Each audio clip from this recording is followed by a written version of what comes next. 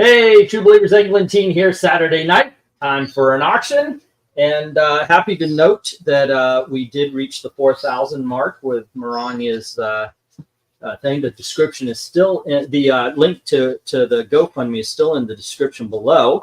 Also, we are going to be having the raffle tomorrow, just to give her a bit of a buffer, to give her a little extra for normal household needs and so forth and so on. That being said, I need to pay my bills too, so got to do an auction. All righty. Hello to Jim and Trusty. Stug, what's up? And Eric and Boyd's in the house, as well as LK. How are you doing today, man? Hey, happy Saturday. Unfortunately, Eric won't be able to join us. He's out of town visiting his sister, sans laptop. So that's cool. It's always nice to visit family. And hello to John Horchier, or is it Horchier? Either way, hello, and howdy to Jay. Now we're going to start off with some 50-cent books. Usually I start this off at 7:45 doing these, but we'll get through them. So here are the 50-cent books that you see in front of you. On A, we've got Mickey and Goofy, and this is The Mysterious Stranger. And then we have a Gold Key comic with Huey, Dewey, and Louie. I did not check the dates on these. The water skiing one is Walt Disney Comics and Stories. Gold Key never has the number on these. Then you've got Daisy and Donald next to that, as well as Daffy Duck on the bottom. We've got a Gladstone Mickey and Donald, which actually does have the number, issue number 15. Gladstone Donald Duck, issue number 26. And then next to it is issue number 28. Walt Disney Comics and Stories by Gladstone. That's issue 599. And finally, Richie Rich. This is Richie Rich Fortunes, number 30. So bidding begins at 50 cents each. As soon as LK says go. I grew up reading this. This like I did. My very first comic may have been like The Flash and Hawkman and all that. But when I would go to the store as a kid, and I would have my all of $3 worth of allowance, I would pick up 5 or 6 of these things. Yes, we had a better childhood than you. Mm-hmm. It was cheaper and we had cooler comics. But I definitely read my fair share of Gold Key, Disney books and Looney Tunes books. Yeah, and certainly. I mean, it's funny. I don't know where my grandpa got them from. If they were left over from my mom and my aunt. But yeah, there were Richie Rich and Archie comic books there, as well. And I mean, I'm looking at that Richie Rich Fortunes, and I feel like I had that or read that as a kid at one time, because I remember a cover with Richie Rich in his bathing suit. Yeah, and usually they're a collection of stories, but rarely is it like a one book, one full story. No, they were always basically one shots. There was never anything that kind of carried over. I did, however, get the Gladstones. I bought these in the 90s and thought they were just fantastic. I loved Gladstone because they had the Disney books and Dick Tracy.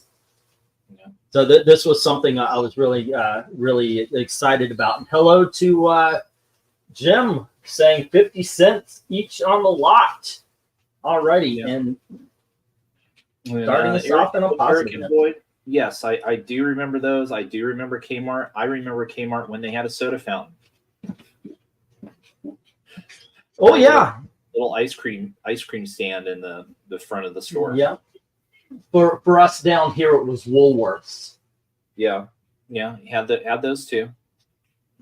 And they made some good hamburgers. Even I don't remember.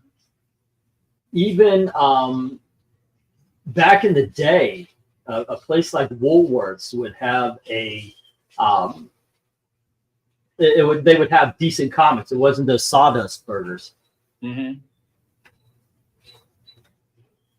Oh yeah, right. Well, no, I had a good burger today. I went to a local place up in Little Rock because I was finally able to pick up my car. Yay! And my sunroof works again, and so I kind of looked. I had seen earlier in the week of this, top 10 burger places in Central Arkansas to check out, and the one place that wasn't too far away from where I was getting my car picked up It's called Wayback Burgers, and it was actually really pretty good. Oh, we have a way back down here. Yeah, oh well, I'm sorry. I'm not down here anymore.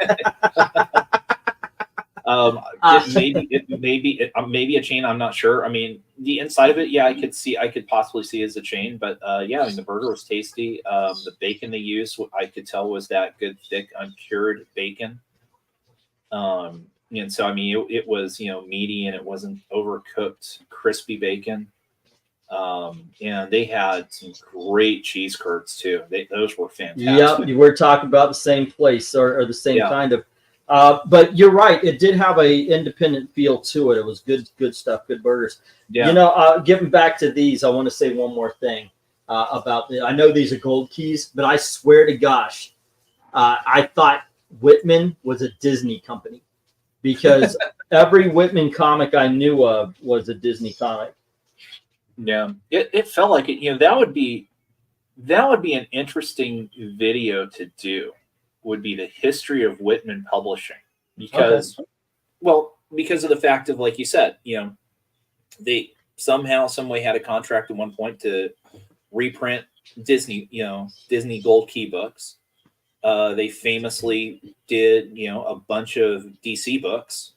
I have my Whitman Superman versus Muhammad Ali upstairs. I am so jealous. That is a grail to me. Yeah, and it's one of those things I was so ecstatic to find when I was cleaning up to move out and found it buried in a trunk. John says he used to work at a Kmart. Yeah.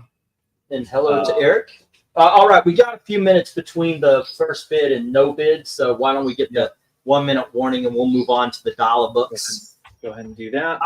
I'm very, a few weeks back I showed off this huge collection, and I'm happy to say that this is the second auction in with these books, and I have not. The only books I'm repeating are the ones that I had a request to repeat.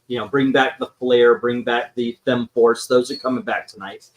Beyond that, you're not going to see much of it. Oh, and the big dogs, of course. But you're not going to see much of a repeat next week as well. I'm kind of happy about that. Knock on wood. But I'm also thinking, at some point in time, I want to get back to this. Oh, hold on, we got a last minute bid there. Darkness comes in and says, let's get $1 on the lot. Yeah. All right. Well, now there's definitely somebody. Hey, Darkness. What is your best time tomorrow to be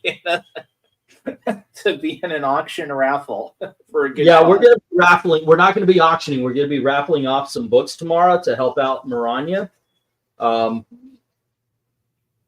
That way, go ahead. Well, I mean, I guess so. How are you exactly doing the raffle then?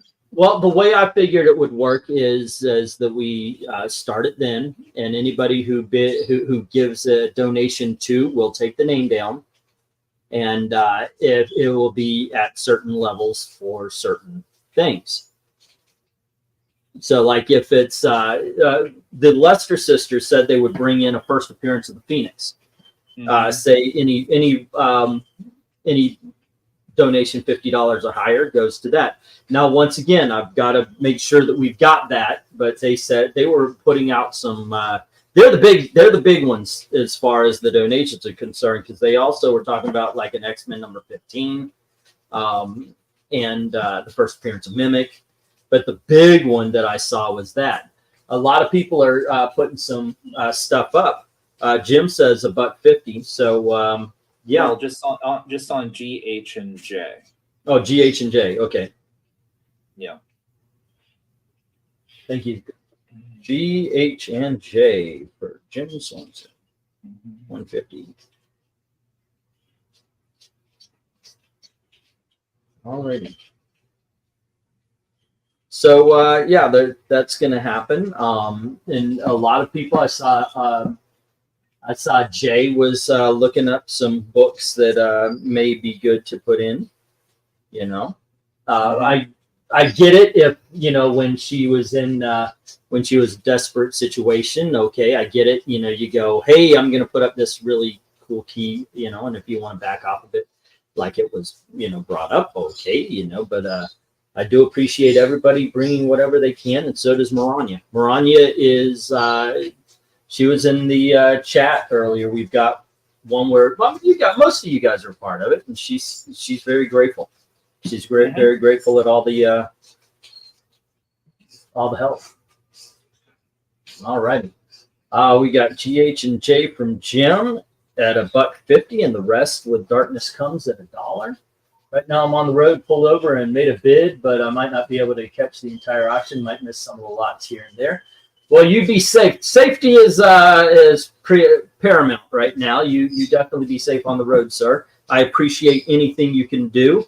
As you know, this is the way I pay the bills. This and a comic book shop I opened, like a little flea market shop, like an antique thing, that has brought in, and it paid my half the rent, and I'm very happy for it. Basically, what you guys don't get, they get your secondhand stuff. They get your rejects. So there you go. Okay, yeah, let's get to stop here. It's been a couple of minutes, and if Darkness wanted to fight this, he would have fought it instead of telling us, hey, I might miss some. So let's get the stop. And the way I read it is everything goes to Darkness except for GH and J. Mm-hmm. All right. Let me write this down as well. But I'm very happy. It was. Thank you very much to. I gotta say thank you very much to those who had their live streams today and were pushing. I know Wes talked about it, and there was, I think, Dr. Silver Age was talking about it today. Very grateful for that. All righty. Yeah, I was watching Wes's stream this morning before I had to leave to go get my car. So yeah, no, he mentioned it, had the link in the chat and in the description. So it was very nice. Yep. So, all right. Hey, good evening, Drone. Hey, Drone, how you doing? The money just got released by Stripe for your books last week, so I'll be sending your books on Monday. Stripe is an odd duck that they hold money, and then I guess it's to collect on the to collect on it, isn't like interest or something? I don't know what Stripe does. I mean, I thought Stripe was just a credit card processor. Well, it's kind of like they kind of do like PayPal and all that kind of stuff. And it's like eBay does the same thing. They'll hold your money for 3 days. Yeah, well, that's more quote unquote like a fraud protection, but yeah, I'm pretty sure they say that, but considering all the people that send money through it, I'm pretty sure they're collecting something. All righty, next up, kids. Oh, well, can you change it to $1? We're on the dollar books, and we have Gen 13, issue number 40. And we have Sin City. This is the Big Fat Kill, issue number 2. And next up, we have Doc Savage from Millennium Comics. That's issue number 3. And here we have Captain Canuck, and this is issue number 14. The Canadian superhero. They need one now. They need a freaking Robin Hood type superhero now to take care of the government. Here they got Unity Zero from Valiant Comics. $1, huh? And then we have Gretel. Oh, number 1. I think that's a one-shot. It it just says Gretel. No, I think that is issue 1 of the 5-issue miniseries. Oh, okay. Let me double check, but here's Van Helsing versus Robin Hood. Go along with that, Gretel. And we have AC Annual number 2, Yankee Girl versus Ms. Victory. It's a little washed out. That's why it's in the dollar bin here. And then we have the Phantom, issue number 3 from Moonstone. And finally, something called Assassin's School. I've never seen this before until I bought it. There you go. All righty. Bidding begins at $1 each as soon as LK says go. Yeah. So, yes, I was right. So that Gretel #1, that is issue 1, cover A of the 5-issue miniseries that is basically kind of more or less kind of Gretel's origin story. It's really good. I bought the trade at least 2 years ago when Zenescope had one of their annual sales.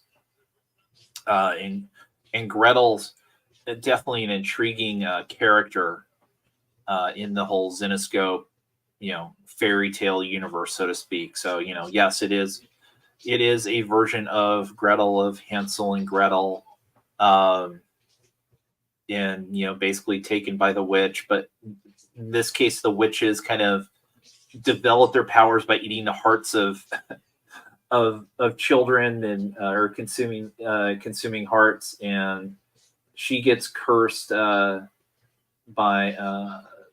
eating the heart of the witch, I think it was, and so she's basically cursed with a near eternal immortal lifespan, and so she kind of becomes a witch hunter, and she consumes the hearts of the witches that she tracks down and kills, and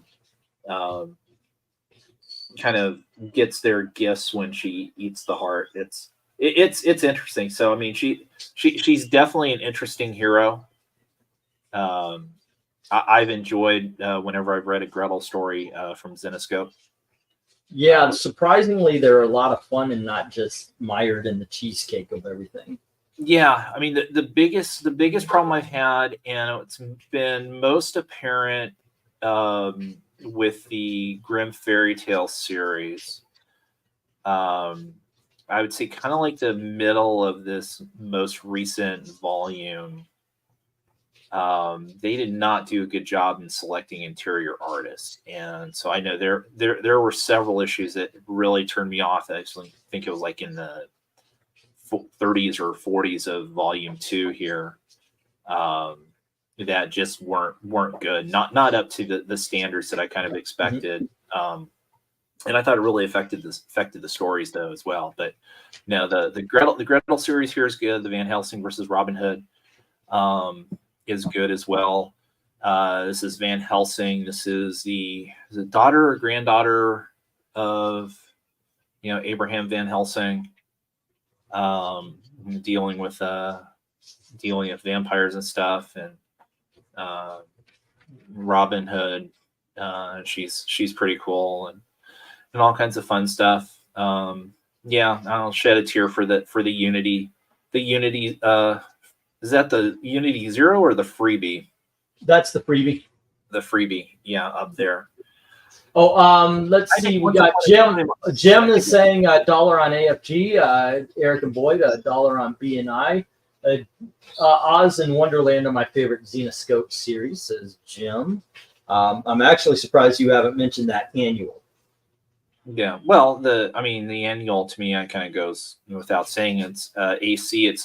It's probably, you probably got one or two, I think, original stories in there. I know for sure the Yankee Girl Miss Victory story there is going to be kind of an original story, and then there should be, I think there are some reprints of some Golden Age tales in there as well. That's usually how AC Comics worked, was doing that. But yeah, no, I remember paying, I think, $8 for the Unity free once upon a time, when Valiant was a thing. There we go. This is the, yeah. I'm telling you, I think up front. So yeah, Yankee Girl's a fun, interesting character. There we go. Yeah. A little something about what's going on in there. The one I gotta say, I would have to go for the Phantom. Yeah, that is just, the cover alone is just incredibly badass. That's a poster cover right there. Yeah. Same as the Doc Savage, which I got to admit, I still, like, I know I've read an issue of it, but I have no idea what's going on. And that is just really good. I have read The Big Fat Kill. That is definitely worth a shot. And I did open the Assassin's School to see what it was all about, and it's kind of got an anime look to it. Just here we go. Oh, there we go. All righty, just give this a. It looks like in all honesty, it looks like a crowdfunded book, but sort of. I mean, who's the publisher on the front?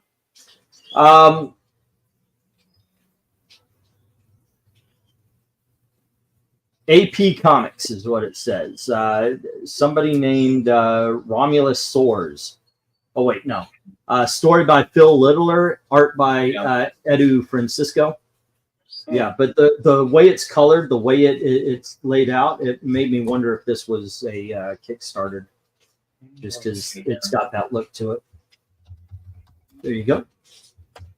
You know, AP sometimes means Antarctic Press. Let me see if it's Don't tell anyone about the Fan Mangling team. Sorry, dude. It's a really freaking cool cover, man, and it's the Phantom. Yeah, that's awesome. Yeah, $10 on $1 on each from LK. All right. Yeah, I would say based on what I see, like from the covers here, I'm gonna guess it's something similar to like Deadly Class or Gunslinger Girl. You know, where you get, you know, or La Femme Nikita, you get kids, you know, down on their luck or whatever, orphans or whatever, and bring them into these government facilities, and it's train them and kill or be killed. Or shoot, what was the light novel series that I was reading that was kind of similar to that? Shoot, I can't remember what it was. I've got it upstairs. Well, let's get the 1 minute warning, and this is what I've got so far. A is with Jim, and B is with Eric and Boyd. Nobody's loving Doc Savage, and even though that's one hell of a cover on there, nobody's loving Captain Canuck. But in all honesty, no one ever has.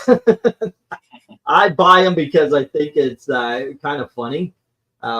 Just a funny title and all, and they are Bronze Age books, but nobody ever picks them up. No Love for the Unity, and we've got Jim with the Gretel and the Van Helsing, LK with the Annual, Eric and Boyd with the Phantom, but no love for the Assassin's School. So right now it's Doc Savage, Captain Canuck, Valiant, and after the Assassin's School that needs a home to go to within the next 60 seconds, barring the last minute bids.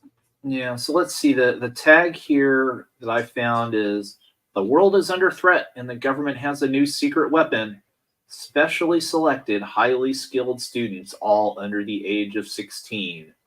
It's a mix of Danger Girl and Girls of St. Trinians, with art from fan favorite Edu Francisco, and written by veteran TV and film scribe Phil Littler. So there you go. Do you want to give it a shot? A little bit of pedigree there. Well, apparently, we can look and see what Mr. Littler has done. Since the name is not familiar. Let's see. Bum, bum. Oh, that's right. Let's see. It's Phil Littler. Okay, well, let's see. He did some stuff, it looks like, back in the 90s here. He directed something. He directed looks like animated stuff mostly. He directed a TV movie called The Little Match Girl. He was the director on something called G-Force Intergalactic. G-Force? No, G-Force Intergalactic. Oh, okay. And so it's 1993. So it's an animated. If Vezerin is listening, I've got your page all made out. You still are up at 143. Okay.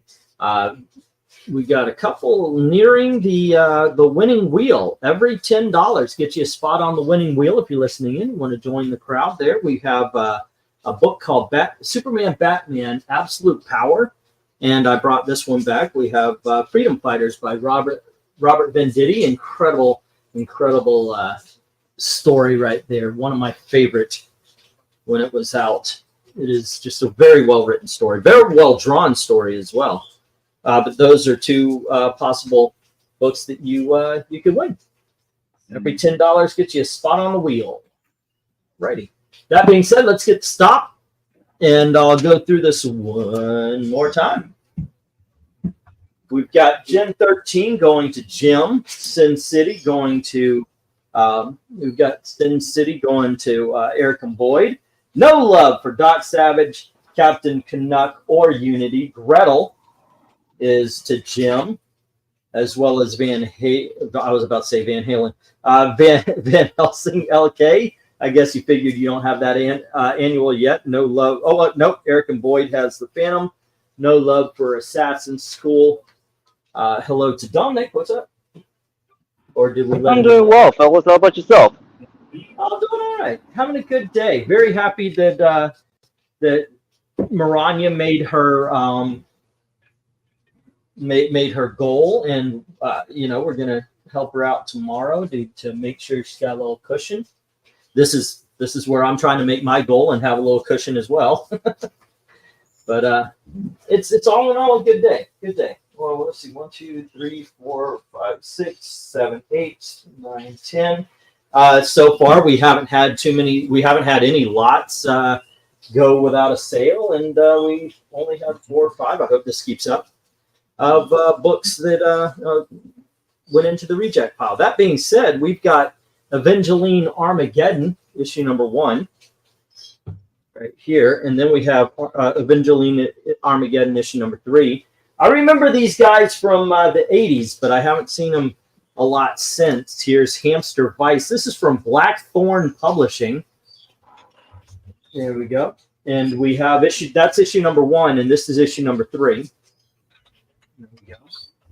Next up, we have a book from something called Continuum Comics. I think I remember hearing about them, but this is Dark number 1. This is the blue variant. And it is shiny. See, not to be confused with Dark DARQUE or Dark Dominion, right, or any of the other. This is a comic book that you've touted, Mr. LK, or is it just Mr. K? No, we have Big Bang Comics. That's issue number 2. Yeah. And we have Big Bang Comics issue number 4. And here is from Mike Allred. Before he pissed people off by doing Dan Slott's Silver Surfer, he did a book called Mad Men. This is Mad Men Comics. What is this? Frankenstein faces his deadliest challenge yet as he seeks the G-Men from hell. Well, there you go. It just says Mad Men 1 of 4, and here's issue number 2. Why are you putting it on the box instead of in the box? What do you mean? Mad Men in the Box. The Doctor Who show. Oh, I don't watch Doctor Who. I'm far cooler than that. All right, here we have Dark number 1, and this is the red variant, and it is shiny. All right, it's kids, not Doctor Who. It's a show done by our friends. I get it. Okay. I thought all right, guys. Bidding begins at $1 each as soon as LK says go. No. I gotta admit, I just wasn't. Yeah. I was not picking up what you were putting down. Yeah, I thought, isn't it a Doctor Who review show though? Yeah, Little Black Cat. I don't care. I just know that. Well, with current Doctor Who, I don't blame you one. Yeah, I understand that. It's like I want my friends to do okay, but they're talking about Doctor Who, and I didn't care about Doctor Who back in the 70s when the guy was wearing that zebra gum scarf on him, which apparently is one of the best doctors. But it was boring to me that, and everybody's tried. Oh no, you got to try this doctor because everybody has their favorite doctor. But I've tried. God bless you guys. I'm not saying anything like, oh, people who watch that are stupid or anything like that. No, it's just it has never resonated with me. Yeah, I think you should just try regular Dr. Pepper. I will never try regular Dr. Pepper while strawberry pepper Dr. Pepper exists. Yeah. So just a quick clarification here. So the Big Bang comics, those are actually 2 different volumes. So F really? is number 2 from the original Caliber series that I think lasted 4 or 5 issues, and then G there is issue 4 from when it moved over to Image. All right. But I basically say if you enjoyed Golden Age style books, that's what these are. They're basically Golden Age style characters telling Golden Age style stories and Golden Age style adventures. And you can definitely see here that these 2 books here are both set in the 40s, or in the World War II type era. There are later issues that get into kind of legacy heroes and get into more modern times, and sometimes they flip back and forth. But yeah, just great fun stuff. They're the little train still pushing up the hill. They're still kind of kicking out books every now and then. You can follow them on their Facebook page.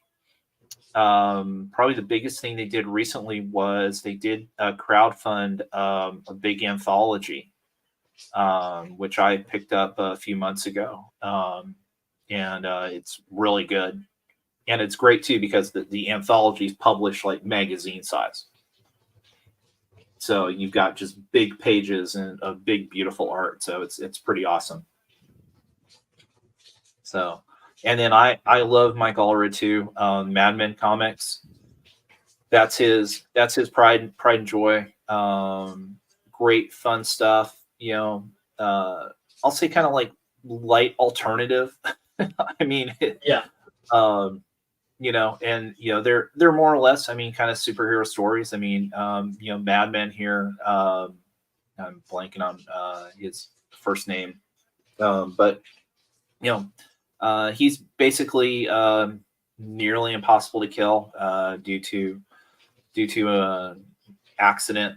And there's a quirky professor that that he works with and helps out, and he's in love with the professor's daughter, and so they're quite a couple, and fun stuff. A great spinoff is the Atomics, which is basically a group of folks that were initially a rock band that got infected kind of by the same thing that hit Mad Men, and they've all got kind of weird different powers and abilities, or changed into odd looking things.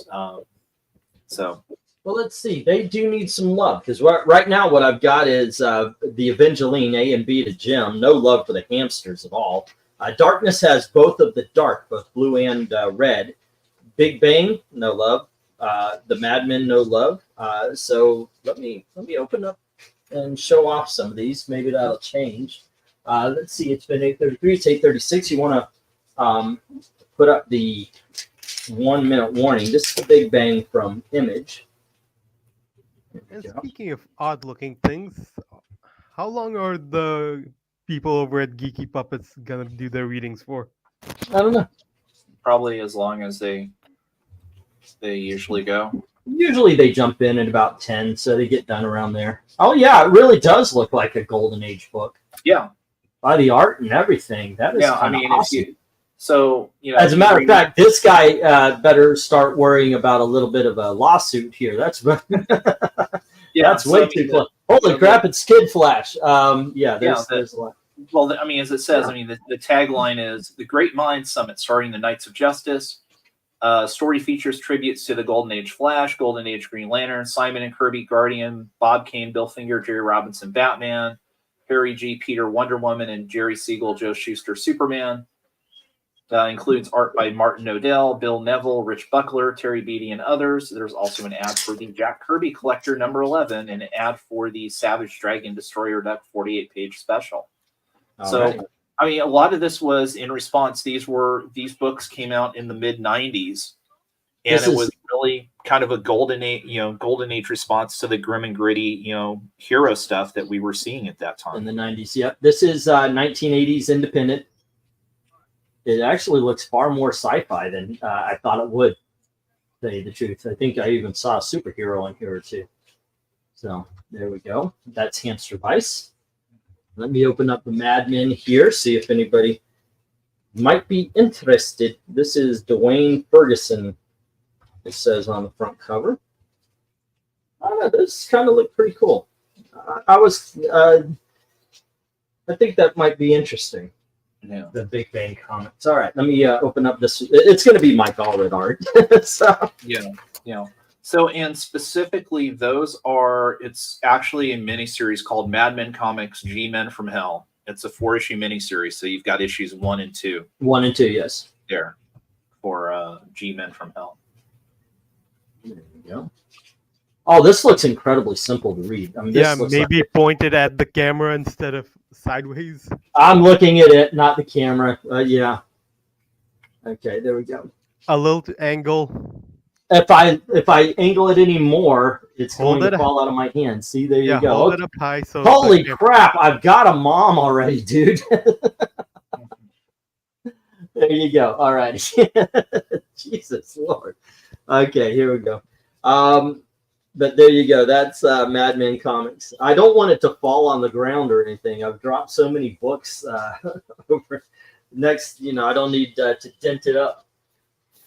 All righty. LK says $1 on F and G. Getting the big bangs. Yep. All righty. So, Alan, what do you think of the game today? It was the classic tale of when you're playing a better opponent, you damn well better hit your chances when you get them. Borussia Dortmund should have put that game away, or at least. You got the 1 minute warning. Let's see. We say, I fear you, Latino would not gotten the reference about the Doctor Who thing. A and B are good. Evangeline, I just have them already, says Dark Thumbs. Never ask who is the best Doctor Who. It would be as bad as asking what's the best anime or manga. One time I did a video asking people to recommend me an anime or a manga or two. And I literally got paragraphs filled with titles from about 100 people. It's basically all of them. That was what I got. Just all of them. What you do is start off with Death Note and then go to Steins Gate. And then you decide whether you want to watch others or not. I actually watched Death Note. My kids I got the kids the DVDs one. Did you watch the sub version or the? Oh no! The Netflix had a movie. It was fantastic. I bought that version for them. The kids didn't speak to me for a while. I guess they were just so in love with the fact that I bought them that DVD. Yeah, I'm sure they loved you for that. No, I would recommend start with High School DxD. Okay, so Jim has the Evangeline. Alrighty, and Darkness Comes has the Dark. There we go, both blue and red. And LK has the Big Bang. So far, yep, we got Stop. No love for the hamsters. No love for the Madman. I will look for the 3rd and 4th issues, and the 2nd for that. Yeah, I think that Hamster Vice is one of those books that are probably going to be a hard sell. Someone's going to pick it up, read it, and go, wow, that was actually pretty good. All righty, let me get the next round here. So what were you saying about High School DxD, Cap? Oh, hold on just a second. It's too weird of a show to start off with. All righty, kids. Now, this is a title that Eric and myself have been saying you need to check out. Show Baron some respect, ladies and gentlemen. This is Badger number 5. Respect him while he's still alive, because we don't know who to respect after he kicks it. Hey, LK, do you mind putting the letters back up when I'm done? Okay. Yeah, I just think that way people can see the books while I'm putting them up. I thought that might be a decent change. All right, this is issue number 6. So is it the last overlay that you were using? Yeah, the one underneath Twiddles. Okay. Yeah. And then we have issue number 7. And we have issue number 8. And here is issue number 9. And we have issue number 10. Whoop, something happened there. Yeah, I'm quite sure. There we go. All right. And we have issue number, whoop, little bump there. Issue number 20. All right. And we have issue number 22. And issue number 23. And issue number 25. I'm trying to become a little bit more conscious of what I'm showing you guys. There, Evil Black Cat called me out for it last time. Yeah, we'll just put the letters back up after, and boom, yes, they're all lined up. But what you do have here is Badger number 5, 6, 7, 8, 9, and 10. So you got yourself short run here, plus 20, 22, 23, and 25. This is a book that we've constantly been touting and saying is good. Give it a shot. It's only $1 each. For the price of 2 comics that is off the shelf today, you're going to get some Mike Baron 1980s independent greatness here. All right. And the bids begin at $1, right? Yep, the bids begin at $1. All right. Cool. There we go. Yeah, so Kat, I mean, Dortmund had 3 good to great chances in the first half and didn't capitalize on any of them, and it just felt like it was a matter of time. And I mean, the Carbajal header, I mean, he had snuck in he had a play about 10-15 minutes earlier where he nearly scored, and it was almost a carbon copy. And then, they were, casing the game late, and, Vinicius just used his pace and scored. So, yeah. And so, yeah, Madrid completed the double because I don't think they won their League Cup this year. I don't think so either. Hasn't been played. Yeah, not that I don't really follow the Spanish game.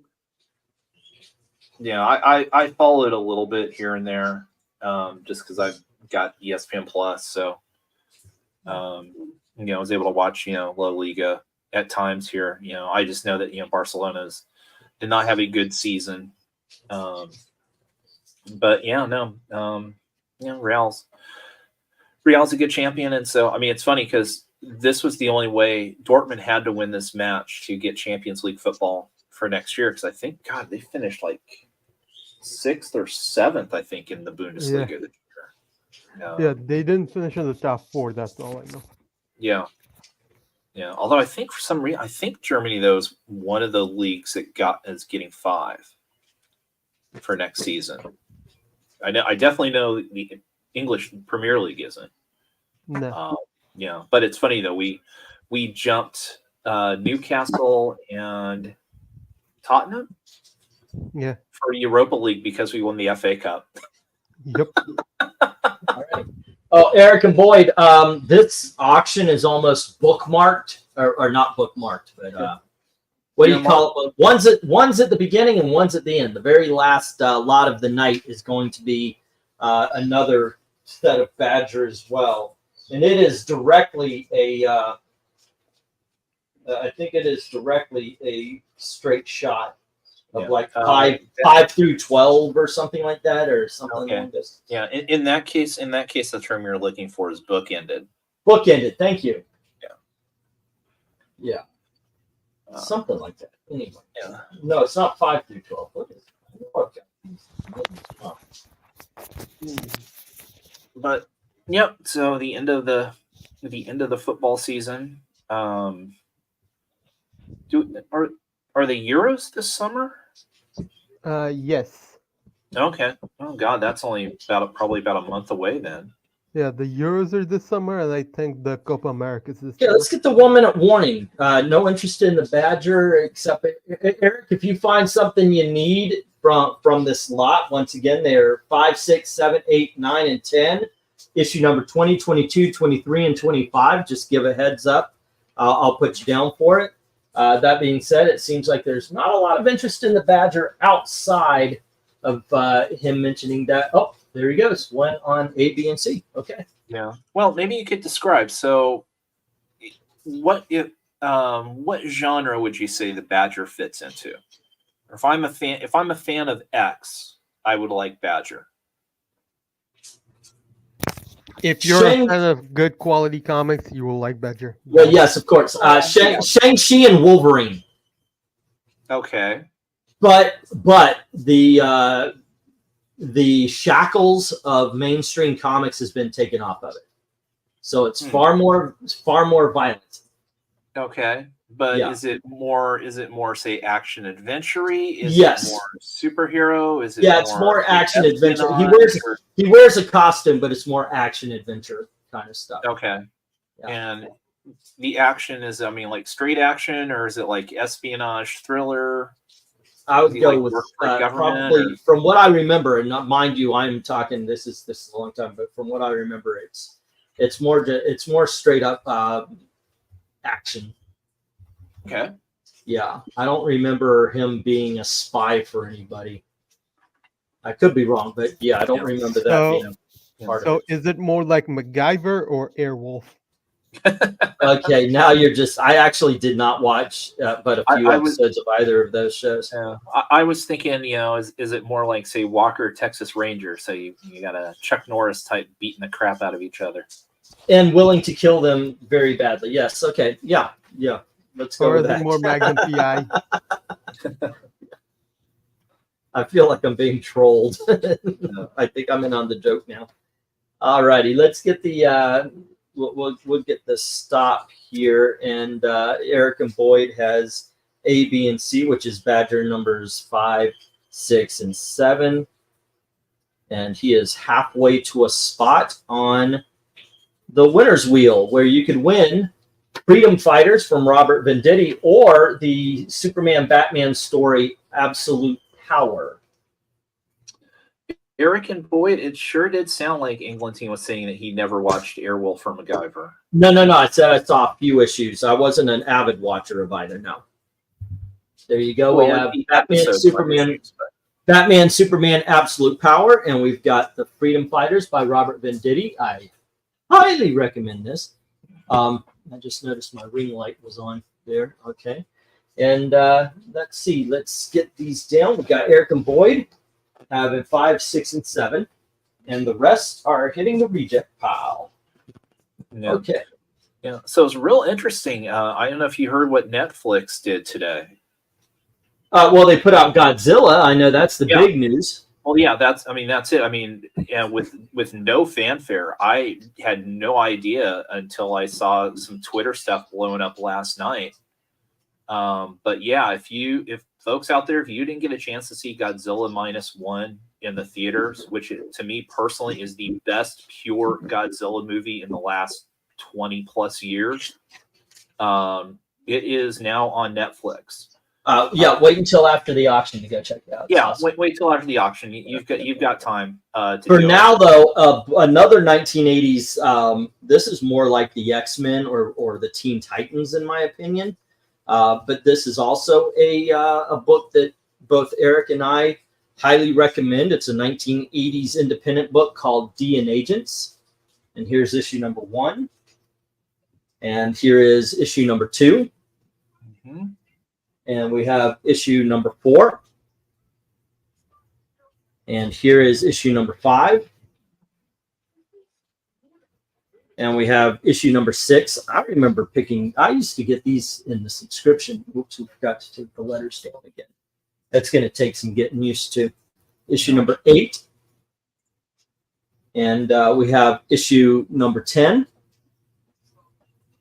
And here is issue number 12. Issue number 46.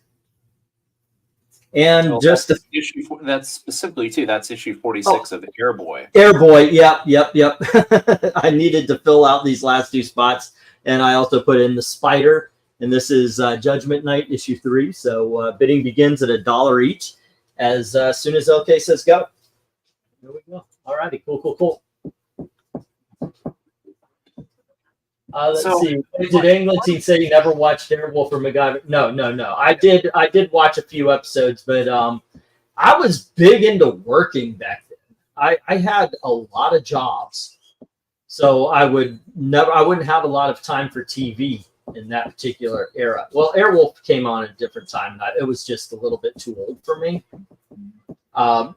But when MacGyver was on, I was constantly working or going out. That was all I ever did. For some reason, I feel like MacGyver was either Monday night or Friday night. I mean, it's really fascinating. There's a gentleman, Paul Chatto, who's got a YouTube channel.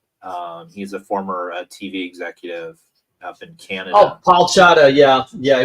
He's got a bit. He's got some really neat, fun videos where he goes through the TV Guide fall previews, and it's fascinating to look at what the Friday and Saturday night schedules were back in the 80s, even into the early 90s.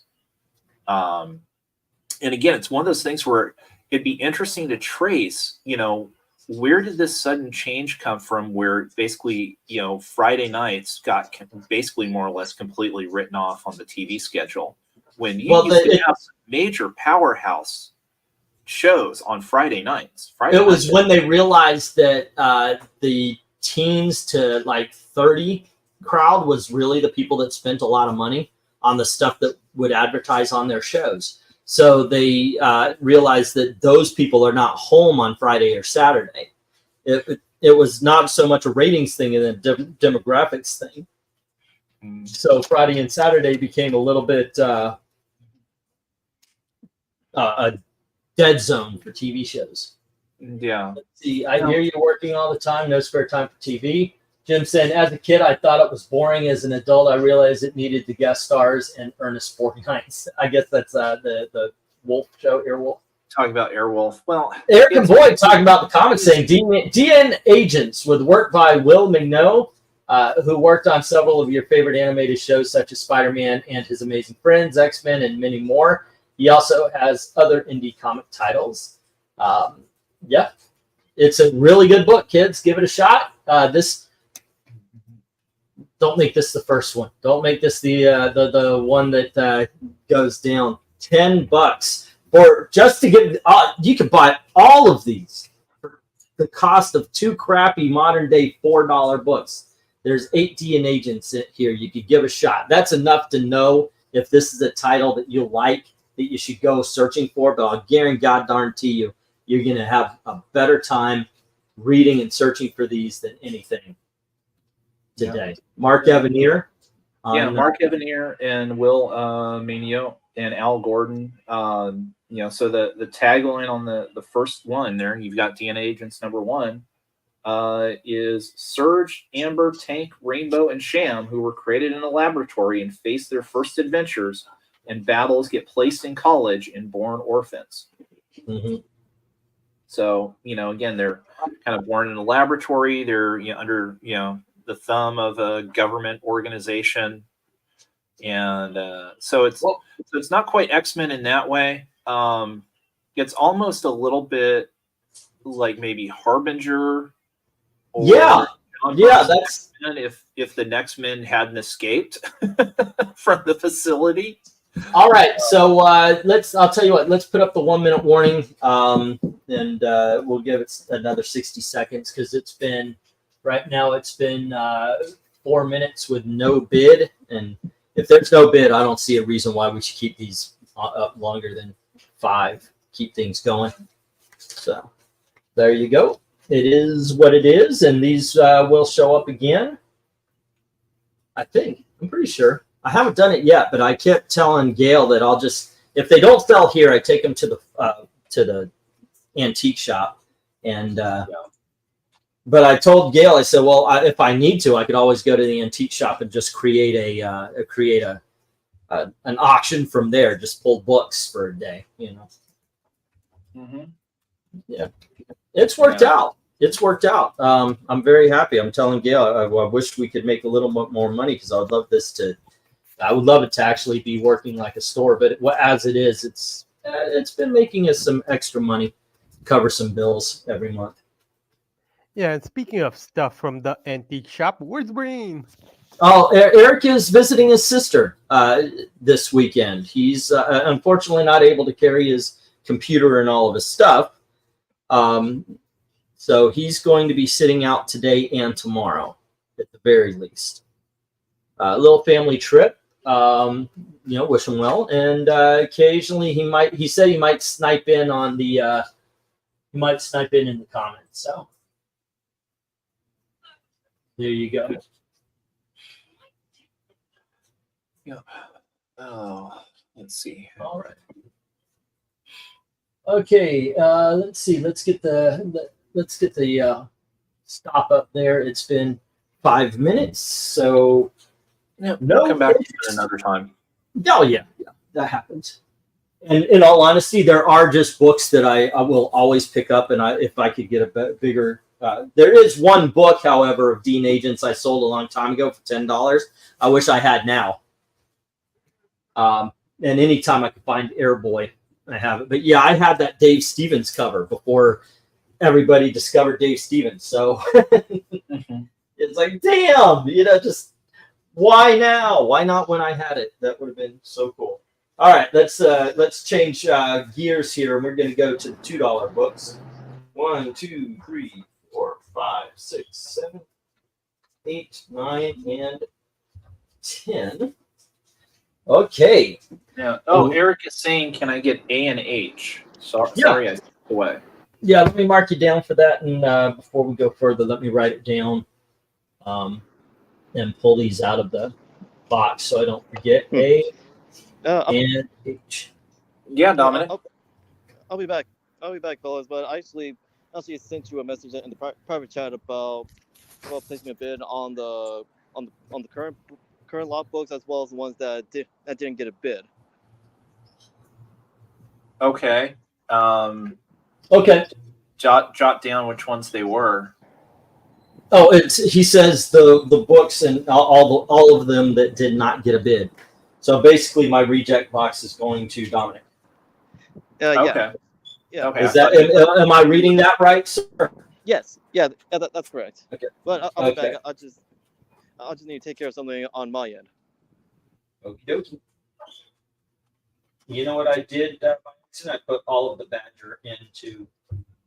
It was only supposed to be A, B, and C, but okay, that goes into that box as well. Alrighty then.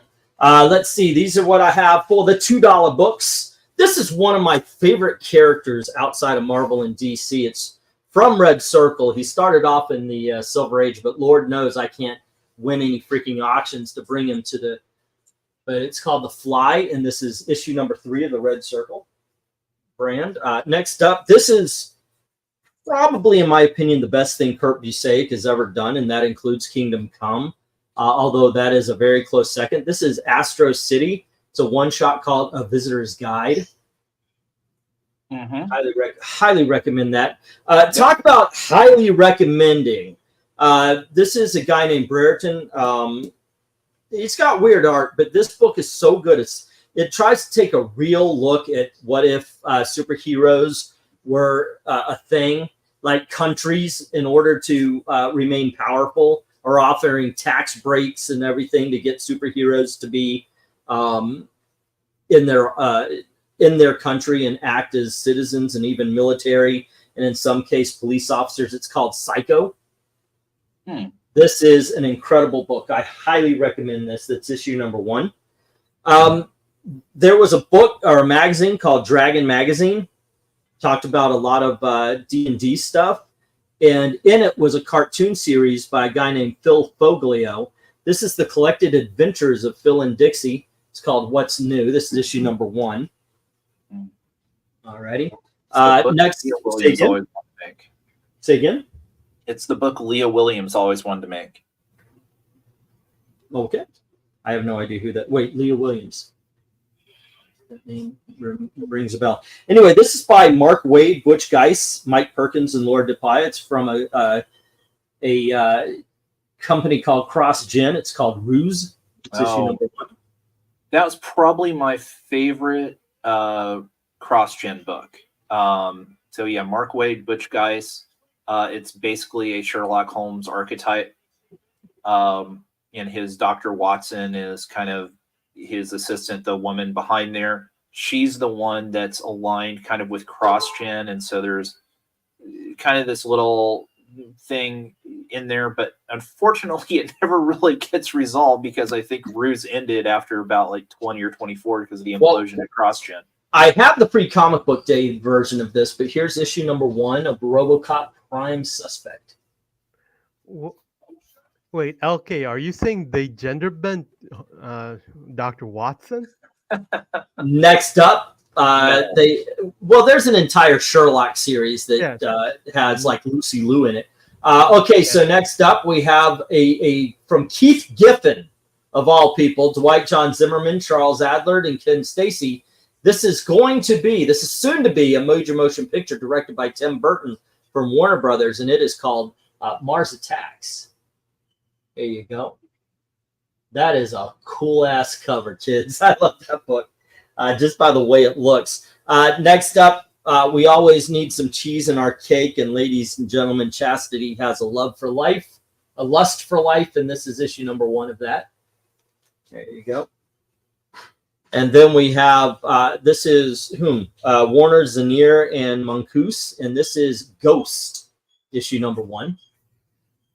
There we go. Okay, I can tell you about that. Okay, and Fleetway Quality, I guess, got the rights to this movie series and decided to do a series based on it. I don't know if it's based on, because it doesn't say adapted from, but we have Universal Soldier, issue number 1. So I'm assuming, since it doesn't say adaptation, it's its own thing. So there you go. Bidding begins at $2 each as soon as LK says go. Yeah. So I can tell you that is not the first appearance of Ghost or anything like that. It's not. No. It's not the Volume 1 series. This is a later follow-up series. That is actually more sought after. Oh, really? Really? No, I'm trying to sell the book. Yeah, you're trying to sell the book. Okay, there you go. We don't want to lie. You fooled us. Yeah, we don't want to lie to the folks. Now you said what were the names on the book again? On the Ghost? Yeah. It's Warner, Zanier, and Moncluse. And yes, Eric, at some point in time, DN Agents will show back up. Astro City is highly recommended, he says. I like Dan Beriden's art. The Nocturnals was good. Where's the comic book frog doing the readings? Darkness says 2 on B. Alrighty. Yeah, so Chris Warner, Christian Zanier on art. So this is where is it? Let me see. I'm trying to remember which one, because if this is the one set in Chicago where she appears to the ghost hunters or not. I don't think it is. Can you open the book up? If there's a drive-by on the first page, then it's the one in Chicago. That was a joke. Don't actually open it up. I'll open it up anyway, show off the art. It doesn't hurt. Yeah. Well, it might hurt. I have no idea. I haven't seen the art. Actually, it won't hurt. Here you go. There's no E in Ghost, so it won't hurt. Yeah. Okay, no. Okay, so yeah, this one it's not. It's kind of uses the same ideas from the first volume, but twists them a little bit. It's not the Kelly Sue DeConnick one. That was the Ghost Hunters one. That one is definitely a stay away. I will never knowingly pick something up with Kelly Sue DeConnick's name on it. It just won't happen. Yeah. Yeah, so it's not bad. I think I've got several of the issues of this one. Okay. Yeah, I just really loved the Eric Luke series. He just wrote a great Ghost book. Spiffy says 2 on the RoboCop and 2 on Mars and 2 for the Chastity. Okay. Let's see, did you get the $2 from Darkness Comes on Astro City? Yep. Okay, and then Jim Sorensen went $2 on G, the Mars Attacks. So, oh, sorry, Jim, you got beat out by Spiffy. It needs 250 or higher, please. Yep. Great series, great deal. Darkness Comes. Yeah.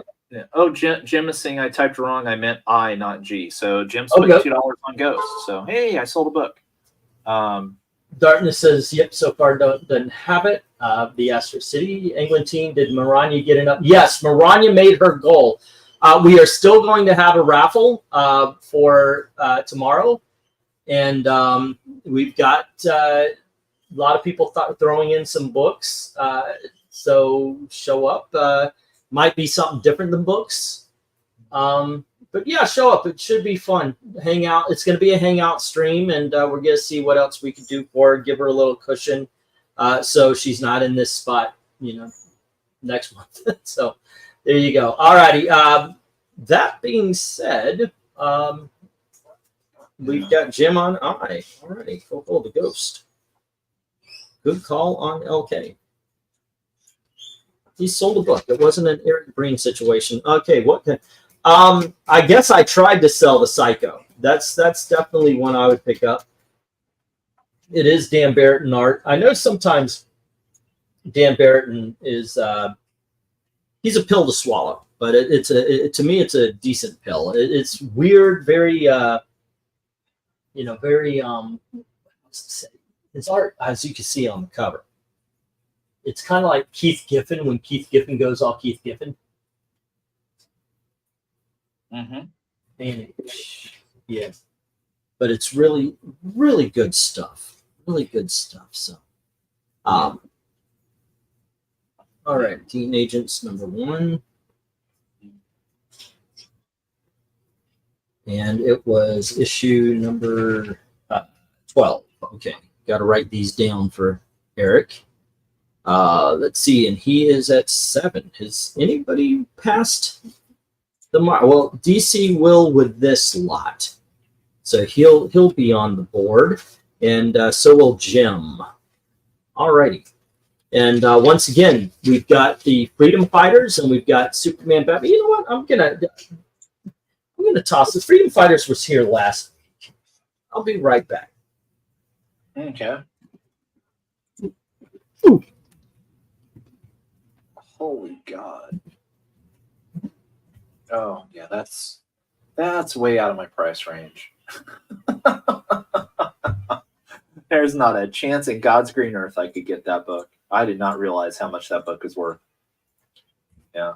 Sorry, I'm looking up synopsis sometimes from my comic shop, and they had a mention up here about previewing a CBCS 10th anniversary auction, including a Phantom Lady #17 that's graded at a 4.5. I'm like, oh, well, this sounds interesting.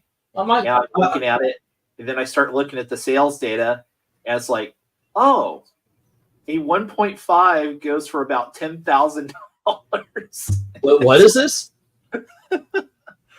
Phantom Lady #17. Oh wow, nice. Yeah, it's this is CBCS 4.5.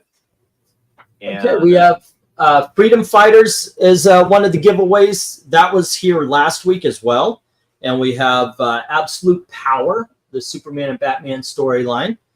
And you know what? Just I think I'm going to do this from here on in. It costs me nothing just to put the books right next to me and show them off occasionally. But like whatever you pick, the other 2 are going to be back next week, plus one more. And here is Earth 1, Volume 1. Okay, of Batman. It's Batman Earth 1, Volume 1. So we have 3 books to choose from. Remember, every 10 people on the wheel, we add one more giveaway. Alrighty, cool.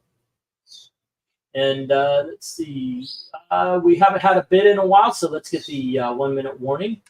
Yeah. So, yeah, Jim. Yeah, Ghost has been one of my favorite characters. I'm honestly shocked that Dark Horse has not tried to do anything with her in the last several years. At the same time, I'm also, at this point, I'll say I'm happy that they haven't tried to do it, because I know exactly who they would try to get to write it, since they got Kelly SIDEKICK to write a version back in 2012 and 2013. So was this Phantom Lady? No, Ghost. Yeah. Yeah. Be careful what you wish for.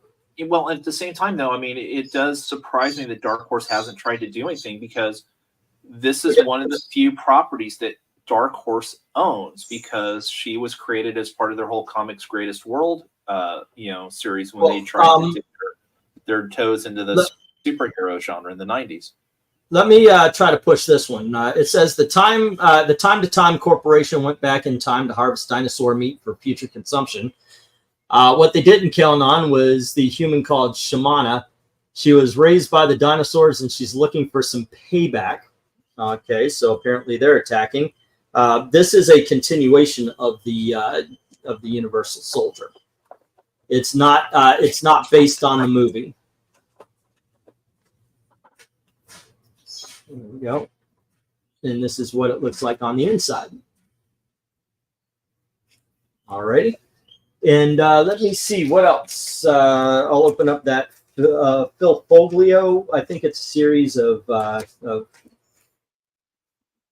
comic book strips. There we go. And we also have, I'll open up the Psycho before we call it on these. All right. What is this? Chaotically neutral humor, it says. Yeah, these are straight off of the Dragon magazine stuff. I remember the art on this. It was my favorite part of the magazine. I didn't care too much for the rest of it. There you go. If you're into Dungeons and Dragons, this is absolutely your humor book. There you go. Alrighty, and let's get that Psycho to show off a little bit of what I'm trying to sell, because I'm telling you, that is a book to get. Pop this thing open. It sounds like a loony brain idea. Let's go back in time and mess with the live dinosaurs. Yeah. Ready? And here we go. And this is the Dan Barton. There we go. As you can see, it starts off with a like an Iraqi or an Arab supervillain trying to assassinate the president while he's on his plane. And of course, the Arab is super powered. Yeah, it is. It's really good. And a detective's girlfriend gets killed, and so he basically goes totally the boys on everybody, because he decides that all of the superheroes need to die. And so he gets superpowers himself to help him do it. So, yeah, if you thought The Boys was an original concept, not really. They did it in this one.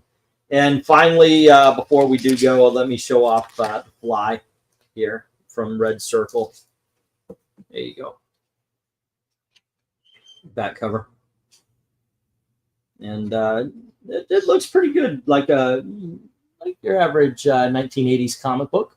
There we go. Alrighty, that being said, it's been a bit since the last bid. If you want to get the stop, if anybody wants any of the non-contested books, just give a bid. But there you go. That's what they look like on the inside. Alrighty. So let me get the list here so we can get this. Astro City is going to Darkness Comes. No love for Fly, Psycho, What's New, or Ruse. On the bottom side, Spiffy has the RoboCop, the Mars Attacks, then the Chastity, and Jim has Ghost and No Love for the Universal Soldier. All right, here we go. So half in the box, half got taken, and half hits the reject box. Yeah, right. So there was a new Deadpool and Wolverine ad today. Yeah. Yep, it was on during it's either halftime or halftime of the Champions League final. Okay, I don't know if I want to know about it. Like I saw the. I don't think it has any relevance to the movie. Because I saw the Paul Rudd ad. I wish I didn't see that. That would have been funny in the movie. All right, kids. Next up. Oh, I forgot to take these green tags off. I apologize, guys. This is on the bag, not the comic, and they come off very easy. This is X-Men number 253, and we have X-Men number 255. Here is X-Men number 293. And here is X-Men 294. We have number 295. And we have issue number 296. And we have issue number 299. We have issue number 303, excuse me. And here is issue number 306. Here's issue number 307. And bidding begins at $2 each as soon as LK says go. So it was basically just an ad showing them, not the movie. Well, it was a product ad. So you had Wolverine out, and he goes to throw his claws out, and he goes, "Wade, what did you do?" And he's like, "Oh, I took your claws while you were sleeping because I needed some adamantium." And he goes, "What for?" And then he comes back with 2 cans of Heineken Silver. And so they sit down on a rock and have a Heineken, and Wade then goes for see, everything's okay, and he's about to touch Logan. He says no. So yes, so Deadpool borrows Logan's claws and turns them into cans for Heineken Silver. Heineken doesn't taste that good. No, it doesn't. But it wasn't a bad ad. Did you see that ad, Kat? No. Oh, yeah. So, and I'm pretty sure it premiered during the Champions League final because Heineken is a sponsor, is the official beer of the UEFA Champions League. Yeah, and the thing is too is that if it was shown on the worldwide broadcast, which it wouldn't shock me, we're talking about possibly close to 1 billion people seeing that ad. Because the Champions League final is one of the most watched sporting events in the world. Hold on.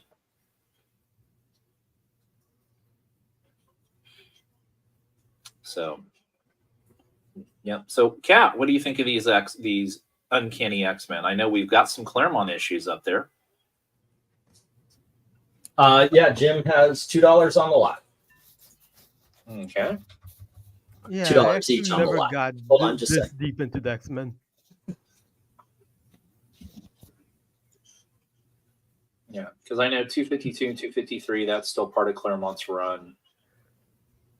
Yeah, basically I got to this, and then I had my undergrad thesis, and then I had COVID. Oh, gotcha. Yeah, so I couldn't finish it, and then I just went on to reading more Batman. All right, I guess I'll forgive you that one.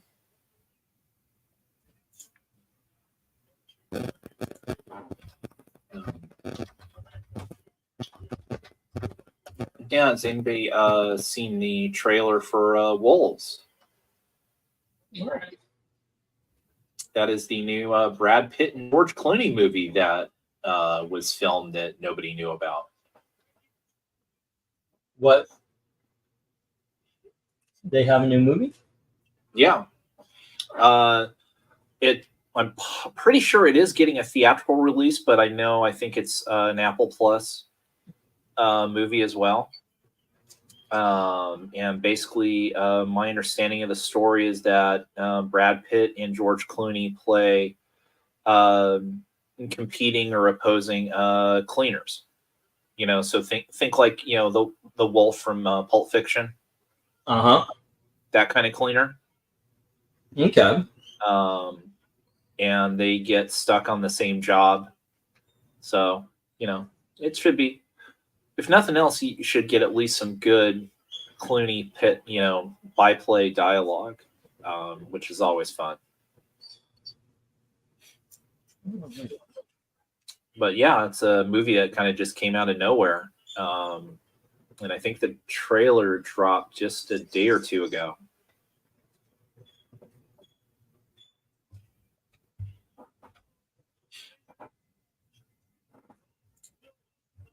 Okay.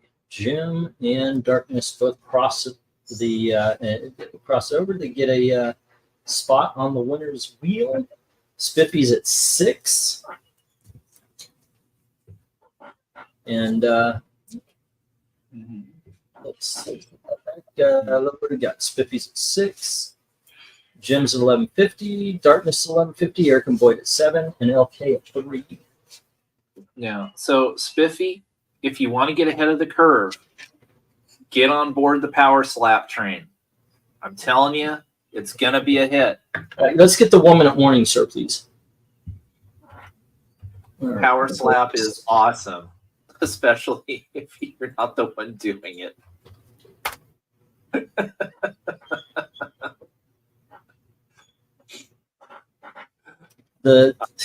It's freaking fantastic. I realize that these guys are all going to have brain damage as they get older, but doggone it, I enjoy it. Oh, goodness. Why do intelligent people like dumb things? It's something I got to admit. I don't understand, because there's things that I like the same thing. You know, it's I can't tell you, but I like Gordon Ramsay cooking shows. Don't know why. Like, I don't like to watch cooking shows, but in general, I like Gordon. Well, there is one I do like. It's like watching Gordon Ramsay yell at people. It's pretty easy.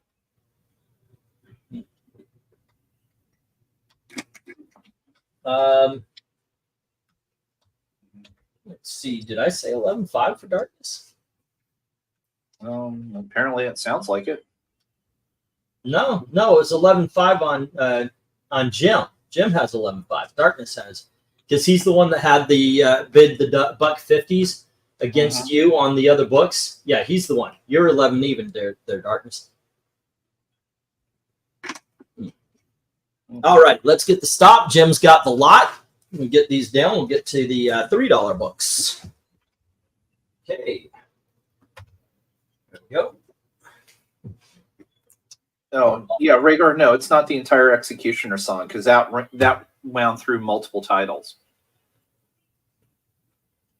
Oh, no, yeah, this part 9. That was in a lot of books, the Executioner song. Okay, and that is that for the $2. Then we'll talk about some threes. 1, 2, 3, 4, 5, 6, 7, 8, 9, and 10. Yeah. Okie dokie, kids. Here we have not just the ghost, but you get the shadow as well. I do believe this is a one shot. I could be wrong, but I do believe it. Oh, shoot. I think it is. I don't think it's a 2-volume. Then we have Quantum Leap from Innovation Comics. This is the first issue number 1. And we have Wonder Woman, issue number 118. Once again, I'll take those stickers off. We have issue number 203. This is the Greg Rucka thing. Probably the best thing he's ever done. And I mean, by that, I mean it's actually good. Here we have Wonder Woman 212. And, I will politely disagree with that. That it's good? No, that it's the best thing he's ever done. Okay. Hold on just a second. Next up, we have Casper the Friendly Ghost, issue number 152. And we have Casper the Friendly Ghost, issue 159. And we have Casper, issue number 164. And then we have Casper's Ghostland. Now, this is a double size 25 center. All right, and it's got all of his friends: Casper, Spooky, Wendy, Nightmare, and the Ghostly Trio. There we go. And finally, from Topps Comics, we have the true story of Dracula, Vlad the Impaler. There you go. All right. That's the only one I cannot open up because it's in a poly bag.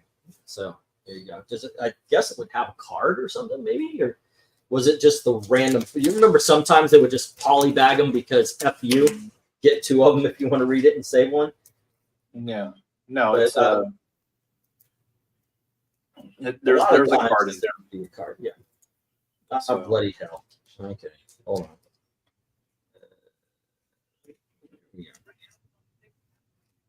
on. Yes, there is. It's got a card in it. So there you go. Alrighty, bidding begins at $3 each as soon as LP Cisco. Okay, $3. So where do you go to on this particular list there, sir? Well, I mean, for a good read, the Ghost in the Shadow, Doug Minch. It's a really good book. It's a one-shot. So done and dusted there. John Byrne, Wonder Woman. I thought he had a really good run on Wonder Woman. Yeah, but this is Rucka. No, the C. Isn't C Byrne? Oh, 118. is it? Yeah, that's John Byrne. Yeah. 118. I did not John notice that. Byrne. Not sure who did E. Who's on that one? Rucka. On both D and E? Yep. Okay. That's why I thought all of them were. I really didn't look except for the first, the last two. So. Yeah. For good fun, little comic strips, Casper, you can't go wrong. Don't know anything about the Vlad. I mean, it's a Roy Thomas, so it's going to be probably historical type Dracula. But I mean, as I say, if I had to pick one, it's Ghost in the Shadow. It's a really good story. How about you, Evil Black Cat? I think I'd go with the Ruckus stuff. Yeah. Yeah, basically C, D, and E. I'm going for the Caspers. Or no, you know what? The Quantum Leap I would probably go for first, to be honest with. I love that show, so I would pick that up, which I did, by the way, back in the day, just out of curiosity.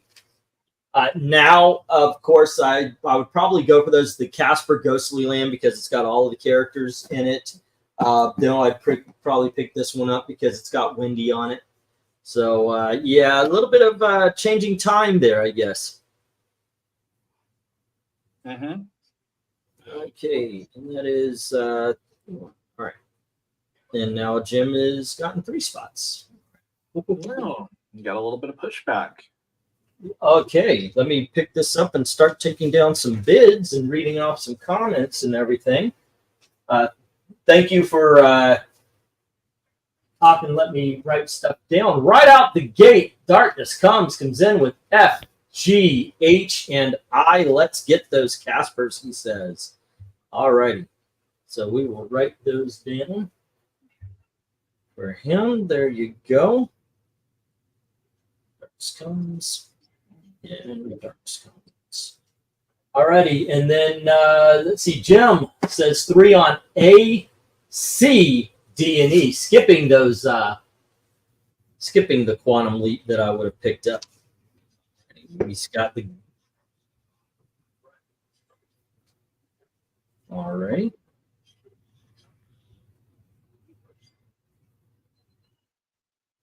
And then what do we got? We got Trusty saying, I used to buy comics from shop near Virginia Tech where everything was polybagged.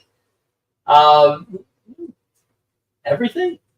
Was it just to keep them safe? Let's see. Virginia Tech, now that's a name I haven't heard in a long time, says Rhaegar. And Spiffy says 350 on C and 3 for J. Okay, we're going for that John Byrne Wonder Woman. Yep.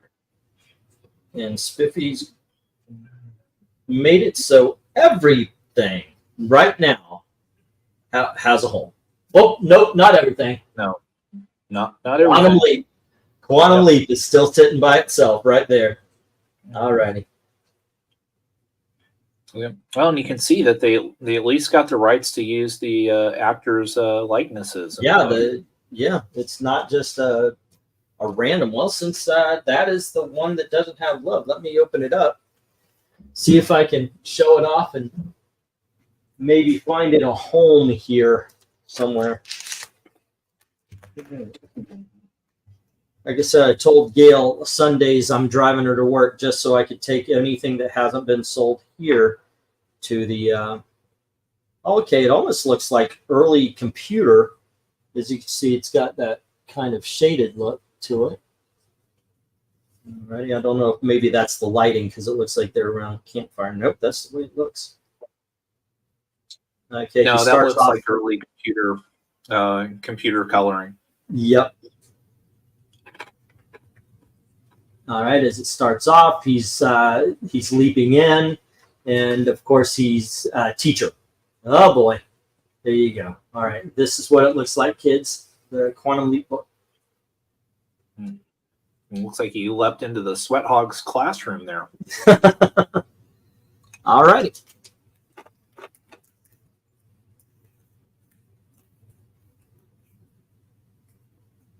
There you go.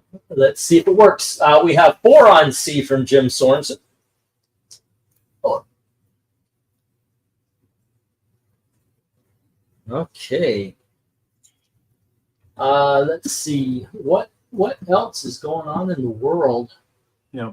Well, to continue the earlier argument, I would say that Greg Rucka's best work is his own created own Queen and Country. Okay. Which is awesome. And then, honestly, I prefer his Checkmate series over his Wonder Woman. All righty. Anyways, I mean, it wasn't bad. I read that Checkmate. It wasn't bad.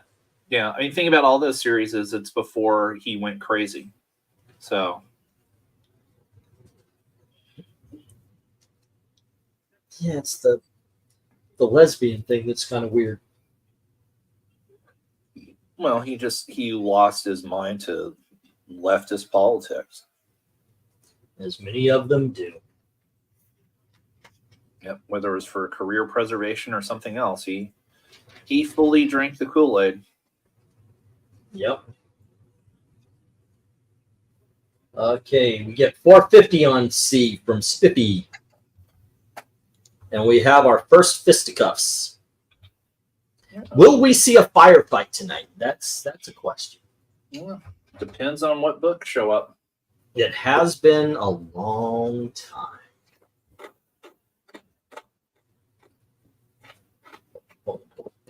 We get 5 on C. Was there something special about this Wonder Woman? I don't know. Weren't you supposed to look these up before? What issue is this? 118 of the John Byrne run. So this would be volume 3? No, volume 2. Yeah, this is basically the George Perez run, so it would be volume 2. Yeah. It's. Now let's see. Well, it is a Jose Luis Garcia Lopez cover, but the interior is all John Byrne. The cheetah's back, more feral, more ferocious than ever from her deal with Neron in Underworld Unleashed. But her heightened powers are costing her humanity, and it's up to Wonder Woman to help her counter her deal with the devil and regain what she's lost. All right. Yeah, the big one from this era is supposed to be, I think, 104. There we go. Let's see. Lesbian is a Greg Rucka book. It's number 1 on the bingo card. Yeah, it appears that there is no defense against the dollar fencing that Jim Sorensen is dispensing. All right. Let's see. You're off by 1, Cat. It would be 105. Oh man. Now I because 105 is the first appearance of Cassandra Sandsmark. That's what I said. Wonder Girl 2. Yeah, that's what I said. You said 104. Did I? I'm not letting you off the hook on that one. Yeah, you did. So I did. I was hoping I'm going to have some Archie later today, but I was hoping I would win a lot of Sabrina the Teenage Witch tonight. I did not win a damn thing from it because I thought that might actually go next week. What era of Sabrina the Teenage Witch? It was issues number 2 through 40. There were just a bunch of 42, excuse me. And it was just random. Like I did bid on issue number 2 and 3. I bid like $5 and it went to $15.50. So I'm not sad about that. But the other ones were things where like I bid $253 or $258 and it went to $283. So yeah, but so is this what 60s and 70s? Oh, 70s. It's the early 70s. Yeah, okay. So yeah, I figured it would be yes in the 70s. Untainted Sabrina. Yeah. But everything, and I'm not sad because I got some good books coming next week. This is the anything on Saturday is like the last dying breath, and sometimes I'm like, please don't let me win.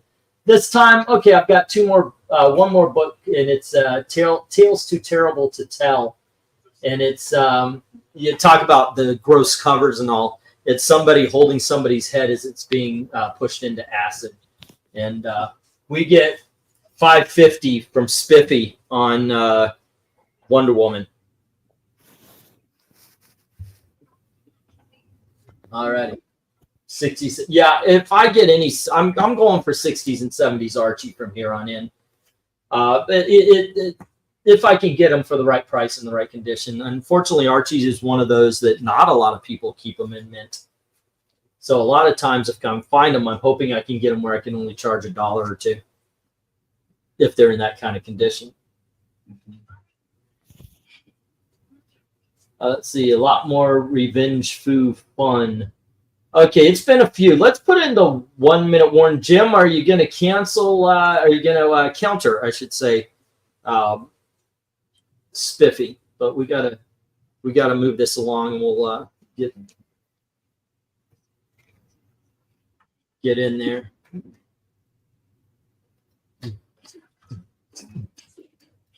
All right. Yeah. So once again, we're waiting for Jim. Will he continue? Will he go 6 and give us our first Donnabrook?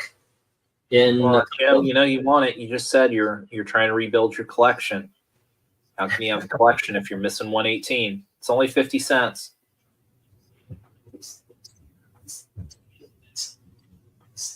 The late 70s Sabrina got Christian-like kind of.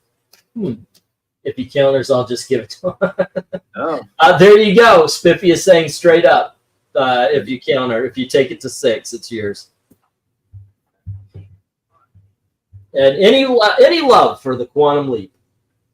That's the only book. Jim says fold, so it's going to go to Spiffy, and let's get the stop, and we'll let me read these off. We've got Jim getting the Ghost in the Shadow. We've got No Love for Quantum Leap, the only book that's hitting the reject box. Wonder Woman is with Spiffy at $5.50. Jim has the Greg Rucka Wonder Woman, 203 and 212. On the bottom row, Darkness Comes has the Caspers, all of them. And Vlad Dracula goes to Spiffy. All righty, bidding begins. Let me get these down here and put them in the box. We'll get the last of the $3 lot. Well, not the last. There's one after the big dogs, but here we go. Hopefully you guys like this title because this is all that this one is. But we got The Walking Dead Deluxe. Now this is the story in color. Plus there's extra, I believe, extra stuff like the behind-the-scenes scriptings and extra story pages in some cases. But it's 12, 13. Here's issue number 14. And we have issue number 19. Reprinting, I guess, the first appearance of Michonne. And then we've got issue number 20. And we have issue number 21. And here is issue number 25. issue number 38, issue number 39, and issue number 40. Bidding begins at $3 each. As soon as LK says go. All right. Boom. So I am a big fan of this book. I have all of the compendiums, the big omnibus, the paperback omnibus books. This is a great freaking story, and they started retelling it. And I'll tell you what, I'm going to give you a little sneak peek into the future. But the sets will include issues, I believe, 1 through 8, and I've got 1 through 8 at a discounted price. Instead of 3, it's at 15 instead of 18. So it's not the $3 books because I'm asking you to buy a big bundle. So if you get this lot, there is the first 8 issues as well coming up. So you'll have a good run here, a good run. Undead Quinn is saying a note: Walking Dead Deluxe will never be in trade. So I guess that was a something that Kirkman had announced. Boom, boom. Well, probably not. So, all right. Let me get these books here. If you want to take comments or continue conversations or something while I'm writing down, let's see. We got Ghost and Shadow. Yeah, I mean, one thing about the current comic era, that there's just not a lot to get excited about. I know Marvel again had some recent announcements, but I mean, again, it was just deck chairs on the Titanic. With it, so continue to find those old gems. Certainly the auction here helps. Because the current comic book market's not going to help you. I mean, you got to go into the independents. I mean, the Ghost Machine stuff has been really solid. I've enjoyed the Redcoat series so far. The lead character reminds me a lot of Jack from the Jack of Fables Fable spinoff, and I think that's what I'm kind of getting a kick out of. But I know that Rook has been good so far too, and you've got those guys doing great stuff. I'm really anxious to see what the next Mark Millar project is. I think he's supposed to be announcing or putting out a book here shortly. I'm just not sure what it is. But yeah. So, Kat, anything in the comics world that's got you excited right now? Modern comics world, not really. Okay. Well, I'll tell you what. Up on the Geigerverse, but other than that, not really. I'll tell you what. If you're interested in this, I'll do the same thing. I dropped like when the set comes up, I dropped it from 18 to 15. I'll tell you what, if and this will be a first come, first serve. If you are interested in The Walking Dead, you want to give the colorized version here a try, it'll be like a claim thing. You say you'll take it, and I will knock off, I'll give 20%. I'll knock off 2 books. So what's that? From we got 30, it'll be 24. 30 to 24. There you go. 30 to 24, and you get all 10, but I'll mark it down as 24 for everything. Okay. Yeah. And hey, put up the 1 minute warning because it's going to be up for a minute, and then we're going to take it down. Hey, Pat, what's up?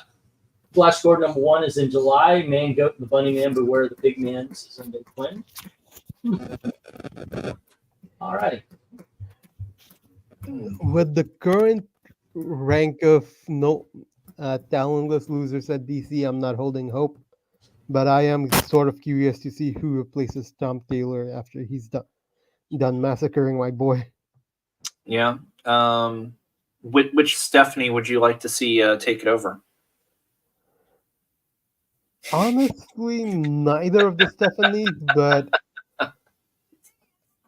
I I would be open to Kelly Thompson. Like, she's not bad, but if it's going to someone, it's either going to her or a random nobody, because they're not going to give it to the good people, the ones that are actually good. Yeah. Well, I mean, Like- the only way that I would enjoy Kelly Thompson on that is if I knew she was being tightly edited, which again I would highly doubt at DC. I think the problem with it is the tightly edited stuff is to do the things that we don't like. Because Okay. when she talked about Captain Marvel, basically Get the stop. editorial forced her to keep Girl Boss. Yeah. Yeah. Well, I mean, I say that just because, you know, Venkman is all the time talking about how good her Black Widow run it was, and I still press X to doubt on that. Nah, because it's like it's an what she outlier said, for the rest of her stuff. yeah, but what she said and what another writer that we actually do know is good said the same, which is Toran Grunbeck, said the Mhm. same thing. Like Marvel actually basically ties your hand of making it Girl Boss. Like you can't do anything. Okay, about kids. Next up, this is I guess it's a one shot. I'm looking at it, going, what's going on here? Evil Ernie versus the Superheroes 2. I can't find a number on it. Assuming this one is 1 of 1, so this is a one shot, and this is Evil Ernie. Evil Bert and Evil Ernie. There you go. Next up, we have Chaos Quarterly, issue number 1. And it's got Lady Death, the Cremator, Purgatory, and Bedlam in it. And then we have an Ash Can comic. And this is Vampirella and Hemorrhage number 1. There you go. That's from the Harris years. Next up, we have a classic illustrated, but it's illustrated Pendulum's Illustrated Stories, collector's edition, a Midsummer Night's Dream. There you go. Series 1, issue number 6, it says, Midsummer Night's Dream. Then Dark Horse had its own classics, and it's got 20,000 Leagues Under the Sea. There you go. And then, of course, the very popular Berkeley from 90s has the Fall of the House of Usher. There you go. And then we have, of course, the classics, the Gibraltar. I never could say that properly, but here we have A Midsummer Night's Dream. And then we have Hamlet. And finally, we have 20 Years After. Oh, let me do that again, because I noticed I was probably getting the glare in there too much. There's Hamlet, a book called 20 Years After, which looks like Three Musketeers.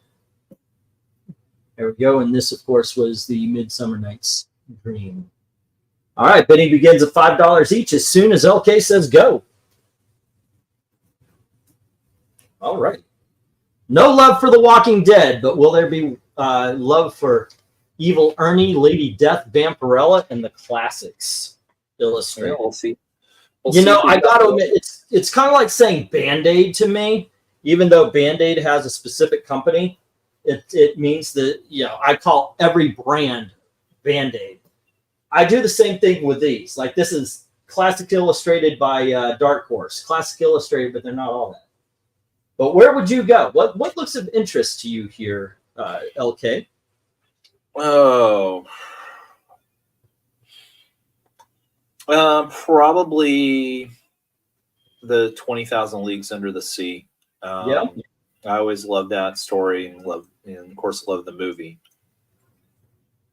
All right. How about you, Black Cat? What looks of interest to you? Maybe Hamlet. It does, right? I mean, first of all, that is a slick cover, man. That is a really good cover on that thing. That is sweet. That's a good call. Yeah. As far as the classics are concerned, I'd go Fall of the House of Usher. But I got to tell you, I'm looking at that Chaos Quarterly and the Evil Ernies. Those are a lot of fun, those books, in my opinion. I think so. But damn, you know, these are some good books across the board here. It's really interesting stuff, definitely. Yeah. Let's see what everybody else is thinking here. Is there any love for any of these $5 books? And let's see. So far, not so good. Yeah, Trusty is asking if a drunk James Mason comes with a 20,000 Leagues Under the Sea. Sadly, no. I will dig him up, sir. I need the $5. Well, I'm sure that E will take a few shots to imitate drunk James Mason. Oh man, I used to be able to do his voice, but I haven't. It's one of those things where I'm not as good as Trusty, but Trusty has that that voice that does everything. And Trusty saying that the 20 years after there, Jay continues the story of the Three Musketeers. So it's 20 years. I thought after. so. It does. Yeah. Okay. It does look like Three Musketeers.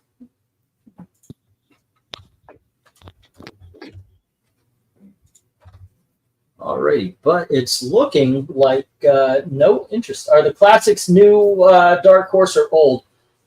This is old Dark Horse, sir. That is the 20,000 Leagues. That is old Dark Horse comics. Give me just a second. I'll find out the actual year. All right.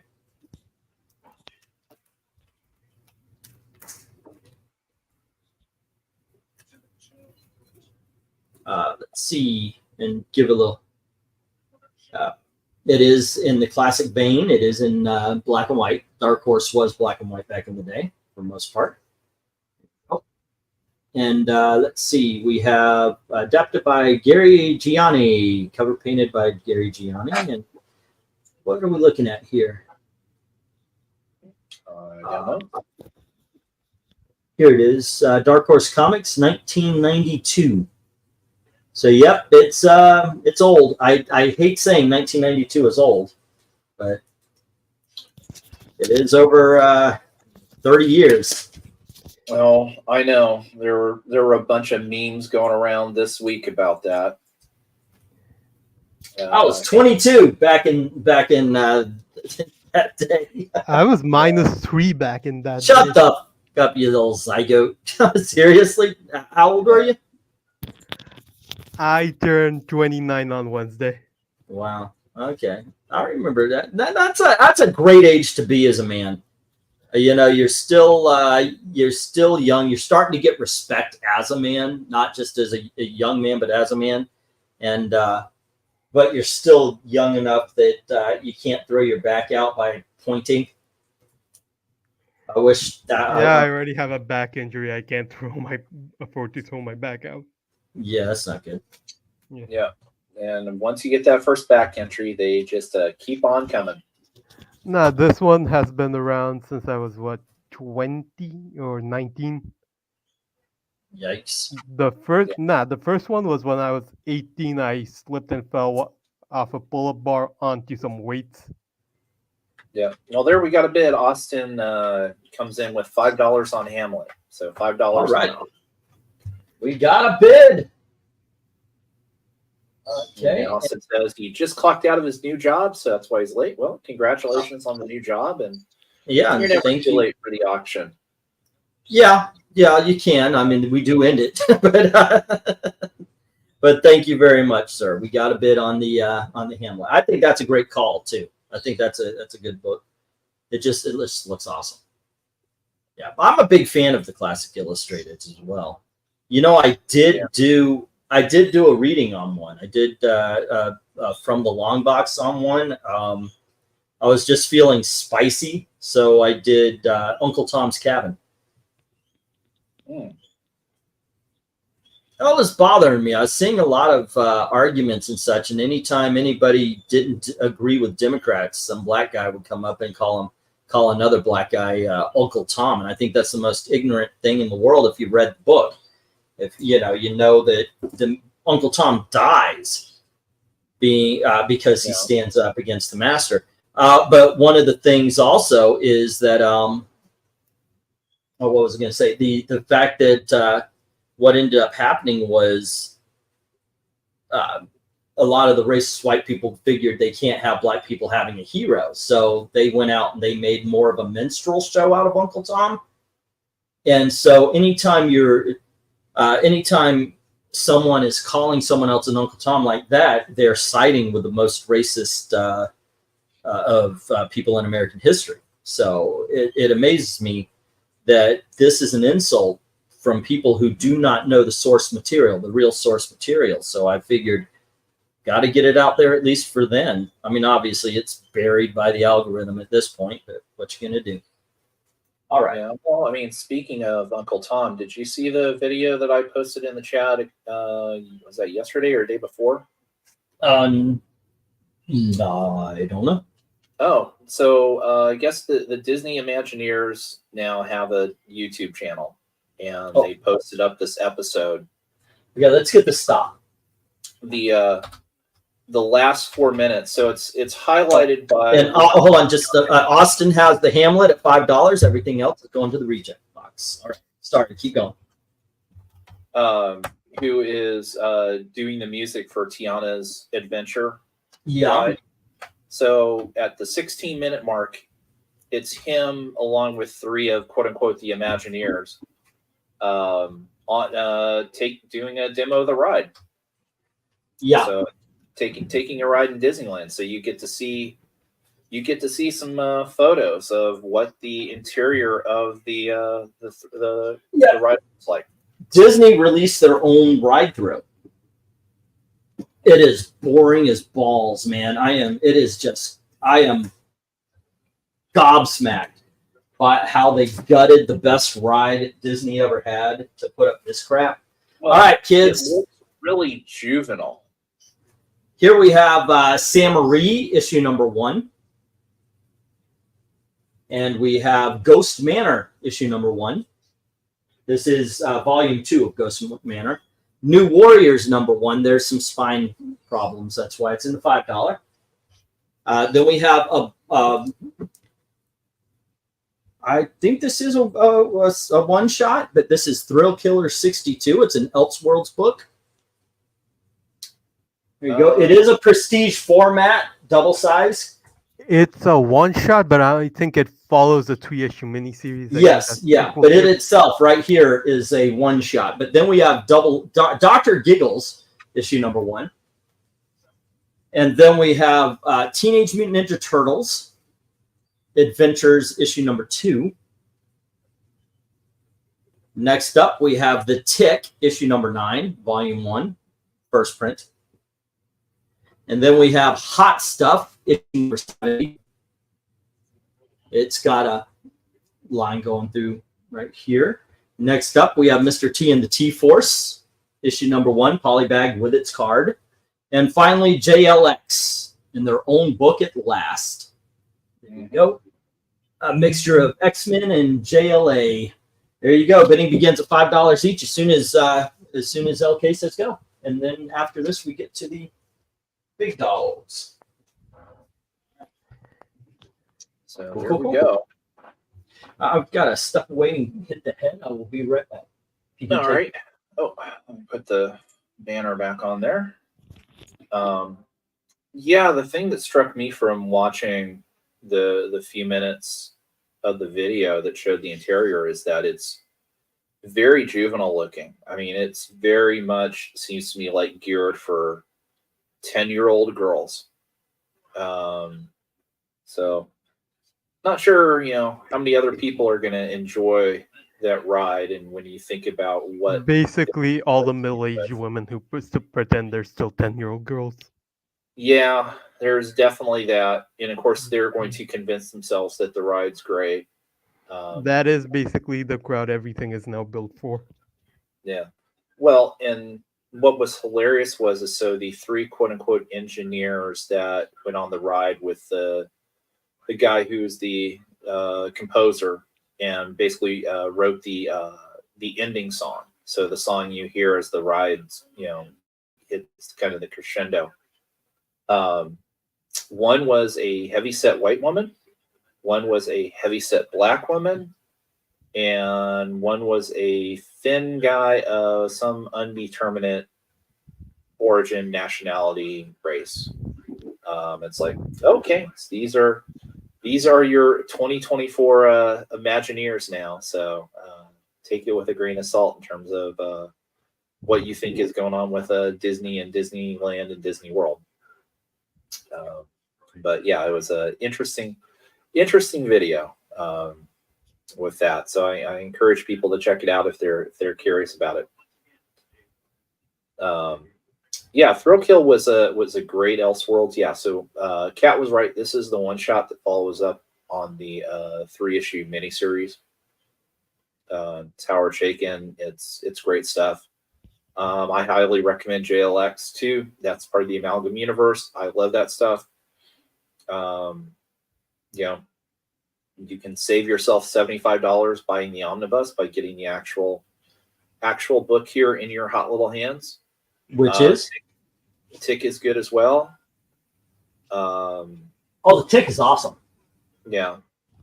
Yeah, and we have a bid on H from Donna Summers. All right. Well, yeah, Darkness Comes puts $5 on B and H, so the Ghost Manor and the Hot Stuff. Hot stuff, baby, this evening. Yeah, the Tick is interesting because they're on a road trip, and so they are following at this point a story with a plot, but every issue is its own story. It is very good about doing that. They're on their way to go to the city to like Metropolis to become real superheroes, and on their way, of course, they get into all sorts of trouble. But there you go. Yeah. Let's see. Bro totally glossed over the fact that Mr. T has a comic. There it is. You should get it. And Darkness Comes says 5 on B and H. And Jim Sorensen just came in with $5 on G, so on the Tick issue. All right. B and H. Ghost Maker and Hot Stuff.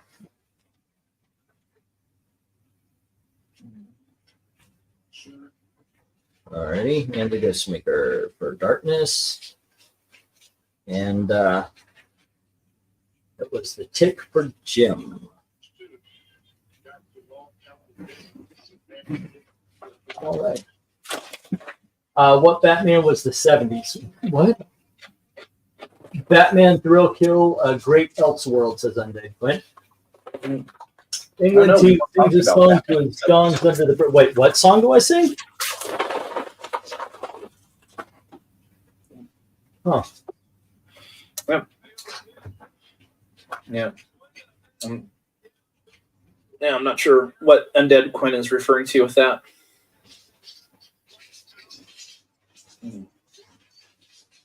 But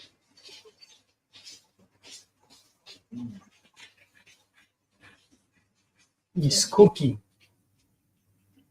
mm-hmm. All right. Let's see.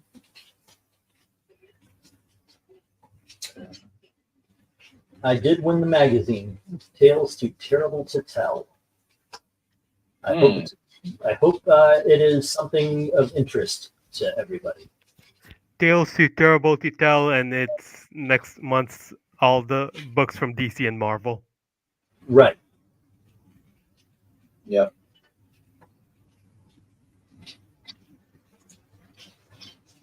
Okay. Let's see. Do we have any more? Nope. Let's get the 1 minute warning, please. It's only been 23 minutes. Hot Stuff. I don't know old folks song title. Oh, Hot Stuff. Okay, I see. Yeah. Donna Summer stuff. All right. So far, only 2 books have interest right now, and those are Ghost Manor and 3 books: Ghost Manor and Hot Stuff to Darkness Comes, and Jim having the Tick. Barring any last-minute bids before LK says stop in the next 60 seconds. Unless, of course, there's a fight over something that's already got a bid. Hot Stuff number 70. Oh, no, wrong. Okay. Okay, Dark's coming. It's Hot Stuff 70. And it was Ghost Manor 1. All right. And Darkness gets that third spot. Who's listening to the news? That would have to be LK because I am not. I am listening to the rain behind me. I opened my door to get a little cool air in here. It's not the news. I have the Arkansas versus K-State baseball game on, so they were interviewing the manager for Kansas State. Okay, Jim hits his fourth mark. All righty, let's get the stop. And once again, only three books got love today. It was Ghost Manor number 1, The Tick, and Hot Stuff. I'll put these over here into the. Hey, we're taking that box and then the rejects. Oh my goodness! Stretch. Here we go. Zoink. And let's start on the big dogs. I used to start these at 9:30. I just kind of lost that. I don't know why. Not any reason. It's just I stopped remembering to do that. 1, 2, 3, 4, 5, 6, 7, 8, 9, and 10. Okay.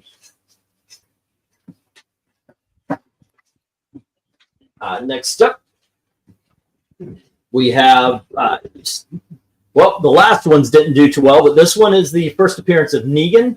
Oh, can you get the letters there, man? This is Walking Dead 100. There you go. That is the first appearance of Negan and the last appearance of Glenn. Next Also, up, first appearance of Lucille the Bat. Exactly. And we have The Strange Adventures, issue 224, which apparently I forgot to put up tabs on, which I will do here. Here we have Knight Rider, issue number 3. Not to be confused with Moon Knight or any of your other ghostly versions of heroes. Or the talking car written by David Hasselhoff. Right. Okay. Wow. I just did not do this properly at all. Okay, so it's 10 on The Walking Dead, 8 on The Strange Adventures, 8 on the Knight Rider. Okay. There we go. It's going to be 10 on Sergeant Rock, Our Army at War, issue number 200. There we go. And 8 again on Weird War 26. I probably could go 10 on this, but it does have some fine ticks. I've seen it. The other copies on eBay and such are going for hire and have sold for hire. This one, however, has an excellent black cover that has no spine ticks and is just in all kinds of good condition. And we lost Zach. Right. Ha ha ha. Okay, so this is Weird War, issue number 30. All righty. And we're going to start that one off at 10, as well as issue number 33.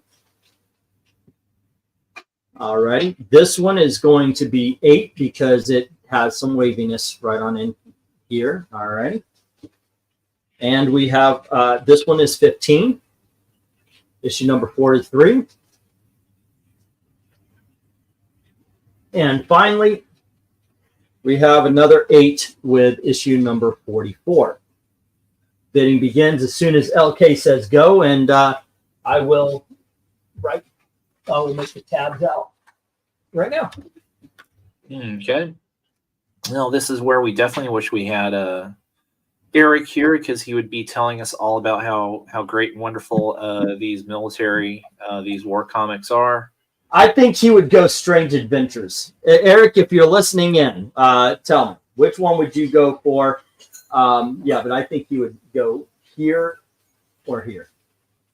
As a matter of fact, he would probably go, there are 9 reasons to pick up everything on this board. Yeah.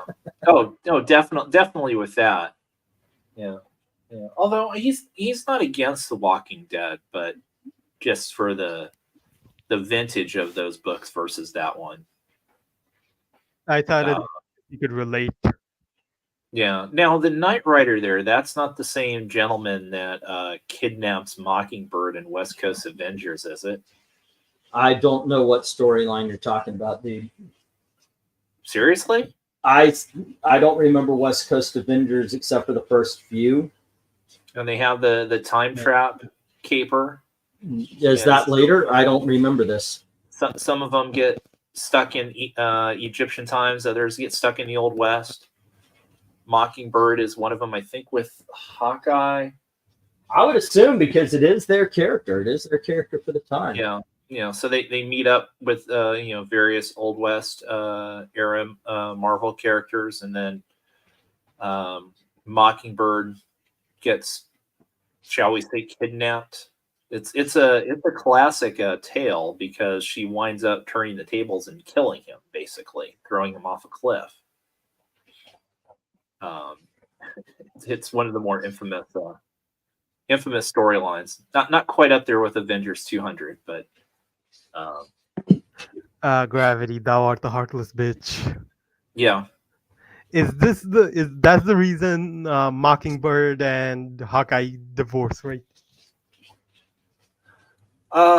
Well, in that storyline, I think that was part of it. Yeah. Or definitely, I think at that time, of course, I mean, everything's probably been retconned to hell, through ice over at this point. We don't care about the future retcons. We just go with the past original versions. Yeah. Well, especially since, you had the feminist writers take over Mockingbird, and Bobby couldn't just be, a shield agent. She had to be super special shield agent plus scientist plus God, whatever the hell else they've added to her resume now. It's just dumb. It's the Miles Morales syndrome with it. But yeah, good stuff back then. So, and again, the Weird War, we like judging covers. There are some very interesting, intriguing covers with those Weird War books. Oops. The letters back on there for you folks. I think I is especially creepy and weird. Yeah. I mean, done a little different. Okay. It's not I is. The proper way to say is I am. I am? Okay. I is. Yeah. There you go. All righty. Now, is there any interest? That's the big question. Well, we had, let's see, we had early bid from One Slick Dude on BNC. Well, hello, sir. One Slick. Oh man, I did that thing where I put my pen down, and I'm sitting here, and righty. Yep. Okay. I can't be the only person that happens to. You're sitting down, you put your pen down, and it disappears. It goes away for a while. Yeah, it happens. All right. So One Slick says B and C. All righty. OSD. All righty. Let's see. We got Bring Back Old School Comics. The Old West Coast Avenger storyline has been chronicled on the Geek Up Show. That's true. I love that. And he spends all his time writing the price only for 3 of the top ones to be blocked by letters. That did happen, yes. B, C, and D. There we go. There we go.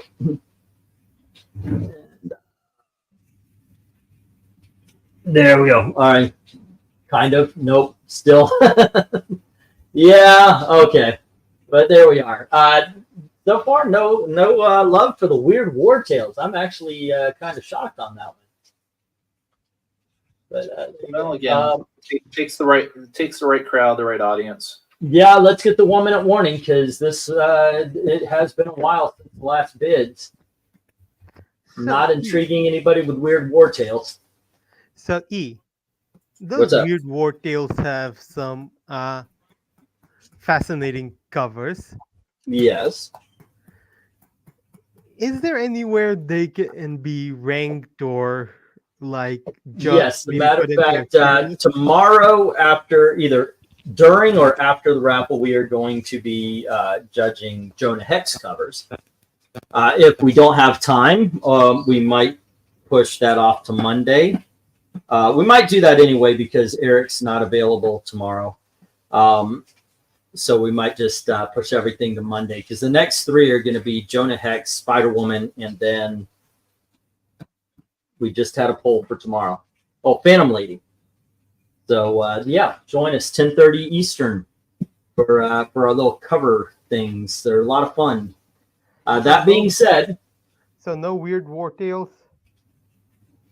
I'll put that on the voting block. I think it deserves a spot. We got weird war tales for Creature Commandos, but nobody's voted for that section of it. Oh, and Darkness comes at the last minute saying 8 on E, H, and J. All right. E, H, and J. Yeah,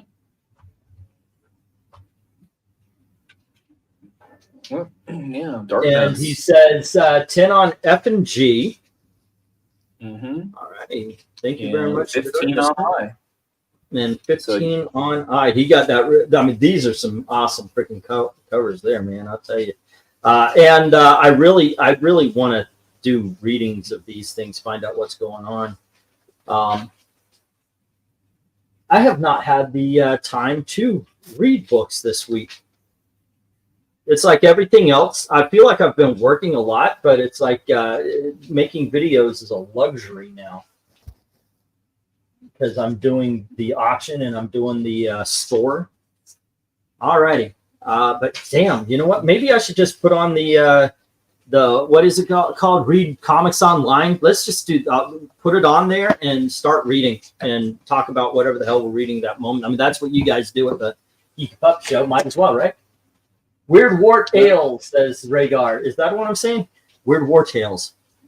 Weird War. You know what? It actually does sound. He's just being silly. Weird War Tales. You're right. Oh my gosh. Yeah, I just noticed that.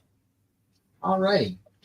Let's see. 17. It's 19. Let's get the stop. All right. Thank you very much for all the bids here, guys. We got a few big dog lots tonight. Right. And let's see what we got. No Love for the Walking Dead. That's consistent.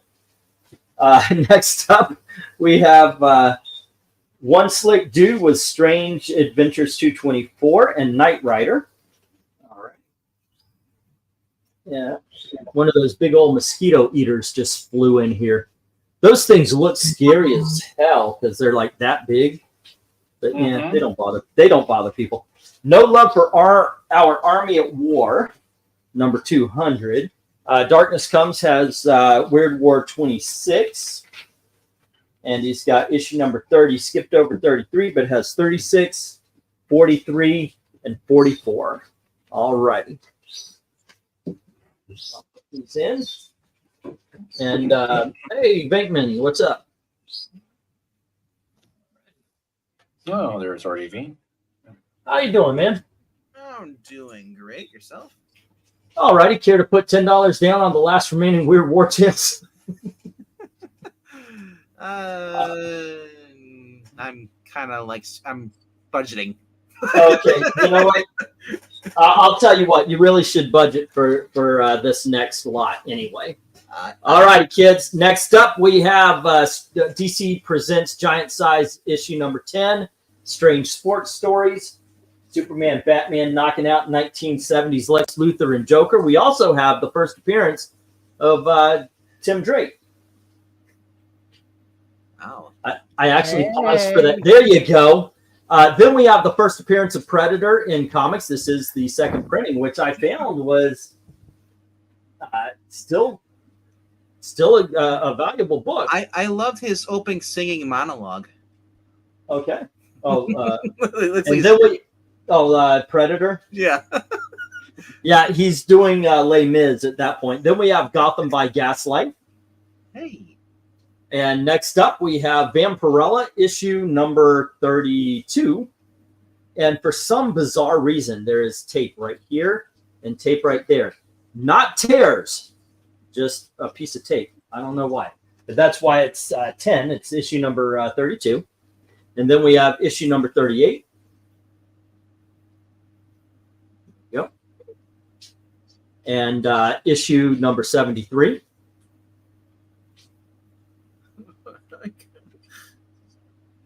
And then we have issue number 76.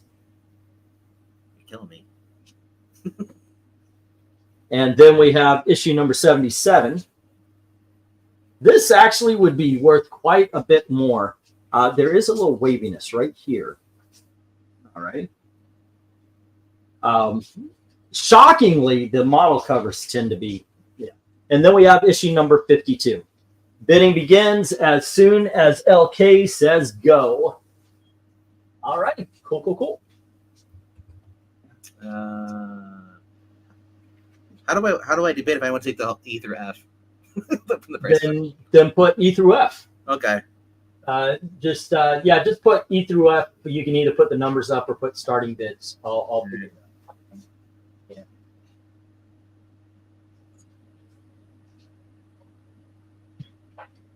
All righty. So, LK, we know where VENKMAN's going. What about you? What looks good to you up here? Even if it's one of the Vampirellas, what cover catches your eye? Ladies and gentlemen in the chat, definitely the gentlemen, what cover catches your eye as well? I mean, probably the cover. I mean, I certainly stands out, but G's kind of interesting. I mean, you don't usually get to see kind of the transformation of Vampirella going from Bat to Vampy, so that's kind of cool. Yeah, as it's going in. Yeah, I love that. The fact that that's not a photo cover, that's a painting. Mm-hmm. It's amazing. Most of these are, I mean, that's a painting on 32. It's a painting on 38. And you've got the mummy behind her as she's in the crypt. That is, yeah, that's pretty awesome. Yep, they're definitely a special time and a special place. Oh, hey, Dominic's back. All right. How to do, Dominic? Well, I'm no longer in a dead zone, so I can talk to you guys again. Well, hello again. Are you crossing over?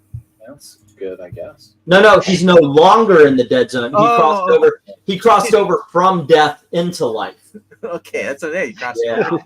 Yeah. It's all in the details. Exactly. I misread his bid, Darkness. I thought he was saying he wanted G, so I'll just put normal number price for $20 on G. But he did have G in the last slot apparently. Oh, did I miss one? Darkness Okay. did. Yeah. Yeah, I'm writing it right there. Oh, he did the miss. Okay, I said it was the last remaining so we're yeah. working. Okay, Yeah. I've got it for you, Darkness. Yeah, for $10. Yeah. Yep. All righty, I got you down there, man. All right, so yeah, just starting bid space E through J for me. All righty, and let me see. Actually, I'm writing them down right now. Just come. Where is his page? Here it is. Even you didn't need a budget. So, how many books have been bid so far? How many have been bid on? Yeah. Right now, we've got about half a box, maybe a little bit over, and we've got about a third of a box, maybe a little bit less, that have made it to the reject pile. How's the auction doing tonight? No, it's been pretty good. Like I said, we do the Walking Dead didn't do crap. We had some $2 books hit. I put you down for the $1 that were missing. We had the Classic Illustrated. A lot of Classic Illustrated hit the rejects. Sam Marie, New Warriors, Thrill Killer, Dr. Giggles, Teenage Mutant Ninja Turtles #2, Mr. T, JLX, Walking Dead, the first appearance of Negan hit the rejects. So, yeah, but overall, it's been doing pretty well. Yeah, Okay. it's good. Yeah. Oh, that's interesting because in my comics publishing class, like the comic book adaptation of Dr. Giggles was talked about. Really? Okay, I need to know, what did your class talk about Dr. Giggles? for, and what was said?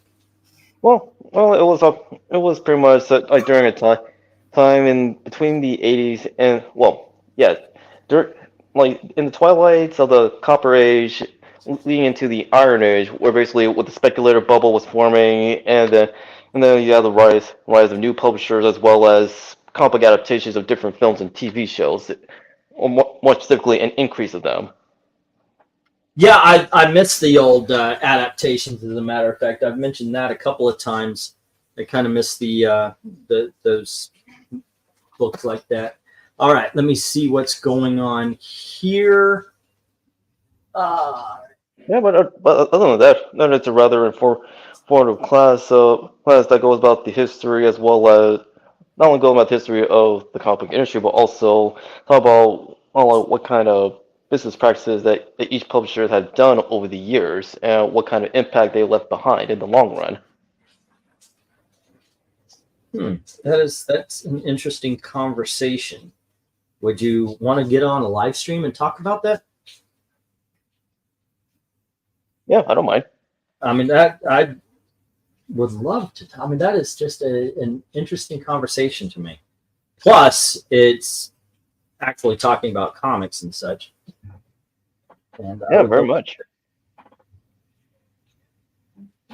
Well, previously we actually talked about. You want to talk about comics on I Love Comics? That's unheard of. It almost is, isn't it? It doesn't get views, but yeah. But it is fun. It is fun to do. H-I-N-J. Okay. Now, did the Predator and Batman Year 3 did those two find a home? What? B and C. Oh, there is no bid for that. There's no bid for A and B or D. There's no bid for G. Even though B is sort of a big book.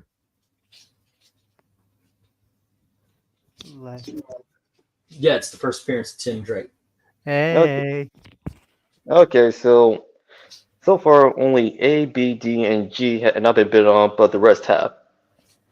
Right. The Predator is with Darkness Comes right now, and VENKMAN has E, F, H, I, and J.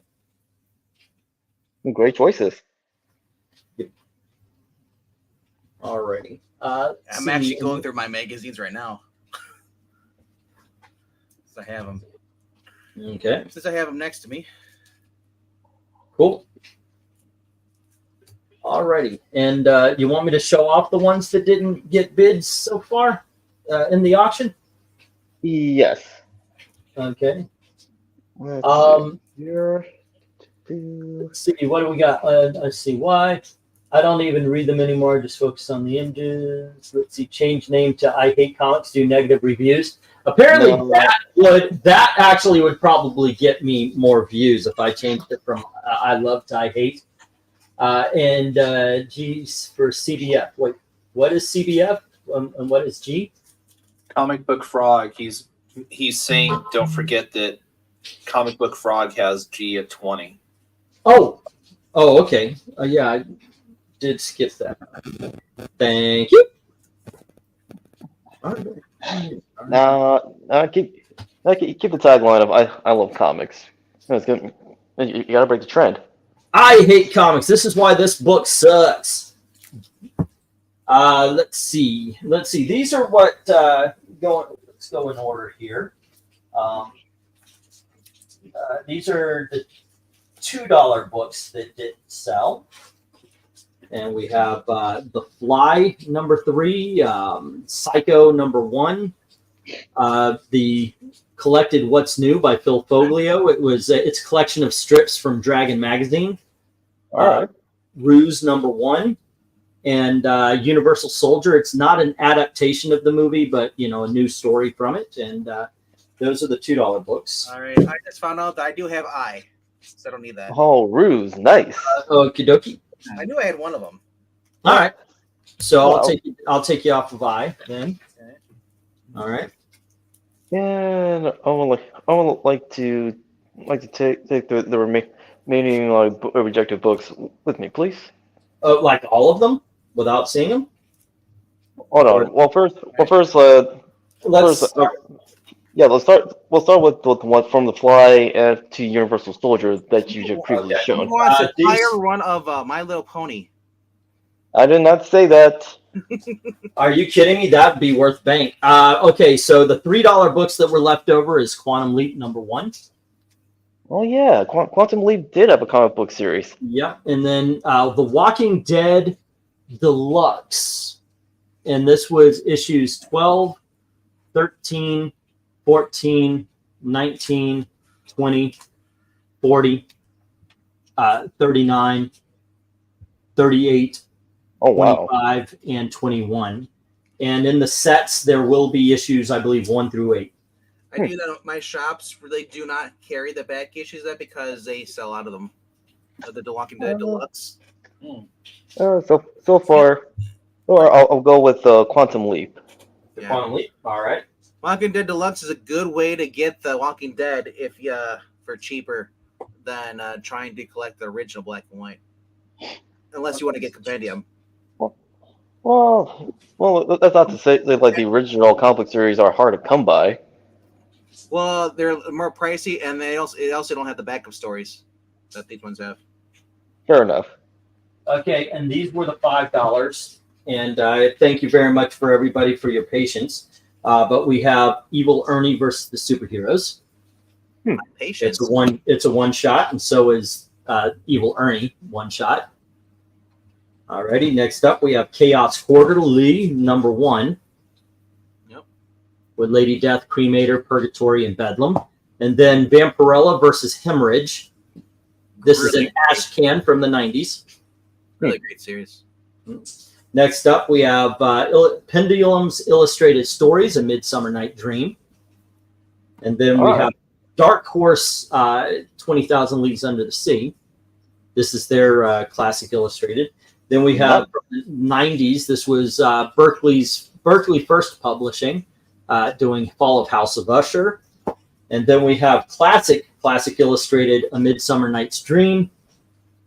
And a continuation of the Three Musketeers called 20 Years After. And then we have a book called Saint-Marie. This is issue #1 in very good condition. The New Warriors #1 with spine ticks. And then we have Thrill Killer 62. It's a Elseworld one shot. All right. Dr. Giggles issue #1. Teenage Mutant Ninja Turtles Adventures #2. Mr. T and the T-Force #1. Still in the bag with a card. And JLX #1. Those are All right. Yeah, and then the big dogs, Sergeant Rock #200, or Our Army at War 200, and Walking Dead 100. All right. All right. I'll take the $5 books. Wait, all of them? Yeah. Okay. Oh shoot! Finally, keep those out.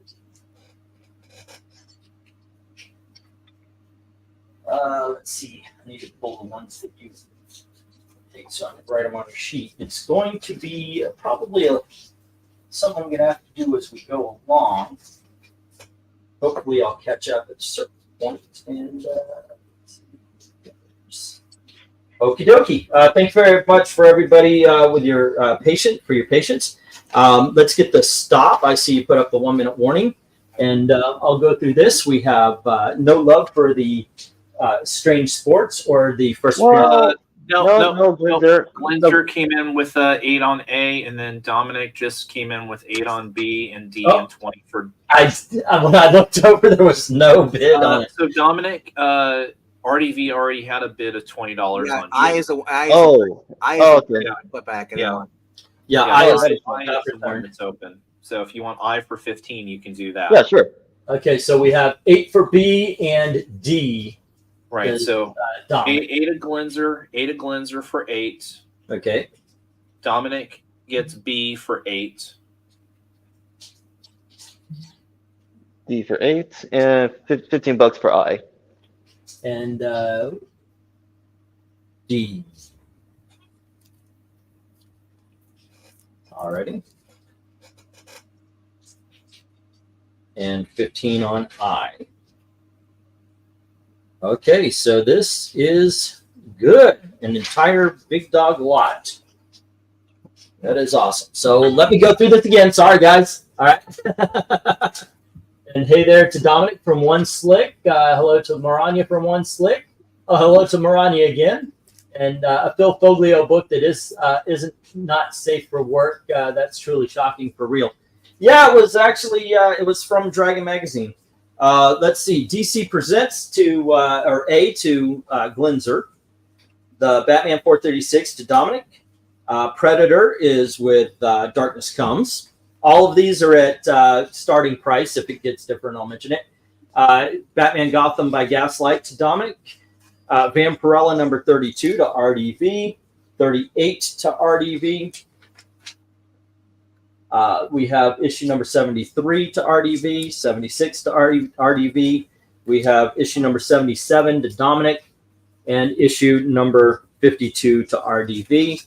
Alrighty, let me get these down and we'll get the next round up. Alrighty. These go here. And Vampirella. 77 wasn't mine. 77 wasn't yours? No, I retracted the bet. That goes to Dominic. Dominic wanted that one. Yeah, I've got it written down. Okay, because you read out the number. That's why I was confused. Oh, sorry. Because yeah, 76 and 77 are up there. That's why it was confusing me. So. Yep. And then what was the last one you read up? 50 something? 52. 52. Marking it in my League of Comic Geek, so I actually know this time. What I have. 9 and 10. All right, and let's see. Next up, we have the movie adaptations of the Teenage Mutant Ninja Turtles, which is a prestige format, and then we have Teenage Mutant Ninja Turtles Secret of the Ooze adaptations. So I'm selling those as a set. And then we have this is a DC Presents 100-page special, number 16, starring Sergeant Rock, and it is in freaking square-bound condition, man. That is an awesome condition. All righty. Next up, we have Superman or Action Comics number 775, Truth, Justice, in the... What is so funny about Truth, Justice, in the American Way? That is second Rank of printing. the Elite. Yep, that is second printing. And then we have... this is Our Army at War, number 275. Nice. Yep. And this was, I believe, 80 pages. And then we have the 1977 Sergeant Rock. There we go. Oh, can you remove the numbers or the letters there for the show? Sorry. Something we started today, and it's going to be a while. Then we have Sergeant Rock's Prize Battle Tales. Alrighty, and this would definitely be in the $25, $30 range, but it does have a little spine problem on the bottom. So we'll put it at 10. And then we have Our Army at War, number 147. We have Our Army at War, number 215. And then we have All American Men at War, issue 104. And finally, the Terry Toons, number 6. Bidding begins as soon as LK says go. All righty.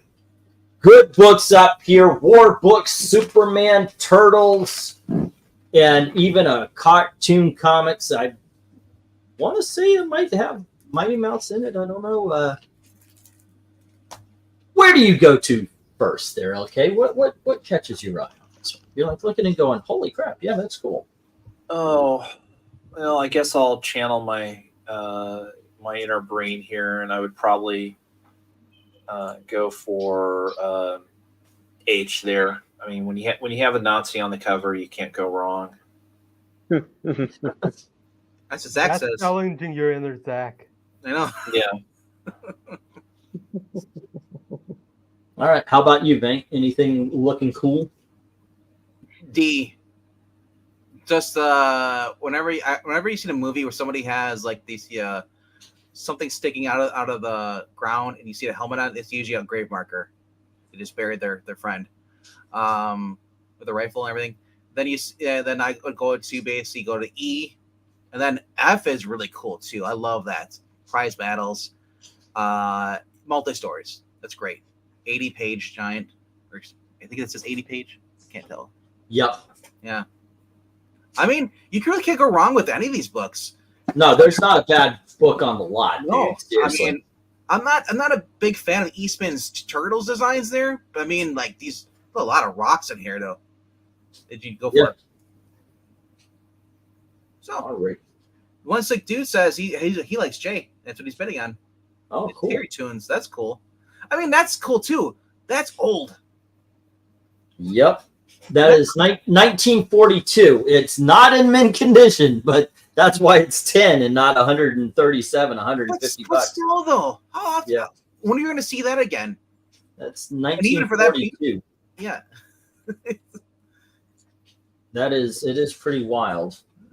You know Oh, what's shoot. wild is the people who are like probably had these comic books when they're younger and like in the 40s stuff, the soldiers or these, they're like, really? You're spending $100 on my book here? This costs you like 50 cents or 10 cents. Yeah, by the way, people who were in this war read that book. Yeah. Can you imagine it though? Like a book that you paid for 10 cents now is now like $10,000. Yeah, I can imagine that. I spent $1.25 on Batman Adventures number 12. Sold it as a collection a long time ago, probably for about $20. And now I'm looking at it. Same thing with my New Mutants 98. Well, We've had books do that. I mean, when these guys bought these books, they didn't think there'd be any resale value. No. Oh, definitely not back then. No. By the time any of us got into collecting, there was a resale value. Yeah. So I mean, like, you really want my leftover comic book, a kid's book? Sure, have it, kid. And Right. By the time he's in his well, the guys are like in their 20s, so it'll probably be like when the 80s come around. So yeah, Yeah. they're like in their 60s. They're like, son of a bitch, I got rid of my book. Yeah. That's something though. Okay. I'm still writing from last time here. That's okay. Glenzer. I'm doing something similar. I'm looking at my Vampirella books and putting them into log. Cool. If y'all could get comments and all that kind of stuff, that would be awesome. Keep that going. Let's see. So there's not dead air while I do not have my eye on that particular. All right, you maggots. Let's see some comments. Austin's just making fun of me eating Breen or something. So let it go. LK8 Brain. Yeah. Let's see. $10 on F from Glenzer. Mm-hmm. Any book from the 40s, early 60s, especially if it was aimed at kids and maybe teens, would be rare due to the parents tossing them out. Yeah, very That's true. true. Yeah. And, That's how I feel about. I hear about like my sister or people like their kids' toys. Like, yeah, we bought Johnny this when he was 3 years old. It's like, do you know how much that toy's probably worth now? Even loose out of the box. You know, look at the band made the any of the Cunner toys back in the day. No, or heck, But I mean, or heck, like or even the action figures for say Gen 13 or Planetary from Wildstorm, or Wetworks. Well, I won't go that far, but I mean, Hey, I'm just saying. Hey, I'm just saying. They like those action figures like for Wildstorm and others, like they have value as well. my shop has Yeah. like $10. What gets me is there's a lot of toys that we just kind of glossed over, which now are worth a whole shit ton of money. I saw it at one show. I saw an Archer from Small Soldiers. You remember that movie with? Yeah. Dunst and I've got the special edition DVD in my yeah. I like the movie. It's a lot of fun. dumped But, out. I saw someone selling Archer for $200. I was like, wow. What? Okay. I What kind is of get that. It wasn't a big hit of a movie, but the people who liked it loved it, and they grew up loving it, and now are looking for the toys and such. So we got 10 on J from One Slick. So Alrighty. the real Ghostbusters toys, just the 4 guys, without you not to have the Pro Temp accessories, $400. Rick Tanner. 10 on F from Glinzer. Yeah. Loose Yeah, but I started seriously thinking if this is actually a good thing, or if it's helped contribute to kind of the downfall of pop culture, because I've been thinking about how much of today's current pop culture is basically just redos, reboots, Oh, yeah. Retool. and Rehashes. In 20 years, their nostalgia is going to be for our nostalgia. All righty. It's been a while since the last. Let's get the 1 minute warning. Wait, now what's the starting bid on C? The starting bid on C is 20. Okay. Well, Osvaldo. Austin put down $8 on H. I got it. What I've got down here, and we'll read it off again when we get to stop. I've got F, which is Sergeant Rock Prize Battle, and that's to Glinzer for 10. And then we've got our Army at War number 215, which is H, and that's to Austin. And Terry Toons number 6 is to One Slick Dude at 10 as well. Yeah, the other thing I noticed too is that PS2 games, Silent Hill, and all these other ones are like $200 now for physical copies. Oh, jeez. Yeah, well, you saw that, and I don't know where that's necessarily. I know, but my whole point is, I mean, I'm curious, like, what new IP kids of today are interested in or buying as toys, because basically what we're doing to kids today would be the equivalent of if I was growing up and instead of having, Transformers and, as you said, like the Ghostbusters toys, the Teenage Mutant Ninja Turtle toys, I'll even classify the G.I. Joe toys. Yes, the G.I. Joe is the same name, but it's radically different from what the 60s toys were, or Star Wars. It would be, oh, hey, here, you remember, I liked the Shadow when I was growing up, so here's a whole new wave of Shadow toys, and here's a whole new wave of Doc Savage, and here's Flash Gordon, from the 1960s or 1950s. I mean, that's what we're doing to kids today. Yeah, we're just immersing them in our nostalgia, and I don't think it's healthy because, well, number one is because now you've got a generation of writers that don't have any new ideas. That also goes on to actual educational system too. Yeah. Well, that's also the way they want it, because right now it is a matter of let's subvert the system. So let's take the characters people love and change them to our way of seeing things. But their way of seeing things is not going to stick. Mm-hmm. And it's going to be mesh. And once again, it's going to be our, not their versions of these that are going to be worth money. Not to mention, like, as much as people like make fun of Gen Z, I feel like there are actually some who actually have a genuine appreciation of old media and start turning towards them than new media. Let's get the 1 minute warning in the. We already had the 1 minute. Okay, yeah, let's get the stop then, and I'll read these off again. Is a lover of a lot of old things. I mean, where are you going to find a guy in his early 20s who likes Dark Shadows as much as Pixel? Yeah. All righty, so no love for the Teenage Mutant Ninja Turtles or the Sergeant Rock 100 page number 16. Dominic has Action Comics 775. No love for our Army at War 275. And we have no love for the Sergeant Rock 1977 special. Then the prize battles are with Glinzer at 10. No love for our Army at War 174, but 215 is with Austin. No love for All American Men at War because it says All American Men at War and it's a German. And then Terry Toons is with One Slick Dude. Let me get these down and we'll get the next round up. All right. You know what I want? I want All Women at War. I want to see that book. That would be an interesting one.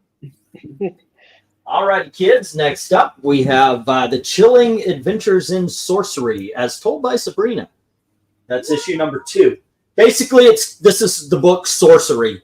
This is just what it was titled early. Here's issue number 3. See, they dropped the as told by. So now it's The Chilling Adventures of Sorcery. And then by issue number 9, it's just Sorcery. All right, Yep. So we got issue 2, 3, and 9. Next up, from Jim Starlin, we have Dreadstar, issue number 1. And then we have, tell me if there's a glare and you guys need me to move the cover or something, because I'm looking at the covers more than I am the camera. Well, but there you go. Your head, there's no glare. Your head's on the cover. Aye. There's no glare. Turtles presents The Mighty Mutant Animals, issue number 1. And then we have Brave and the Bold, issue number 96, teaming up with Sergeant Rock. Rock, and we trusted you, you traitor! All right. And then next up, we have issue 108, where Batman teams up with Sergeant Rock. And we have Werewolf by Night, issue number 6. We have Punisher Classics. This is reprinting the magazine. Punisher Classics. Alrighty. And then we have the trade paperback, I guess this would be, even though it's only a prestige format, of Punisher and Wolverine, the Africa Saga. Alrighty. Bidding begins as soon as LK says go.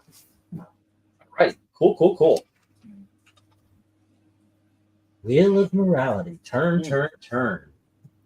All right, I'll start with you on this one, Dominic. What is drawing your eye right now? What do you think? Ooh, it's a 3-way tie between Sorcery on B, Dreadstar, and Werewolf by Night. All right. How about you, Venk? Anything appealing? Punisher has caught my attention right away. Werewolf by Night is always a fun book to read, but old Punishers are getting hard to come by. They're in good condition. At least I noticed lately. How about you, LK?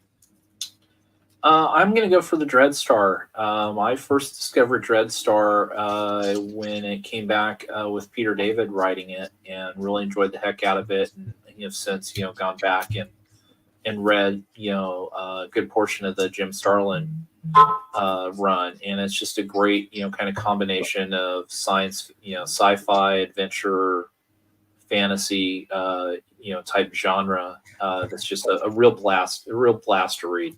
It's just great, high level fun, or I should say high level excitement, really. Oh, I believe it. Evil Black Cat, you want to chime in on this particular conversation? I am going to betray Zach and go for the Africa Saga.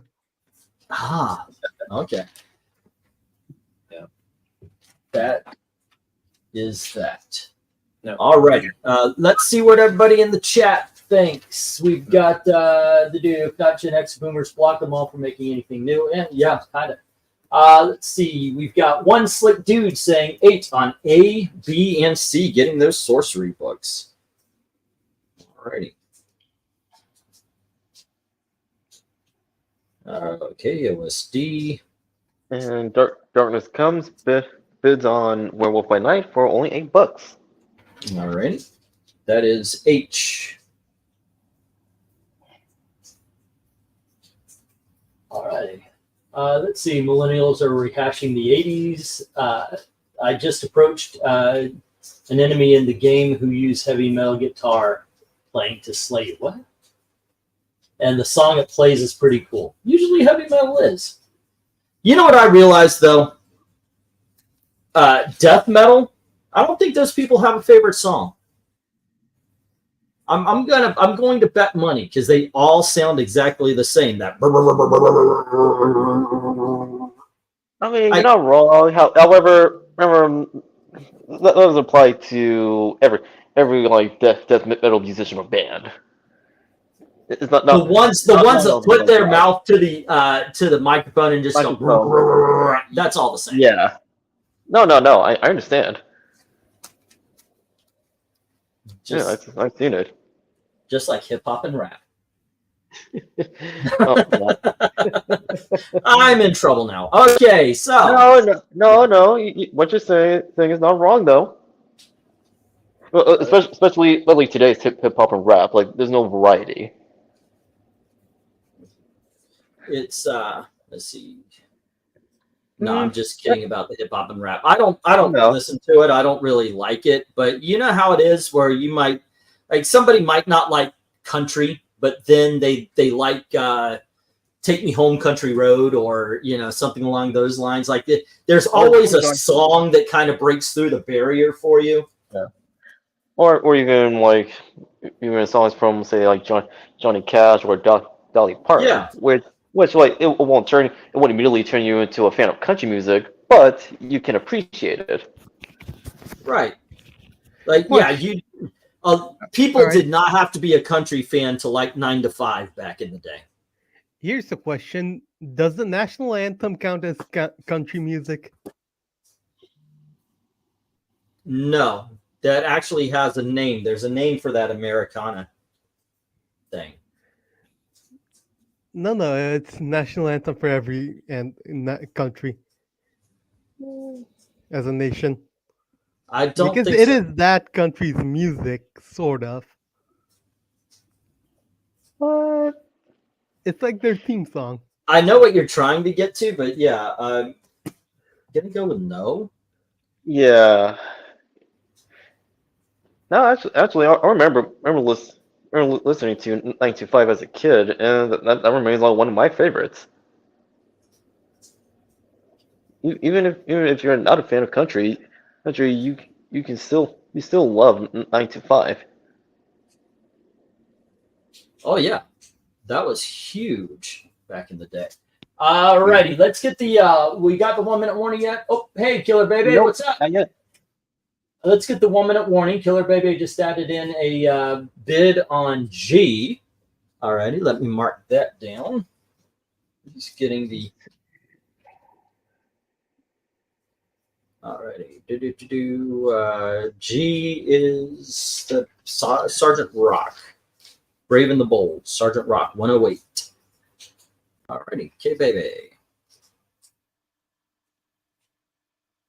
And let's get the 1 minute warning, please. Everyone's heard of 9 to 5. Has anyone heard of 1 to 5 by Remy? Is that like Remy Zero? Like somebody save me, that guy? Let's see. I'm in danger E. Wait, what?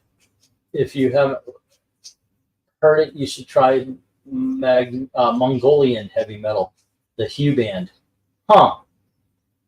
That would be weird. I'm at the age where I don't try new music very much. I didn't think that would be a thing with me, but you got to understand I went from the glam metal, the heavy metal, I listened to that kind of stuff and then they changed it to shoegazing and women with guitars and fucking bop. That was the transition for music to me. It was a sad 90s. So I was like, fuck it, I'll just listen to my old shit. And I never looked back. It's like the 90s destroyed music for me. And it's not, I don't blame Nirvana and NWA. I blame all the music execs that believe that music could only be Nirvana and NWA. And then when people got tired of that, like I said, they gave Jewel should not be a thing. That's I will go to my grave with that one. When you make bop and freaking Spice Girls fun music because everything else is such crap. No, I'm sorry. Yeah, the 90s sucked. Austin, is this the guy Remy that did Saudis and Audis, or is this the Remy that did the Smallville theme song? Dominic says 8 on I and J. Alrighty. Getting those reprint things there. That is a good call, I think. Alrighty. And let's see, did we get the 1 minute warning?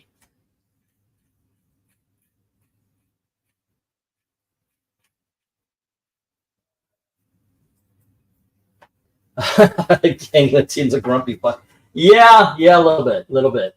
All right, here we go. We're gonna move on here.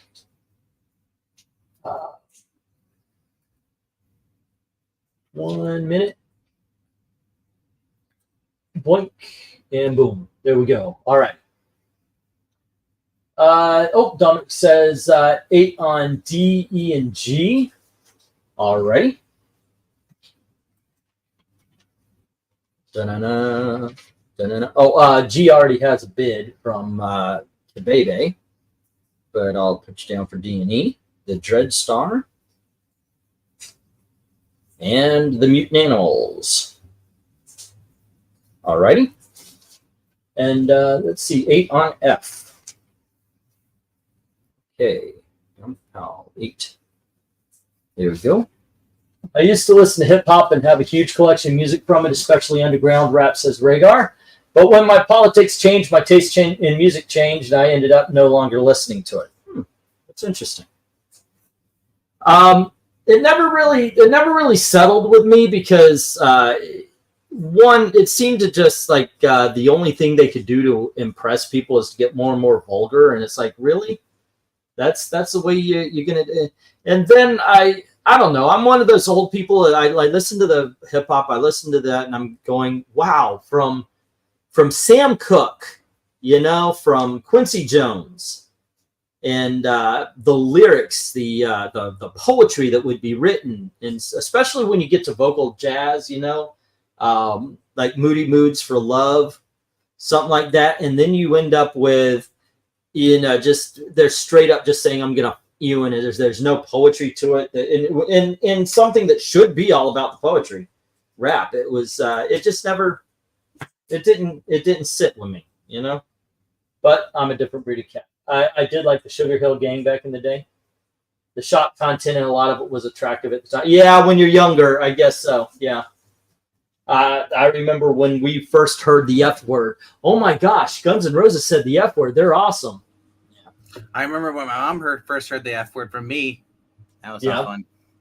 Of course, I was young, innocent. I did not heard the word before. I was just rhyming words. Really going to the grocery store. I'm like truck, buck, duck, suck, and I'm like, right. And she's like, "What did you say?" I'm like, "Truck. What's wrong with truck?" Alrighty. One slick dude has the sorcery books, and then Dominic has Mutant Animals and Dread Star, and the Punisher and the Wolverine, as well as issue number 96 of the Brave and the Bold. We've got let's see, we have Kabebe with issue 108, and Werewolf by Night to Darkness Comes. Alrighty, cool. Entire board down. And this will be the last of the big dogs.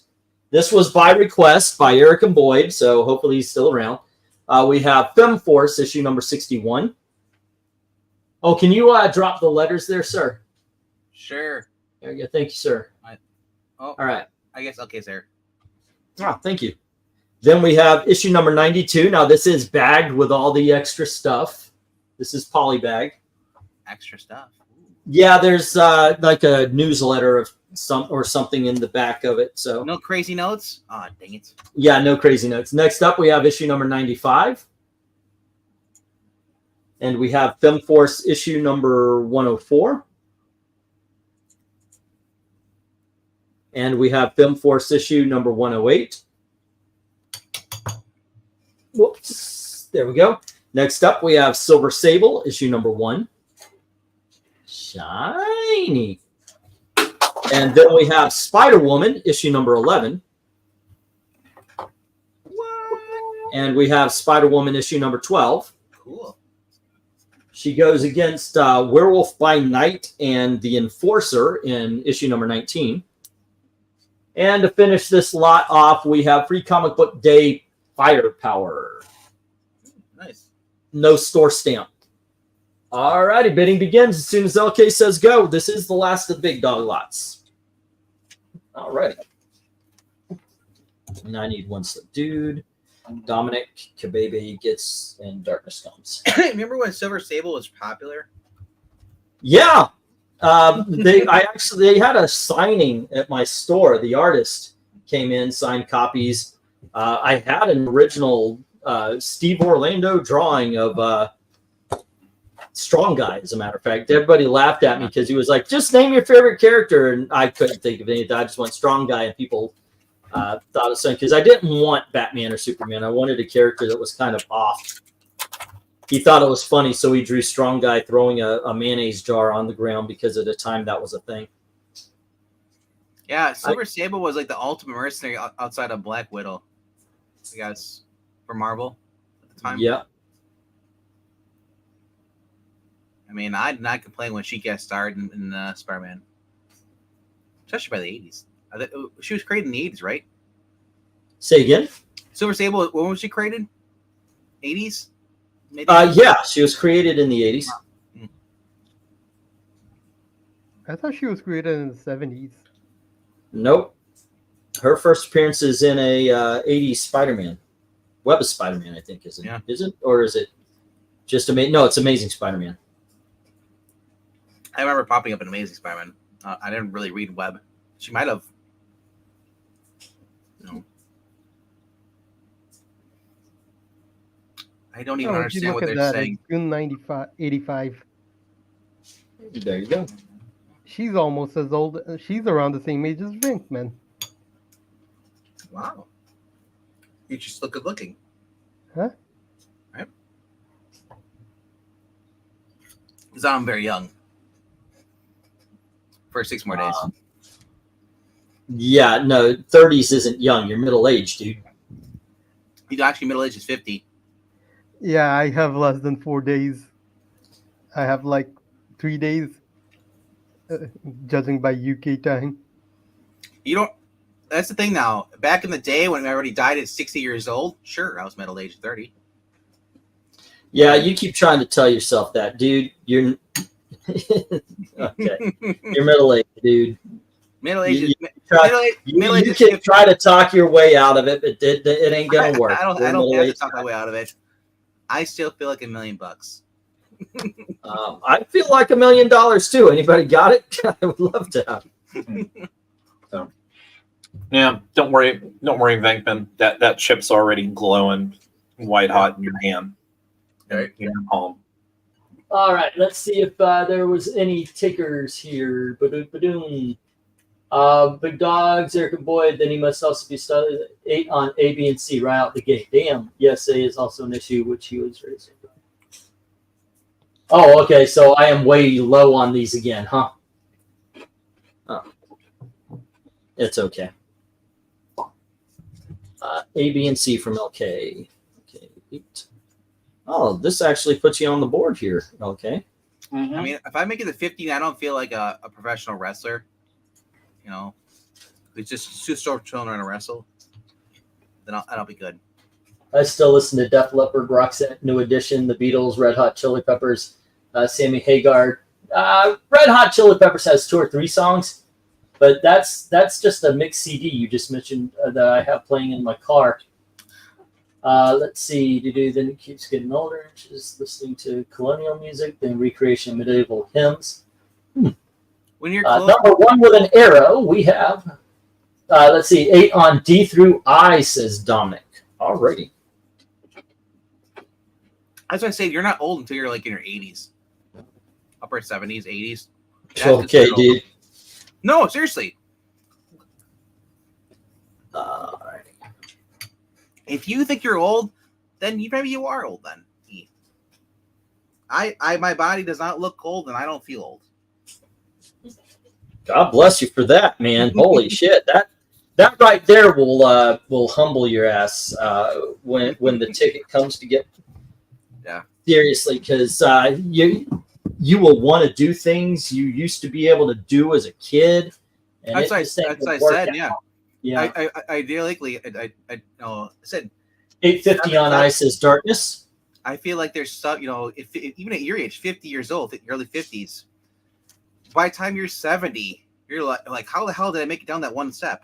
Well, no, I feel old by the company I keep a lot of times. Yeah, because you are 10, 15 years older than I. But I've got a friend, we have Eric, who's 10 or 15 older than us, and same as Maranya. A lot of the people I would work with at the theme parks were always in their 20s. So, I would get called the old man a lot and all that kind of stuff. I joke around. I'm not actually old, but I do joke that way because, you creak. Yeah. You when you go, when you get up, the stuff that you would never do as a young man. I take stairs one at a time going up, and very much when I'm going downstairs now, especially after Ashley broke her leg a couple of years back. Yeah. I step one step down, one step down, one step. I don't go one, like I used to, just because of fear of falling and such. So there are some older things I do. Darkness Comes said 8:50. That was 11:11. It's 11:13. English feels old because he has problems walking into the bridge. It's the kneeling. It's the getting up after I've been kneeling. I mean, would you not say some of these celebrities are dying at 52 years, 50 years old? Wouldn't you say that's young? Oh, hell yeah. Most definitely. And, I had a conversation with Gail. I think I brought it up here. We were watching John Candy. I think, whether it was Uncle Buck or something like that. But I mentioned, we're older than he ever got to be. Yep. E, are you sidestepping the stairs? Yeah, actually I do. I kind of lean up against the wall. And or I'll put my hand so I'm kind of dragging down the wall to make sure that I don't slip and fall off. But that's just more of a fear of the stairs than anything else. I actually have jarring fits when I think about Ashley and the way that she was broken at the bottom of the stairs. You never want to see your kid like that. So I don't want to see anybody with a bone sticking out of their leg or arm, yeah. whatever. Yeah. Ugh. And then people who do fall down and don't break anything, they're hurting regardless because he sprayed something. Oh, I hear. I was watching that crazy. I was watching that match, the wrestling match. A guy jumped down and the Amcopa guy, edge, lands on his foot. He's got a hairline fracture in his tibia. Yeah, that is 50 years old. He's only 50 years old. And he's like, I love his he said afterwards. He's like, yeah, my body reminded me that I'm old. I can't do what I did when I was. Yeah, that it is like that. When I found out it was on a roller coaster, like I could ride roller coasters. I live in theme park land. It never bothered me. And then I went on a roller coaster, and it was like my life had been turned around. It was it was the Hulk. I rode on it a bajillion times, and all of a sudden I was getting sick on it. What the hell is this all about? Yep. Alrighty. Since it's been a while and we haven't got the stock yet, and there hasn't been any bids. Oh yeah, please put up the 1 minute warning then, please. Yes. It's been 10:08 was the last bid we got, and that's when Darkness Comes. Or 11:08 for you Easterners. 11:08, and it's 5. Yeah, go on ahead, get the 1 minute warning at the very least. Or 8:11 or 11:11 was on bidding on I, but yeah. Oh no, it's. By the time as soon as I turned 30, that's when I started noticing, like, well, geez, now I have acid reflux. Thanks. It's always something. It's the small things, I've had arthritis in my lower back since I've been 21 because I hurt my back, lifting up something that I thought was lighter turned out to be much heavier. So, yeah. So I don't know. I see my niece, and she's not 21 now, and her hands are from working, just like heavy lifting or stuff. She's got those wrist splints on now, for people who have like carpal tunnel arthritis. Yeah. Yeah. I'm like, I've seen this. I'm like, you're 21. Like, I haven't seen her 2 years. I was like, what'd you do to yourself? It's like you're so. Well, See, that's a difference. That's a lifetime of living at a keyboard and a mouse. Yep. You know, you think about it, you know, for instance, I mean, I wasn't on a keyboard until, you know, I was like 12 or 13. And, you know, I didn't use a mouse until I was probably 15. All right. Sorry to interrupt, but let's get the stop. And here we go. We have LK with A, B, and C. And then Dominic has D through I. Alrighty, and there is absolutely no love for the firepower. All right, there we go, which goes into the rejects. Hopefully dokes. And let me get the next round up, and we're going back to $5. Oh, no, sets. I'm sorry, we're doing sets. Let's talk about sets. Let's talk about sets, baby. All right, and the first two up on the board, we have some you've seen before. This is Kiss Kiss Bang Bang, issues 1 through 5. 1, 2, 3, 4, and 5. Here we go. And we have the Teenage Mutant Ninja Turtles presents the Mutant Animals. This is not the same as what you just bought, Dominic. This is the mini-series that preceded it. You had issue number 1 of the original series, or the follow-up, the ongoing, which never really ongoed. But here we have issue number 1, issue number 2, and issue number 3. Go. Next up, an incredible mini-series. I recommend to everybody. It's a follow-up to Marvel's. It's called Code of Honor, and we have issue 1, 2, 3, and 4. All right. And then we have the Badger. It's just Zen Pop Funny Animal version, and here's issue 1 and 2. Yep. And then we have the Badger Shattered Mirror. And we have issues 1, 2, 3, and 4. Yep.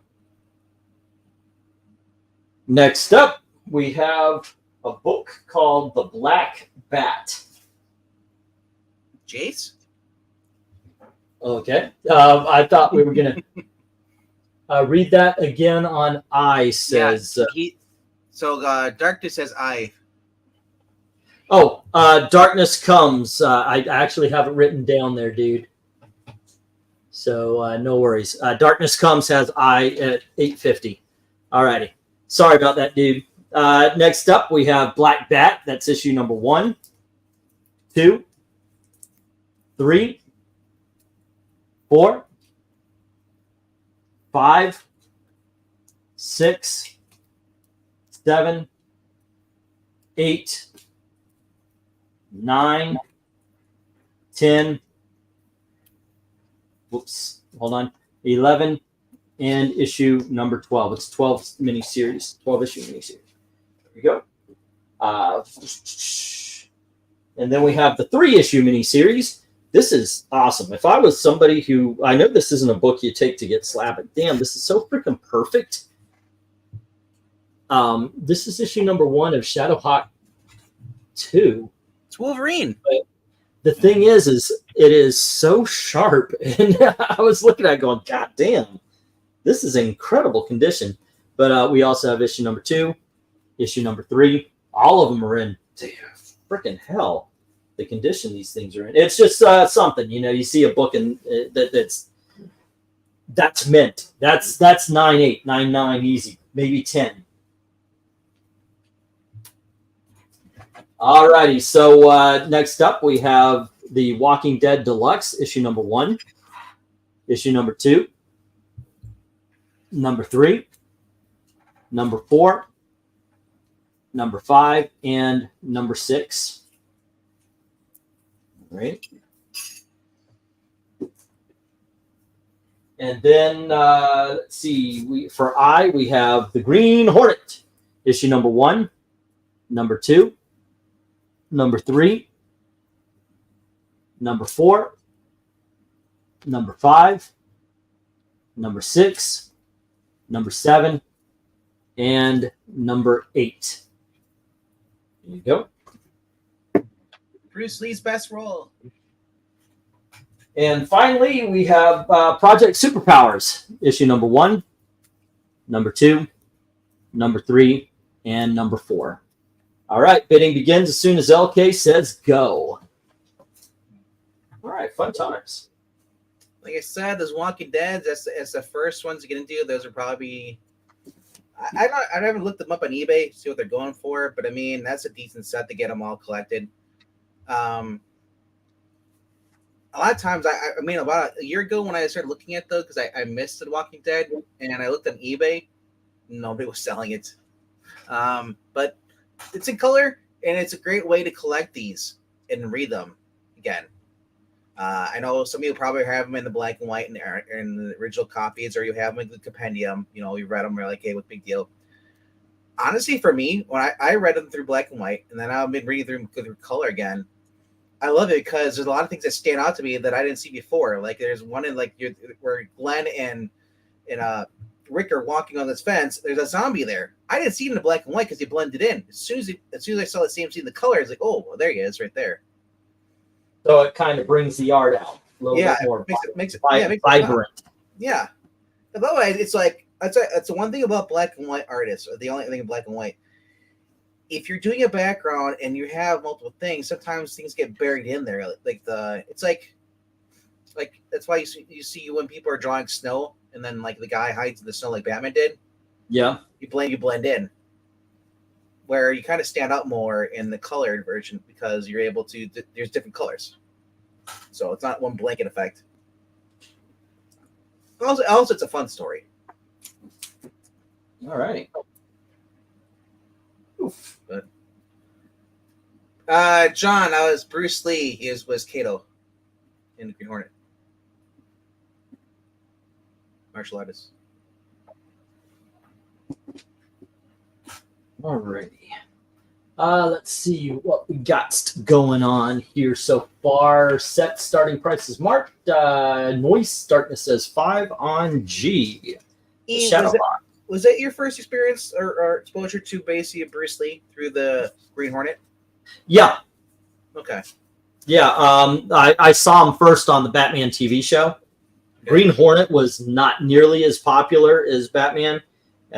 So I just never got to see it on first run. I got to see it. Well, I didn't see the 66 show on first run. Oh, yeah. But yeah, it's like it wasn't until I was older that I got to see the TV show. But my first experience, my first exposure to Bruce Lee was the guest starring on the Batman TV show. That was pretty cool, though. 10 on F says one slick, getting the black bat. Alrighty. So I feel like I've never watched it, so I feel like the American television been like, he does all the work, and then Green Arrow or Green whatever Hornet takes credit. That is kind of the movie, but I know. I'm just joking because that's kind of how Hollywood would be like. Let's do the other guy do all the work, and the hero takes the credit. Yeah. Well, he was definitely the fighter in the TV show. He also, but not to the extent. Well, I heard the other guy was in the movie in a fight, but Kato was like the supreme, like if I heard like he was a super fighter. I just wish he'd stop storing the car upside down. You're ruining the car. Well, it's not meant to go, certain compartments. Yes, because that was a real thing. Why doesn't the car start? I don't know. Hey, me speak no English. Yeah. Starting bid for the other sets.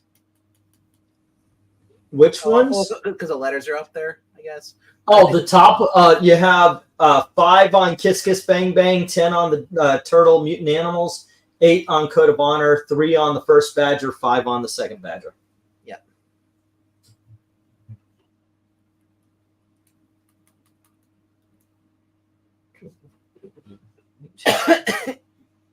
Alrighty. But Yeah. So you noticed that too when you saw the armored Wolverine on the cover this week. This or what? Wolverine. Yeah, that was my first thought when I saw him on the cover. Was he looks Shadowhawk? exactly like Shadowhawk. Yep.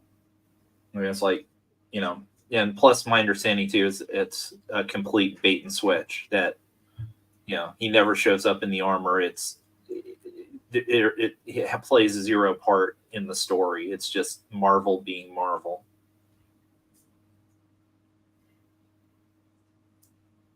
Okay.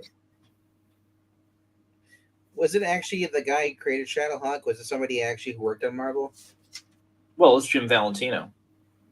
He worked on Wolverine before? I'm pretty sure somewhere. Like it wasn't him like doing like a jab at Marvel saying "F you." Now I'm creating my own Wolverine. No, his Shadowhawk. Have you ever read Shadowhawk? No, I've never had a desire to. Oh, okay. It's more. I would say it's more of a cross between Batman and Punisher. Okay. Or you can say it's a Batman who kills. I mean, basically, it's been ages since I read it. But I mean, of course, too. I mean, one of the interesting things is when you learn that Shadowhawk's a black guy. You know, so it was again, one of these, say uncommon, to have a character that's black who's a vigilante like this. Yeah, it's worth checking out. Hold on just a sec. John, are you actually bidding on the Green Hornet, or were you just joking around because of the Bruce Lee? I want to know before I mark it down here. Ready? Let's see. And Dominic says 5 for A and E, and J, and 3 on D. Just that. Oh yeah. The Green Hornet is 8 for 8. It's 8 books, $8. Yep. 5 for A and E, says Dominic. Yeah, we're gonna bring up Bruce Lee because he played Kato on the actual. TV. Yeah, he played on the TV show in the 1960s. Bruce Lee was Kato. But his character's in there though. Kato. Yeah, Kato is the driver, the sidekick, bodyguard. Yeah, everything. Yep. $5 for A and E. Okay. I still gotta say that as much as that movie gets flagged, the Green Hornet movie gets flagged. That was a creative idea. Get a guy who's pretty much a loser and have the guy do the work for you. Well, I liked it. I know. Right? I have fun with it. I just wish at the end when he had his moment, they actually let Green Hornet have his moment. Yeah.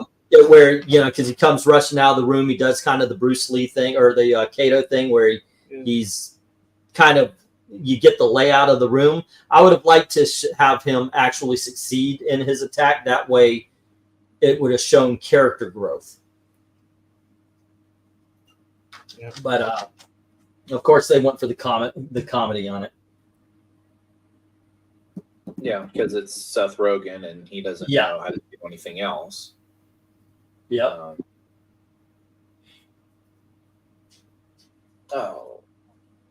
I would to place a bid on TMNT and Code of Honor. So you want Code of Honor and TMT as well. Okay. Alrighty. Code of Honor and the TMNT. Alrighty. I gotcha. Let's get the 1 minute warning, please, sir. Right now, Walking Dead, Green Hornet, and Project Superpowers are the ones without love. And up. Thank you, Dominic. Here we go. Oh, thank you, England team. You're welcome. And thank you. You're welcome. And on these, we have, I need to pull out pages here. What's the dude? Darkness Comes. Dominic. Alrighty. I've finally got done writing down all the books, so all even with Dominic here. Every $10, ladies and gentlemen, gets you a spot on our winning wheel. And if we do get 10 or more, we're giving every 10 people on the wheel, we give away another book.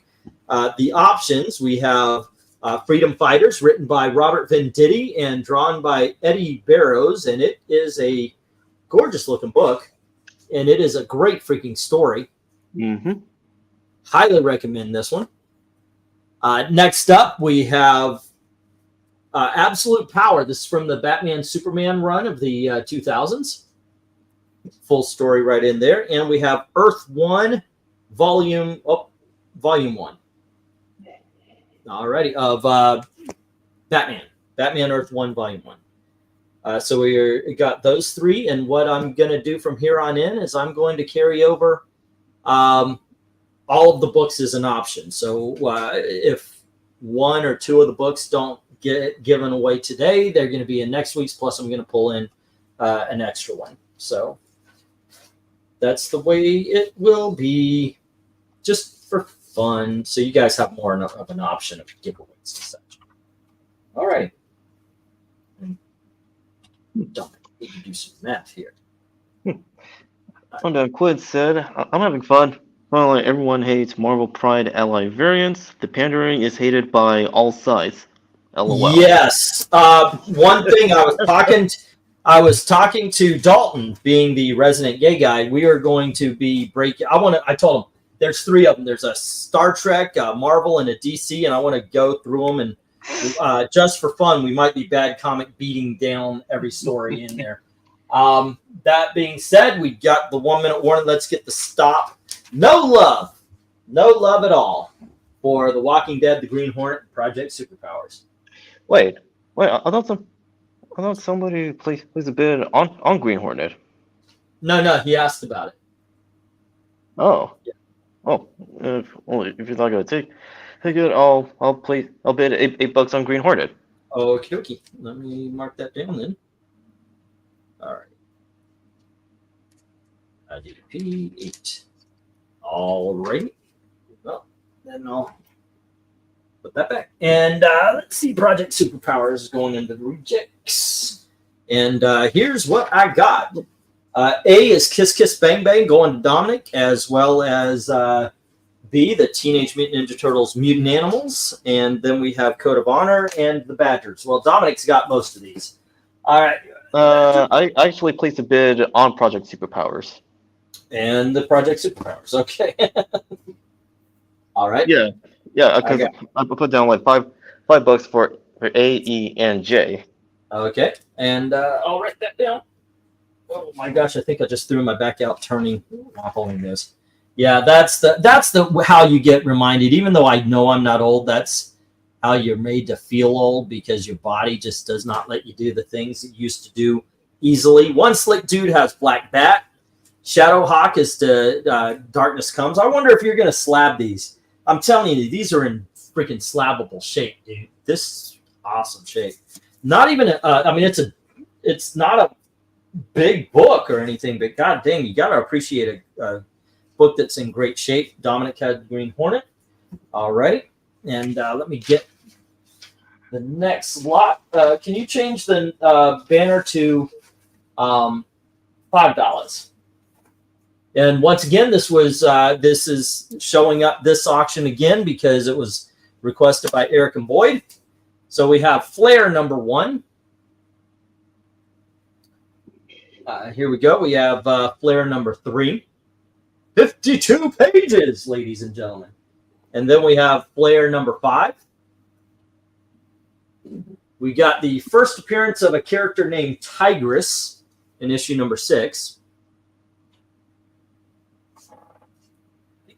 And then we have Flare Annual number... Oh, and no, this is just Flare 7. Flare number 7. There we go.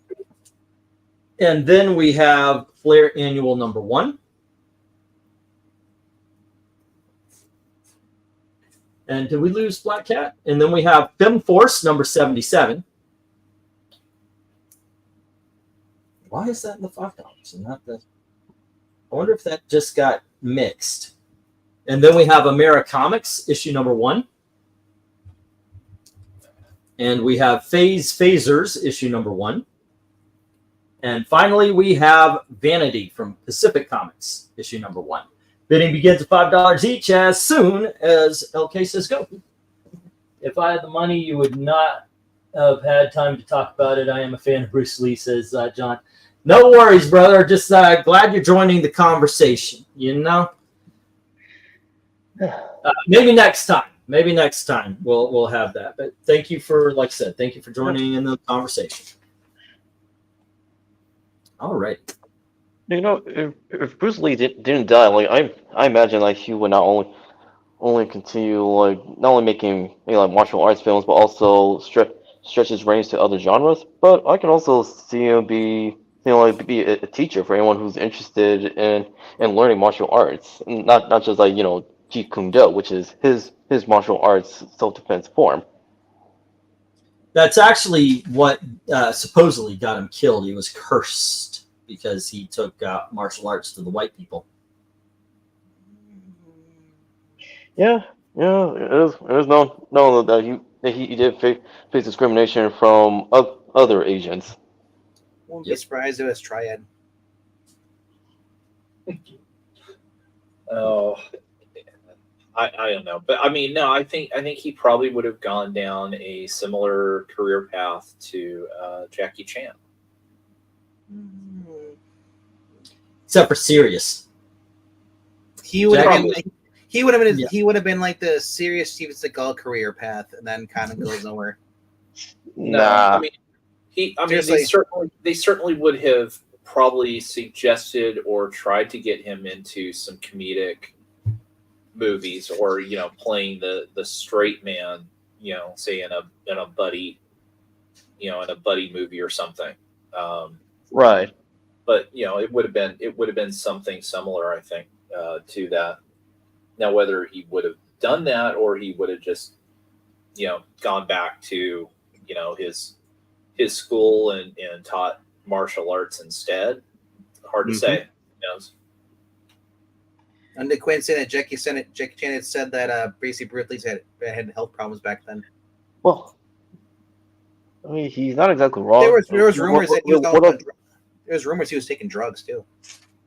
Yeah, but there was for medicinal uses. Like what ultimately did him in was he had an allergic reaction when he went out and ate at a restaurant, and one of the food that he ate had what caused his allergic reaction, and he just. No, there were rumors. There was rumors there was other drugs, kind of illegal. So I don't know. Regardless, though, Jackie Chan, Sammo Hung, and Yuen Bao, basically the three brothers of Hong Kong, actually did well with Golden Harvest, and they actually made it more popular than what it was. I know regular Coke isn't a medicinal drug. It's a necessity if you're in Miami. What do you say? It hasn't been said. But either way, the guy It hasn't been said on whether or not Bruce was a cokehead. Eric and Boyd says 5 on D.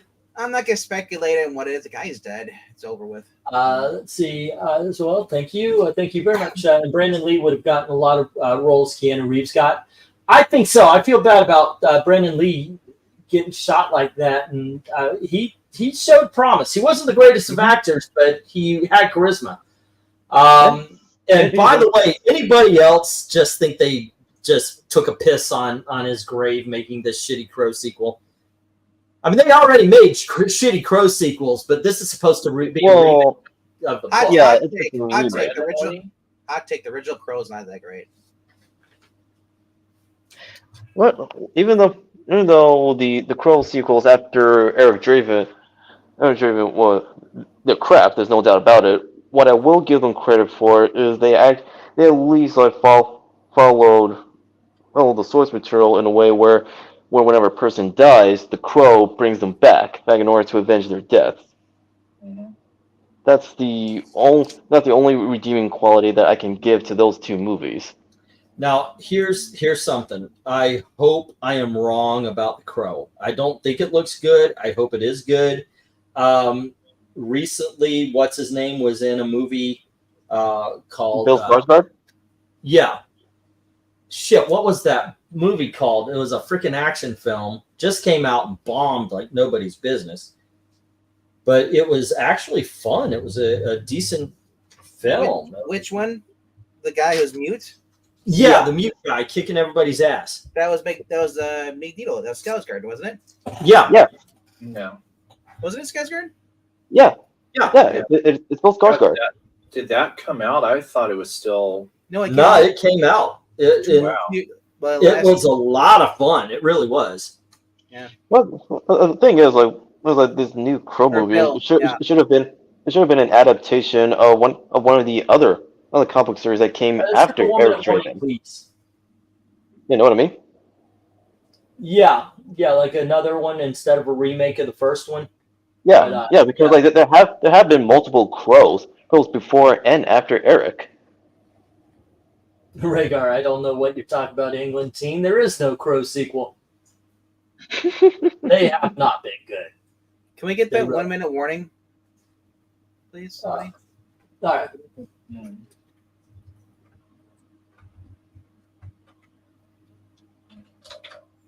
E, did you monetize this? Well, No. not really. That way, at 'cause- least if you're not making money on the books, you're at least making money somehow. But I am making money on the books, so it is. I'm just saying you should always have that out there. So you Yeah, should I not, know. I just forgot. Are you there? No, we're gone. Okay. Well, you stopped in the middle, and I'm not looking anymore because I'm actually doing. What? Yeah. Thank you for reminding me, though. Yep. Let's see. This is the Dead Century without 20th Century Creations. 20th Century Fox needs to be around. All right, let's just get the stop here because everything's already been claimed. All righty, we've got Eric and Boyd with issue number 6. There we go. And we've got Dominic with issue number 1, 3, 5, 7. The annual number 1, Pin 477, Americonics number 1, Phase 1, Phasers, and Vanity number 1. All righty. All right, and get these down. You know, that might be a good thing there, the Fox Century and all that stuff, because there's no more horrible Alien versus Predator.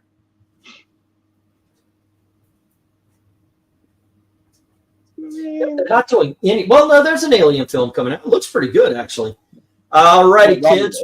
Let's move back to the $3 here. And, whoops. No. You know what I want? Oh, Broken Arrow. I want the sequel to Broken Arrow. Bring back Travolta. Bring back Christian Slater. What happened to the $3 banner? It's right there. Oh. You're on it. This is lot number. Shoot, I lost count. This is lot number 18 out of 20. Oh, so we're getting Oh, close. I'm sorry, out of 21. I have an extra one. Out of 2 million. We've got the next one is the 3, and then we've got a 2, and then 2 1s. But you know what? No, we've got this 3, and I'm going to drop the 2. It's all going to be 1s. So, yeah, that's how it's going to be. Well, All right, well, next up. well, Rhaegar. Next up, we have Mighty Crusaders. This is issue number 2. And you got the Fly and the Shield and so forth and so on. All the Archie heroes. And here is issue number 9 with the Shield. Next up, we have Chaos Quarterly, issue number 3. And then we have Firepower, issue number 2. Next up, we have Ripley's Believe It or Not. Hold on. There's a number in here. I just didn't look at it.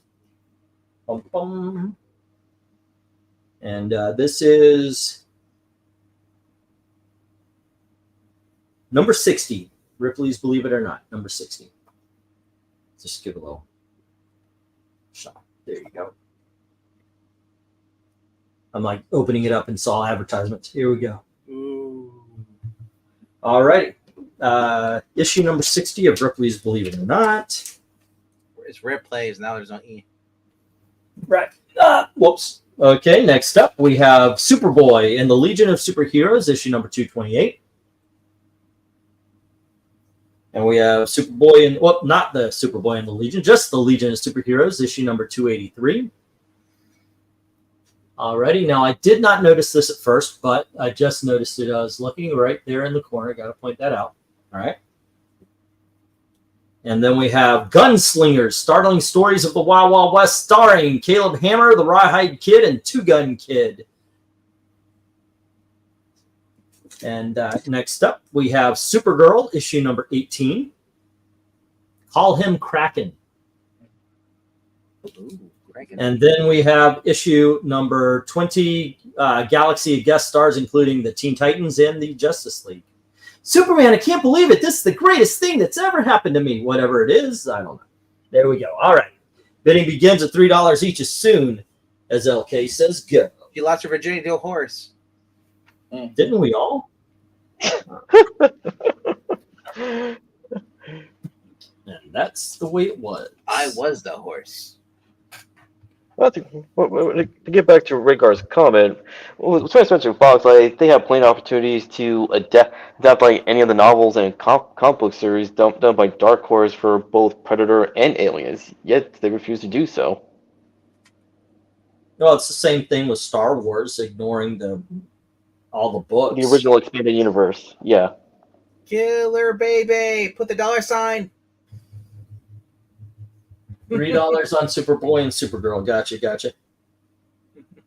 Yeah, it amazes me how they could be adapting book after book and either TV show or movie, and they just chose to ignore it to tell no story whatsoever. Like, my thing is, they know that no one gives a shit about their crappy books or crappy stories, so they have to take something that actually that might get traction, and then totally, like, we're calling this Superman, but it has nothing to do with Superman, you know, or Captain America, and they just put a whole new character in there, wholly different story that no one cares about, and then they wonder why didn't it go work? Well, if you would have like the movie Joker that came out, called it anything but Joker, and I don't think it would have done as well, because the fact that people are, oh, it's connected to DC, it's a Joker movie, and they realize it's not Joker at all. Like, it's just weird how they do that stuff.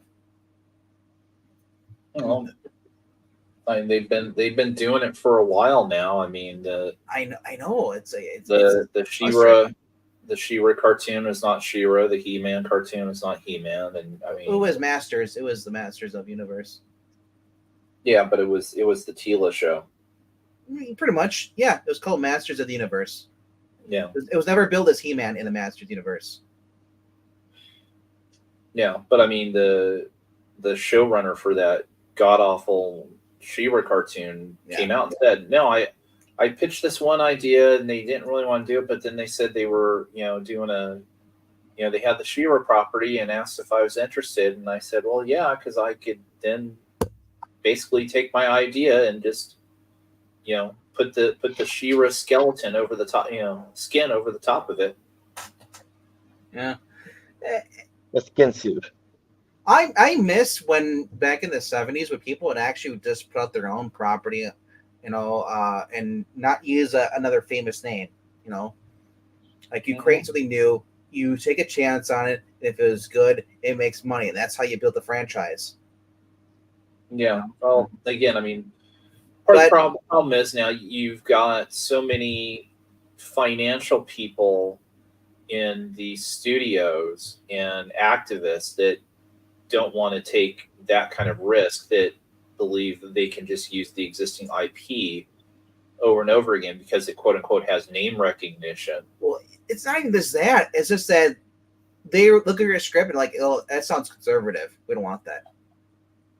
Yeah. Well, I mean, that's the other crap too. It's like, so if you do get a movie that's not from a major IP and you put it out there, like, it has to go through. First of all, who's putting the money up for it?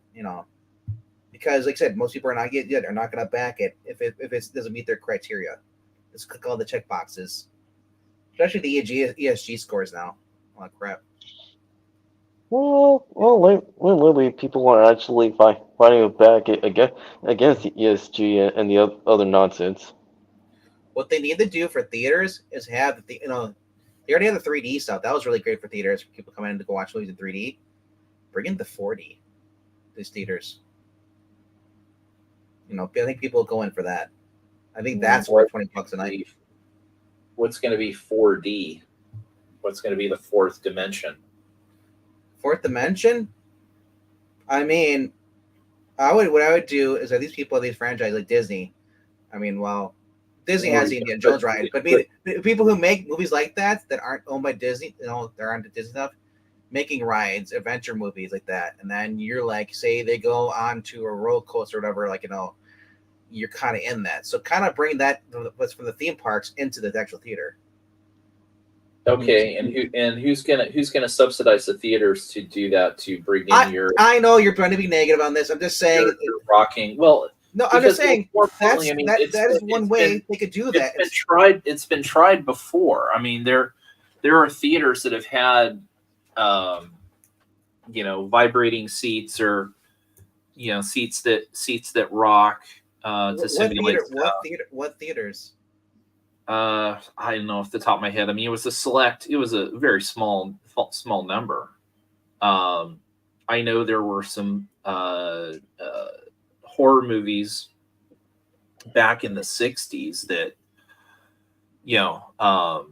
pumped in smells to try that.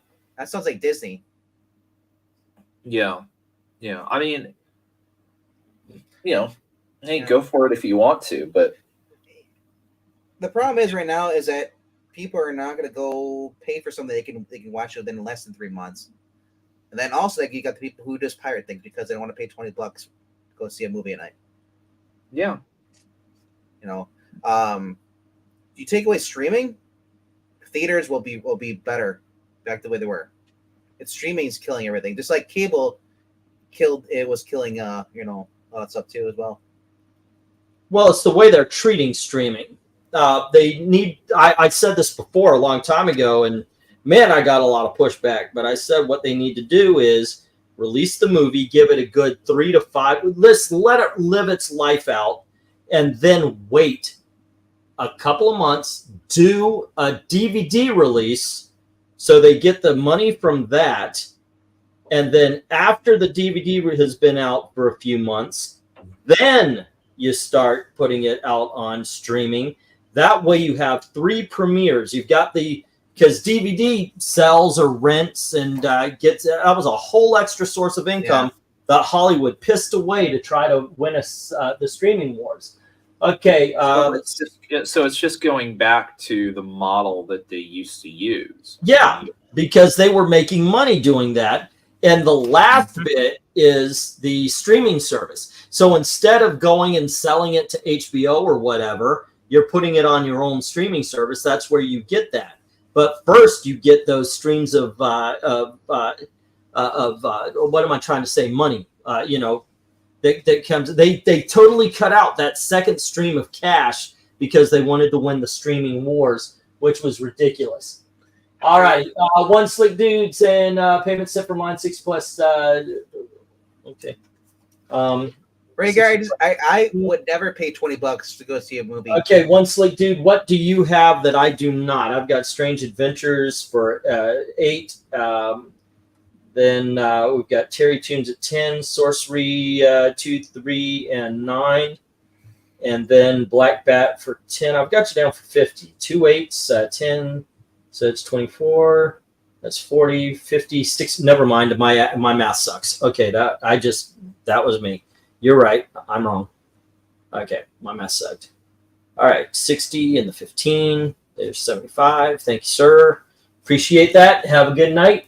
Let's get the 1-minute warning here and the stop if you haven't already put it on. Marcus is you heard about food taverns? Yeah. Marcus has been doing that where they actually will bring you your alcohol and your food to you in the theater. Like AMC. Oh, yeah. Yeah. AMC does that, yeah. Yeah, but like Marcus has been doing for their actual food ones. They're Uh-huh. bringing like you're getting lobster, shrimp, a burger. They're bringing you. Yeah, Dominic has the whole top row here. Let's see. Then we have Jim with the Legion of Superheroes, and we have Kabebe with the Supergirls, and then Dominic with the Western. Remember, Alright, I remember when I was growing up. You went to a movie theater, like you could just sit there and play video games while waiting for your Oh yeah, I remember that. Yeah, A big arcade. Alrighty, somebody let Evil Black Cat in if you've got it. Do you got the power? I gotta let him in. Oh. Yeah, okay. Alrighty. And next up, kids, we are on lot number 19 out of 21, and here is Archie, issue number 250. Nice. There we go. I don't really get a lot of Archie here.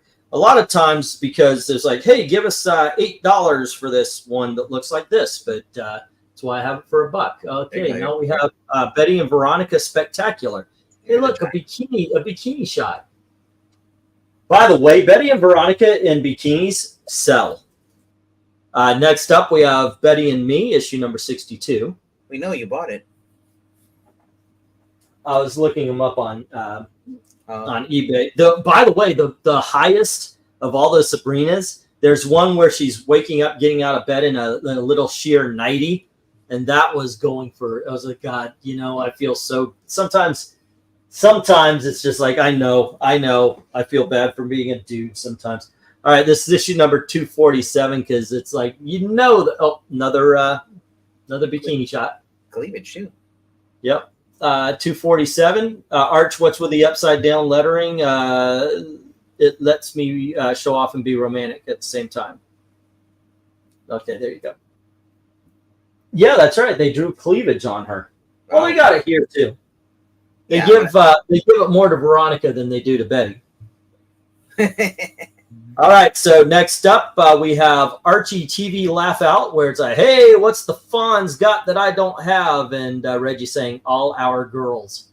Ha! Okay. Would you say that Veronica has the money to buy the cleavage? Of course she does. Here we have Archie, nothing compares with the study of mankind unless it's the study of girl kind. Archie Pals and Gals, issue number 115. Hey, look. It's a redhead.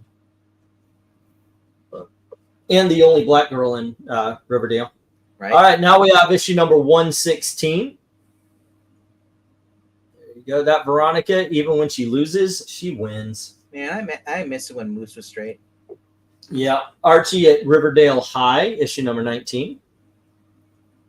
And we have Archie at Riverdale High, issue number 22. Bidding begins at $1 each as soon as LK says go. Darkness wants to know what his total is so far. Darkness. Let me find your sheet here, sir. Righty. That is Spiffy, Glenzer, Eric and Boyd, Jim. Yep, the last one here.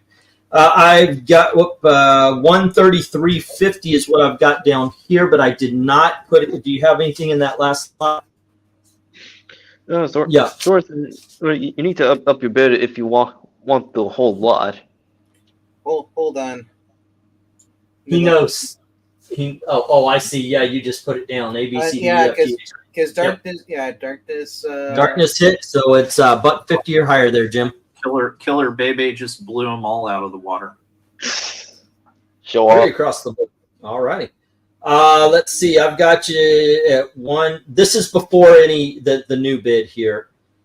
This is what I've got for you. Mickey and Goofy, Huey, Dewey, Louie. I don't have the numbers. Sorry, dude. Until they give numbers. Mickey and Goofy, Huey, Dewey, Louie, Walt Disney Comics, the one that we're skiing, Daisy and Donald, Daffy Duck, and Mickey and Donald, Walt Disney Comics, Mickey and Donald 15, Walt Disney Comics $5.99, dark red, dark blue. Those were all for $1 each. Then Astro City Visitors for 2, Casper 152 for 152 for 3, 159, 184, and 48 for 3. The 48 was the giant size one. Hot Stuff number 70 for 5, Ghost Manor 1 for 5, Weird War Tales 26 for 8, 30 and 33 for 10, 36 for 8, 43 for 15, 44 for 8, Predator 1 for 20, Werewolf by Night for 8, Not Star Wars. Spider-Woman number 19 for $8.50, and Shadowhawk 1 through 3 for $5. That's what I got down for you. Darkness at $33.50. All right, and then we got. Let's see. I gotta add in this. Write this down, but let me get this. We've got. We're starting off with Darkness for the lot at 1. And then Kabebe came in and said, let's get it at 3. All righty.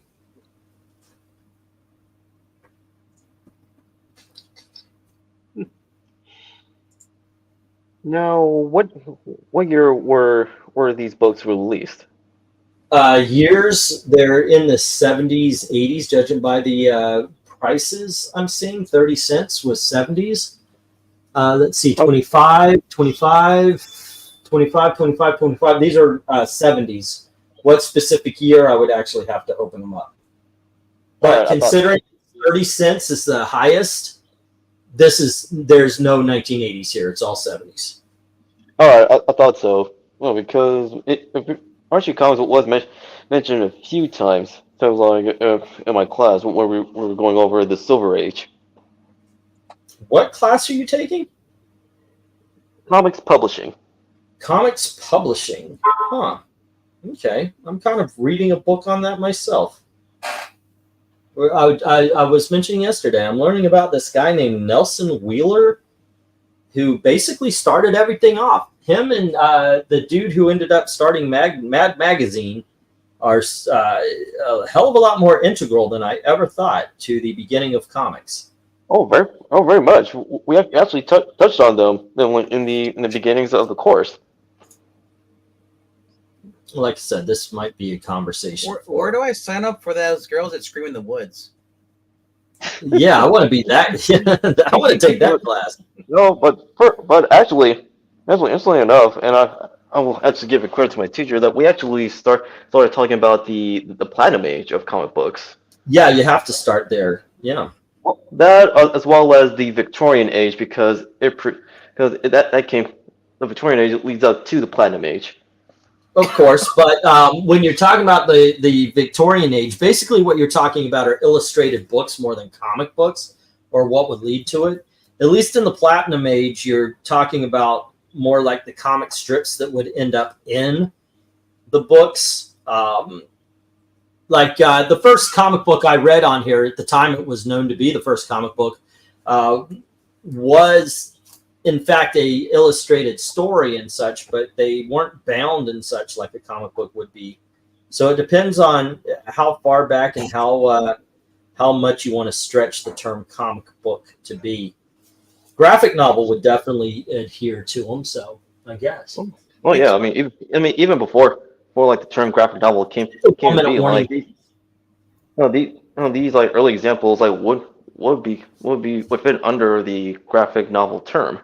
Yeah, have you read some of the Platinum Age stories? Like the Yellow Kid? Oh, definitely that's I was thinking Victorian and said Platinum. But yeah, you had the Hogan's Alley and the Yellow Kid, which came from the Hogan's Alley. I think it's kind of funny that there was people saw it as a rivalry, and they were professional rivals, but good friends. When you have Outcult and oh my gosh, what's his name? He did the Little Nemo in Slumberland. Just the history of comics includes the cave paintings, the Stone Age. Like I said, it depends on how far back you're going, how you want to stretch the hieroglyphics. That will be sequential arts, all right. Yeah. Which is centuries before even comic books and graphic novels came to be. So yeah, You think a guy didn't purposely make a joke, make a funny book, in hieroglyphics? There's an angle team that he's probably gonna send it back then. It probably made one. Look at this guy. He stepped in dog shit. It's in a hieroglyphic. There's got to be cave painting porn out there. Wow, you really went there. Johnny likes. I wasn't around during the cave painters. Don't blame me on the cave painting board. I'm just pointing out that there has to be, you know. Well, why does Kronk like that dog so much? We'll ask Breen when he gets back. Oh, and he went there, ladies and gentlemen. So, Wow. So, John, to answer your question, there are Flintstone comics. They were through Marvel for a while, right? Darkness says 4 each on the lot. All righty, you got a little bit to answer. If anybody wants to challenge, Darkness comes for the 5 lot. across the board. Let's go, baby. All righty, we got our challenge. Are we at a Donnerbrook yet? No, not yet. Tell me when. Actually, I remember when I was on Kickstarter. I actually backed a campaign for both Little Nemo and the Yellow Kid. Yeah. Which, yeah, and well, granted, like I backed the digital editions like of each of them because I was conserving space for my bookshelves. But other than that, like they are still fun to read to this day. Like even after like all these centuries. Did you know that last year they made a movie about Little Nemo in Slumberland? Yeah, I heard about that. Yeah, it starred what's his name, Aquaman. Freaking hell, what the frick? Jason Momoa. Yeah. You know, back in my day, remember my youth, we had a firefight.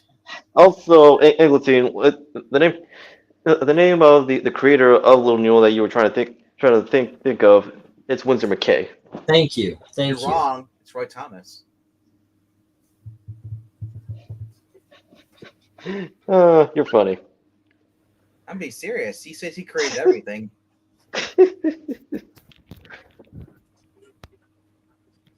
You know, really. Roy Thomas.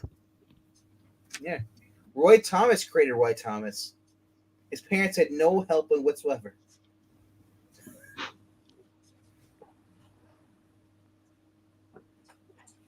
It's like Obama. You see that car over there? You didn't create that. No shit. You don't own that. You didn't create that. And then it got drone struck. Yeah, don't talk politics right now. I'm just I'm angry beyond freaking words with what happened and what's been going on. I'm not too worried about it. I mean, sure it's serious, but I mean it's if people wanted to do something, they should have did it 4 years ago. Want to turn those back on track to books. Yes. Did you know that? All right, and the oldest pornographic graffiti that I know about was found in the Egyptian tomb of Queen Nefertiti, sent over and taken by the high priest. See, I told you. I freaking told you. There's ancient porn out there. All right, let's get the stop. And what we got here is Kabebe grabbed the board at $5 a pop. All right. Oh wow. All right. Well, okay. Here we go. Yeah. And let's. Looks like Killer Baby was not quitting on the Archies. No. Oh, and I appreciate that. Thank you. Next up, we're still on the one. Well, we're not going to get out of the $1 because we only got 2 lots left. What we have here is Green Hornet number 4. Yeah. Nice. And we have Green Hornet number 5. Here is Green Hornet number 6. Green Hornet number 7. Green Hornet number 8. We have Green Hornet number 9. And Green Hornet number 10. Number 11. Number 12. And number 13. So you do have a run 5 through, or issue number 4 through 13 right here. And bidding begins at $1 each as soon as LK says go. All right. I've got to get the last 2 lots written down here. But there you go. If y'all want to continue the conversation, Nah, I'm good. Born and one's okay. Say again? Similar to Archie, like the Green Hornet has endured for years. You know, like whenever he goes to a different publisher. Yeah. And let's see. Crusaders 2-9. What have we got going on? And we need some conversation going on. Something. What's happening in the world, ladies and gentlemen? I tried to. You said no more of that talk. Oh, the politics talk. It's because, God damn it, you know, I'm messing with you. Oh, okay. If y'all want to talk about it, okay, but That's like asking me, do you want to talk sports? Hell no. I don't care about talking about sports. My pa's not here. There's no point. Well, I would say like Dominic. Go ahead, okay. no, I was just going to ask you, have you caught up on any more of the anime shows this season? I have not. I've not caught up on Konosuba and Mushoku Tensei, both light novels and anime adaptations. I'm actually been paying attention to Delicious in Dungeon. I'm still catching up. Still catching up on the manga. Yep. Other than that, I'm also. There's only one that you should be caught up, and that's My Hero Academia. I mean, I want to continue it. However, I actually jumped ship between like Camino and the War arc because really the quality just started to decline. Talking about the anime or the manga, though? I'm talking about both the manga and the anime. I'm not talking about the manga. I'm talking about My Hero Academia, the new season 7, just debuted, first 2 episodes. Yeah, and the art's been getting better. It has, but still, the storyline took a hit in quality, right? Because like because it's adapting like the weaker points like of the manga like in the later entries. Yeah, well, I know I am. Yeah, let's see. I mean, I would tell you probably of this season, actually it's 4 right now that I really look forward to every week.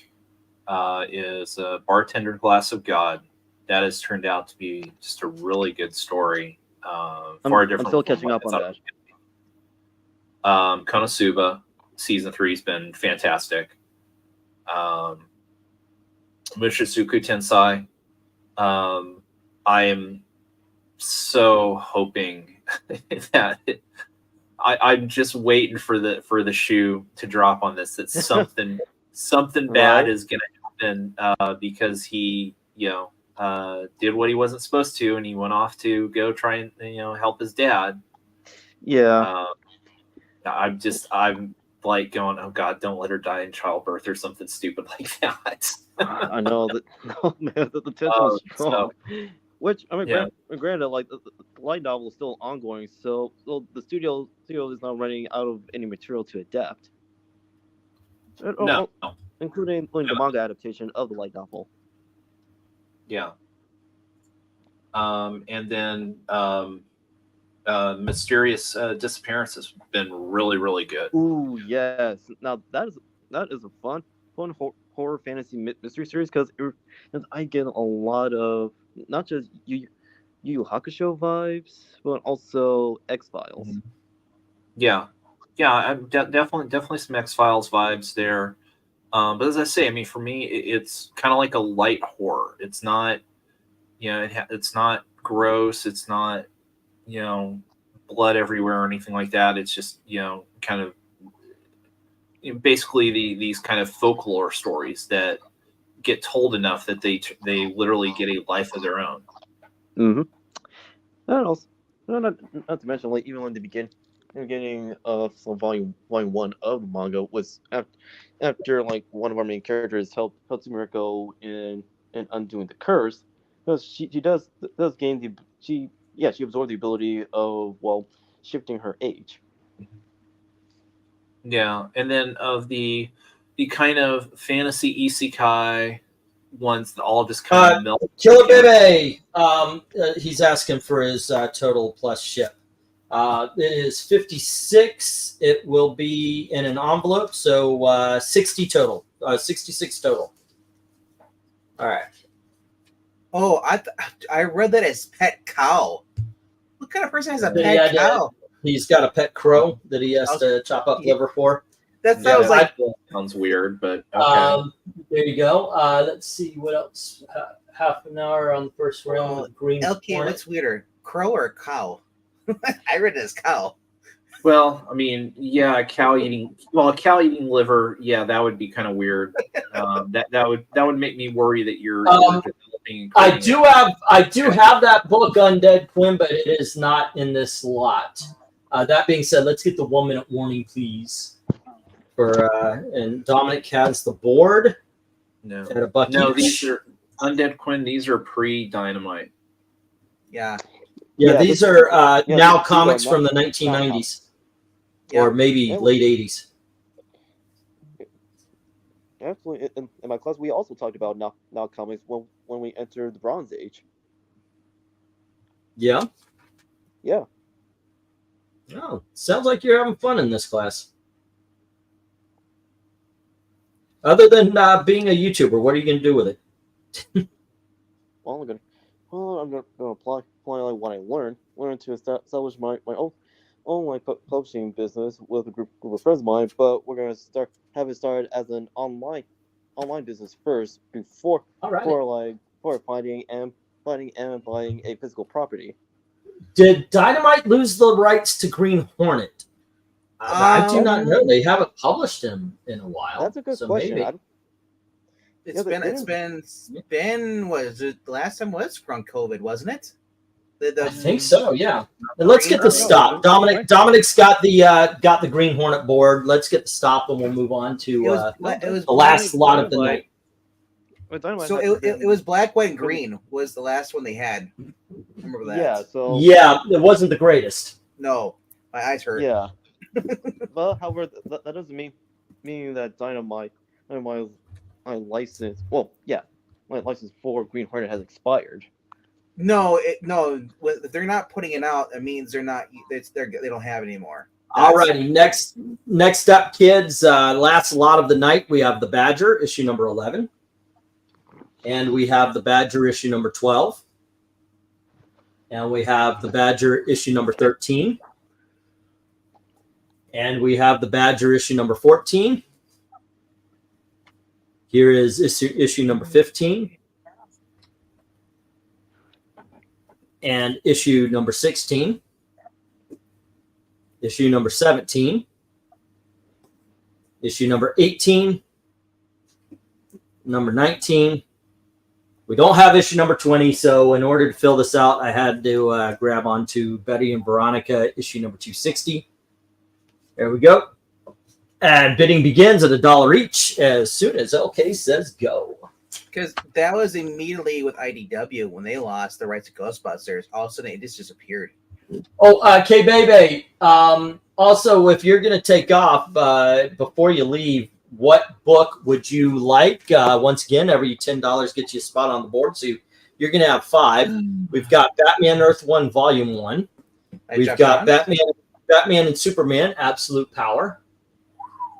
And then we have The Freedom Fighters by Robert Venditti, which is amazing. Not a bad book in the bunch, but let us know. Those are the choices. If you've got $10 or more of bids, you are on the wheel to try to win. And we've had somebody with a whole ton, and Austin won with his 1 spot on the wheel. And we've had people with a ton that won. So it really is just a random choice of the wheel. So even if you didn't order it, Dominic in his case tonight, about you're dropping a bundle there, bub. Or yeah, even VENKMAN once. Yeah. Oh, actually, Twice, I think. Darkness won twice. VENKMAN has won twice. We have Darkness come in with $1 on Jay. And Jim follows up, but missed out just a little bit. So it's $1.50 or higher there, Jay. Veterans won 12 times. Those are in. Yeah, he's won more than a couple of times. Yeah. Did you say my total was $132.50 Did I say your total was? for Darkness? Oh yeah, for Darkness Comes. Yeah. I thought you were asking me for yours. No, mine's cheaper than that. Yeah. Let me find Darkness's page here. One slick. LK, Vez, Spiffy, Gwen's, Mean B, RDB, Jim. Austin has 2 spots in the wheel today. And right now it's 133.50 is what I've got you down. 133.50. Melissa, what's up? Asking, do you have any Adventures of the X-Men? I do not. Not today. I found a trade paperback of Adventures of the X-Men, like at one of the local bookstores in my neck of the woods. It's Cool. actually sell at a really cheap price. Yeah, I haven't seen those in a long time.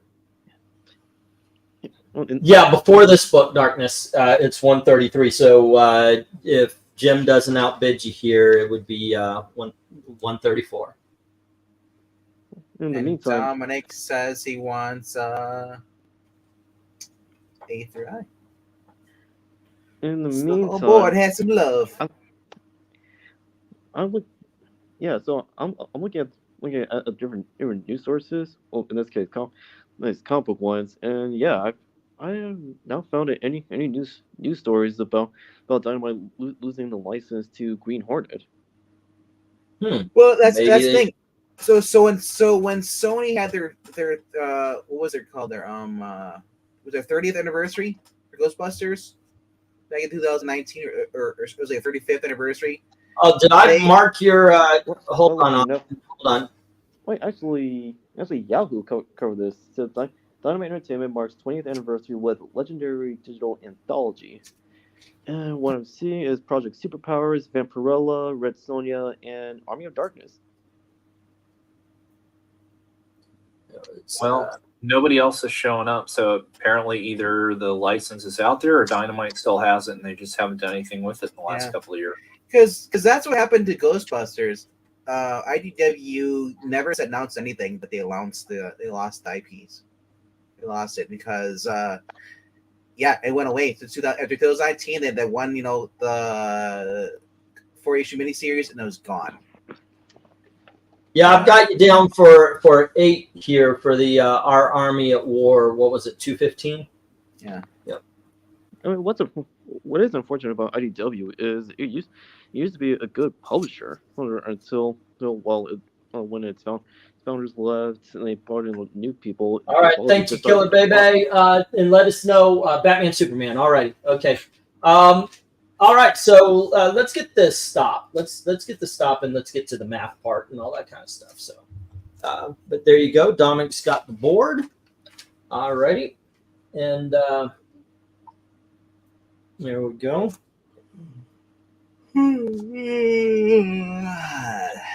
Well, I really got dazzled by the lights of Hollywood. Okay. What? Well, let's see where we are and where we go. Let me get these down. All right, not a lot of, not very many rejects at all tonight. That is awesome. Time to drop the letters. Yeah, I guess I should.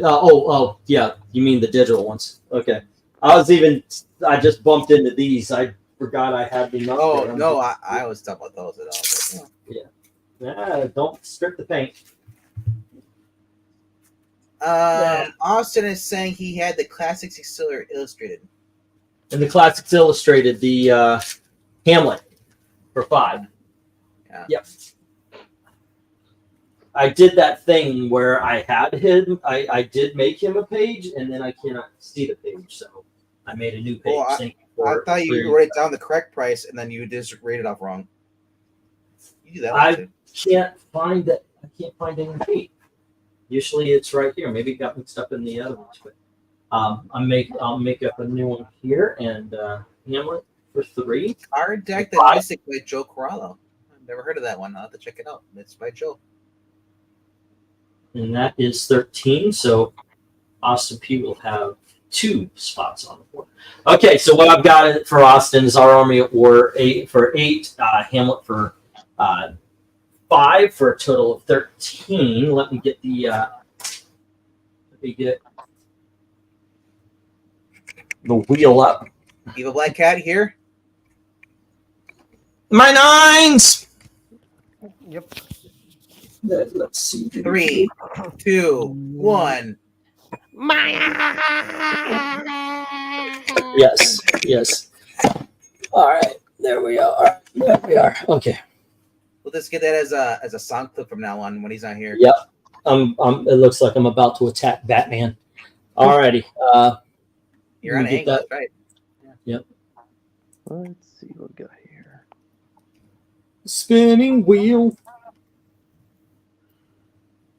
And wheel of names. That's what we got it on there. Let me get rid of this. I always like to add the image from today instead of last week's, even though sometimes it makes a difference in color on the wheel. We've got AP and JL already there. Let me add the second AP. Alrighty. And I'll pull this down so I can look at the chat while doing this. What happened? I don't know. What goes up? What's Ah, shit. Oh, well. You did it, didn't you? I spun it, but Oh, right. no. with let's see, okay, no worries, no worries. I'll be able to do it again. So okay, and move this over so I can see the chat as well. We just did Austin. I know I'm holding some books from you. I know it's a box at this point, so if you want, it will be I'm still asking 15 even though it raised to 18. Should be asking 16 or higher, but let's see, that's 28 for Austin. Alrighty, let's see total if you want me to send it along. Otherwise, it's 13. Let's see, One Slick Dude, we already talked to him. Strange Adventures 224, yeah, so he's got that. He did not give me a book. Do you get a free spot on the board for Ko-Fi, and is that a $5 a month payment? Yes, sir. Yes, you get a free spot on the board for Ko-Fi if you are a $5 monthly supporter. Alrighty, LK had AC Annual number 2 at $1, Big Bang 2 and 4 at $1 each, Fem 4 61, 92, and 95 at $8 each for a subtotal of 27. I think I'm holding. I don't know if we've made it to a box yet. Just a sec. Actually, we can handle this pretty well.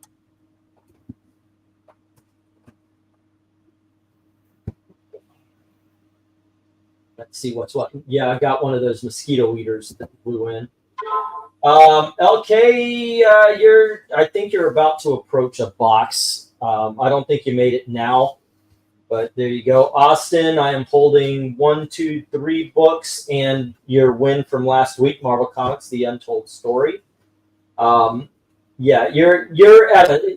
If I got you a box, LK, it would fill up the bottom. You're not there. Filling up the whole thing yet. RDV is about a third of the way filling up a short box. All right. Yikes. How do I get on Ko-Fi? Go to ko-fi. And actually, The link is in the description. yeah. I do know that. Let's see. What else do we have? Austin. Austin, I'm holding like maybe 5 books for you here. Oh, wow, I found more. Okay, sorry about that, dude. Ko-Fi is right here. Go to You're here. still in a small box. You're still at the small part of the box. Yeah. Okay. Let's see. We've got Austin with about maybe 6, and then it's Phil Ailing, Ethereal Dragon. It's JP Fawn, KRENIZ. God, I hope he's okay. I haven't heard him at all. No, KRENIZ is fine. Spiffy, you have about 10 books. I know you were asking for the total, so it's 16 $18, $19, $20 from these. KRENIZ is alive. I spoke to him yesterday. He said he's just been nonstop working. He has no money to buy anything from the office. Hey, no worries. I just want to know if our friend is okay. That's what I'm worried about. Yeah, that's what I told him. I said we haven't seen you in like a couple months. He's like, it's only been like a couple weeks. Has it? It feels like that long. Okay, and Right? I've got veterans from the thing here, and yeah. I just work. People drop off. The thing is, we've had people get sick. Mark, what's his name from a few years back? Yeah. He passed. I had Tito who just dropped out of nowhere. Nolan Nerd had been very sick, and then he dropped out. It's like I just worry. Anyway, so there you go, LK. 27. If you want me to send, it's a box, but like I said, you're not going to fill up the box yet. Another comic YouTuber just died. So it's this last week. 3042. If you do want me to send it along, sir. Alrighty, but that does get you 2 spots on the wheel. Alrighty, and let's get LK. Okay. Alrighty. Next up, we have where am I putting these? All right. LK, and then Austin. All right. No books ordered from Veteran again. I'm looking at these backwards. Spiffy had. I think this was the. No. Got some. Excuse me, guys. Apparently, I might have dropped it or something. These are all mixed up. Dominic. And then one slick dude. Already got him. All right. Spiffy had Robocop number 1 for 2, Mars Attacks number 1 for 2, Chastity Lust for Life number 1 for 2, Dracula 1 for 3, the Vlad the Impaler, and Wonder Woman 118 for $5.50. And that is $6, $9, $14.50. All right, if you want to add it to the others, that would be let's see, $14.50. And then that would be $34.50 total for the rest there, and shipping them. There wasn't that many. It'd be into a bag, which would be another 10, so it'd be $44.50. All right, there you go, Spiff. Boom, boom, boom, and that gets you 2 spots, right? Nope, 1 spot tonight. Spiffy. Only 3 held. Did you send the others? I still have a few not here. What? No, Austin. No, I didn't say 3 held. I said a few held, but I didn't mean like literally like 3. You're looking at a small box also, right here. Yeah, I've got a few more held than just 3 there for you. All right. Alrighty, here we go. Let's see. Spiffy got 1. He said, I got a new job. I should be able to pay by the end of next week. Say again. Spiffy just said, I got a new job. I should be able to pay by the end of next week. Show the board if you can. Oh, am I not sharing the wheel? I apologize. Usually I do. Let me add Dominic here. I just forgot about that part, but thank you very much for reminding me. Oh, I Let me get. I totally just spaced out and forgot. Glimzer has DC Comics presents Strange Sports for 8. The Sergeant Rock Prize Battles for 10. That's 18. And I do believe he'll probably want me to hold also, because he likes to have a box sent to him. So on the off chance you don't, that would be 28, which, yeah, come on, hold it for, if you only got 2 books, the best thing is just pay for the comics and wait for me to send it. But that's 18 Glenzer, and that gets Glenzer a spot on the wheel. 28 if you want me to ship, but I know better. It's been a while. Which is also, by the way, thank you to FRAGMINION. Thank you to I know the names. I know you guys' names because I ship to you. So when I'm looking on Maranya's GoFundMe and your real names are up there, I'm not going to call anybody's out. But guys, I know a lot of people here put in some money to help her. And thank you very, very much, guys. Seriously. E and B had Sin City number 2, Phantom number 3, Badger 5, 6, and 7, D and Agents 1 and 12. And that ends up being $7. Also, I'm holding books for you, and I know you like to have them held until you've got a box, which you don't yet. So 7 if you want them held, 17 if you want me to send them along. Alrighty. RDV had Vampirella 32, 38, 73, 76, 52 for 10, 15, 20, 20, and 15 for a total of 80. And I'll send those along with the small box when it fills. Cool. All right. But that gives you 8 spots. All right. 1, 2, 3, 4, 5, 6, 7, and 8. All righty. Anybody watch UFC? I also had a flare number 6 at 5. Okie dokie, Eric. Let me get your page and write that down. I missed that, which it was flare number 6. That's right. Totally forgot that one. Flare 6, 5, which is a total of 12, which puts you on the board. All righty. Boom, boom, boom, boom. And we have E and B. Alrighty, and let's see whom else. We have Jim. Jim had Donald Duck 26. These are the Gladstone for $1.50, as well as 28 and 30. 28 of Donald Duck, 30 of the Richie Rich Fortunes. Jim 13. Freaking didn't write the number down here. Sorry. For $1, it wasn't number 1. Gretel, the one issue number 1 for $1. Van Helsing, Robin Hood, I believe it was 3 for $1. Evangeline, Armageddon, 1 and 3 for $1 each. Ghost number 1 for $2.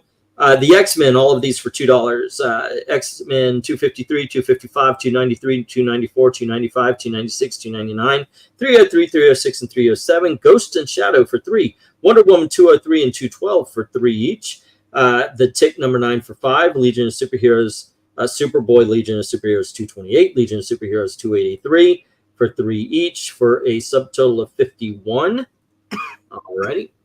I know you like the books usually to be held. This would be a box at this point. So also, and that would be 66 total if you want me to send, 51 if you don't. But that gets you 5 spots on the wheel. Alrighty. 1. Oh, wait. Do you want to be on the wheel? Here, let me wait for him to answer that, and I'll put Killer Bebe there. 1.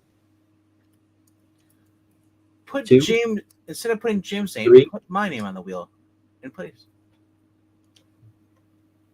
4 and 5. Alrighty. Sending payment in a bit with a list of everything. Yes, please hold these for the time being. Will do. Maranya made it. We're still going to do. I did something dumb. I thought, oh, she made it. Okay, and I erased the thing. But then I was told, hey, let's still do the thing. And so we're still doing the what was it called? The fundraiser tomorrow. So. All right, and Jim's saying those legions were for 4, not for 3. Yeah, but it started at 3, Jim. Okay, and you want to be on the wheel tonight. Okay. It started at 3, and nobody was challenging for the legion, so I just felt weird about putting 4 on there for you. All righty, and Killer Bebe's on there, and Jim wants to be on, and he's got 4 spots. 1. Wait. No, he's got 5 spots. 3, 4, and 5. Alrighty. Next up, Darkness Comes. Had the Mickey and Goofy for $1. All these are for $1. Wait, did I already read these? I feel like I read that. No, I read them before. Mickey and Goofy, Huey, Dewey, and Louie, Walt Disney Comics, the skiing issue, Daisy and Donald, Daffy Duck, Mickey and Donald, number 15, Walt Disney Comics, $5.99. Dark Red, Dark Blue, all for $1. Astro City Visitors for $2. Casper, $152, $159, $184, and the Casper and Friends for $48 for $3.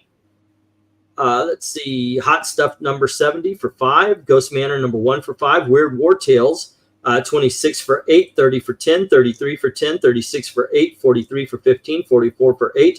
Predator 1 for $20. Werewolf by Night for $8. Spider-Woman number 19 for $8.50, and Shadowhawk 1 through 3 for $5, with a subtotal of $133.50 and a total of that's $143.148. Alrighty. And then we have Dominic. Hold on. 396 406. All right, Dominic, you ready? Here it goes. Doc Savage. All of these are for $1. Doc Savage number 3, Captain Canuck number 14, Unity 0, Assassin School 1, Madman number 1 and 2, Hamster Vice 1 and 3, DNA, the Madman miniseries thing, DNA Agents 1, 2, 4, 5, 6, 8, 10, 12, Airboy 46, Spider number 3, Badger 8, 9, 10, 20, 22, 23, 25.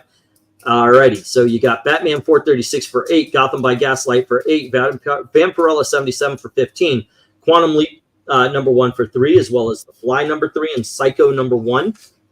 The What's New for 3, The Ruse for 2, the Action Comics 775 for 20, Universal Soldier, I believe that was up for 3, right? Yeah, I think I have 2 here. It was up for 3 because it was a pristine.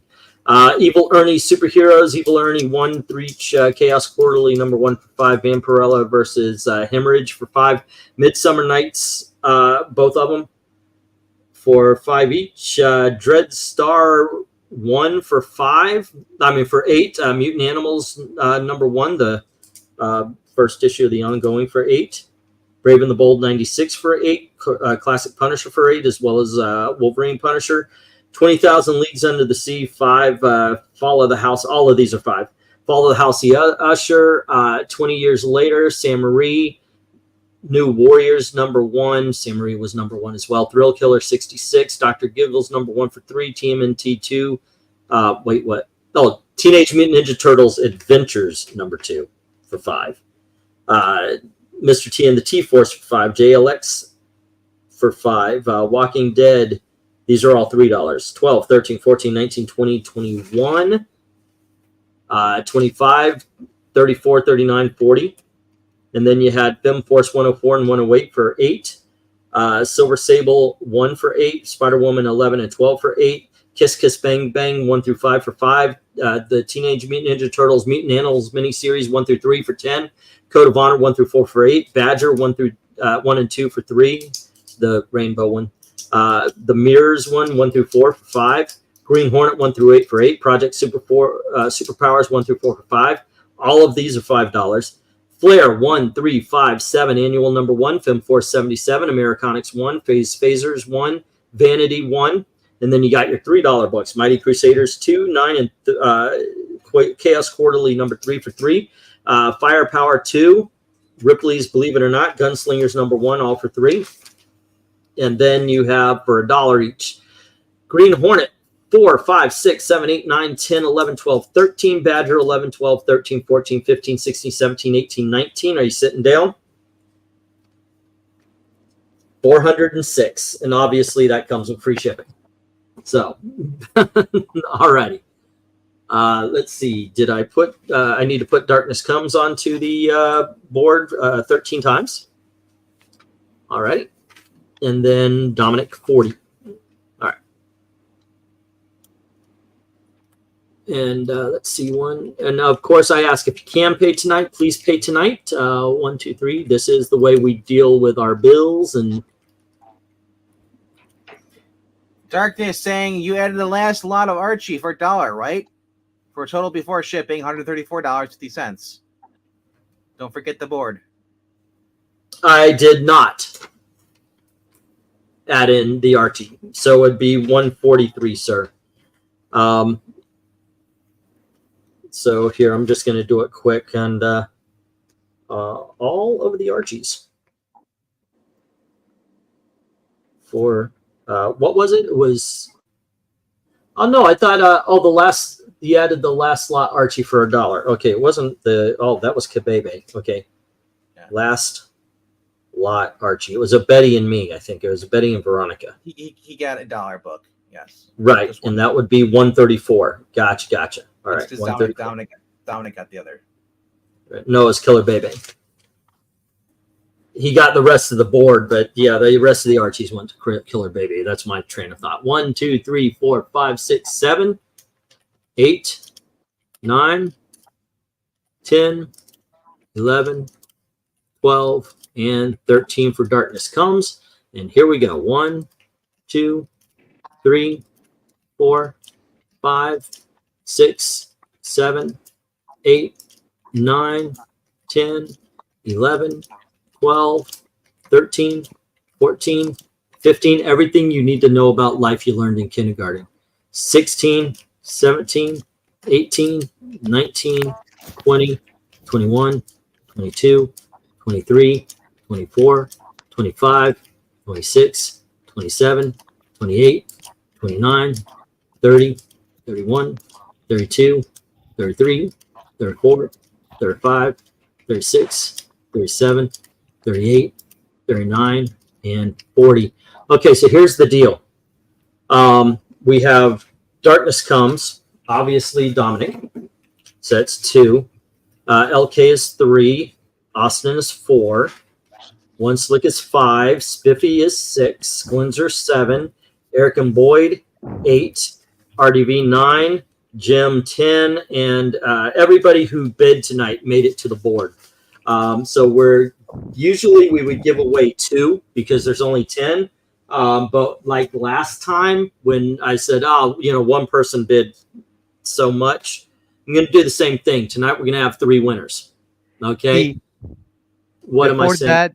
Before that, there's right around that thing that points to the winner's pointer. There's DPP twice. Don't shuffle yet. Don't shuffle yet. Yeah. Yeah. DP twice. There we go. Yeah. All right. Thank you. There you go. Thank you for the catch.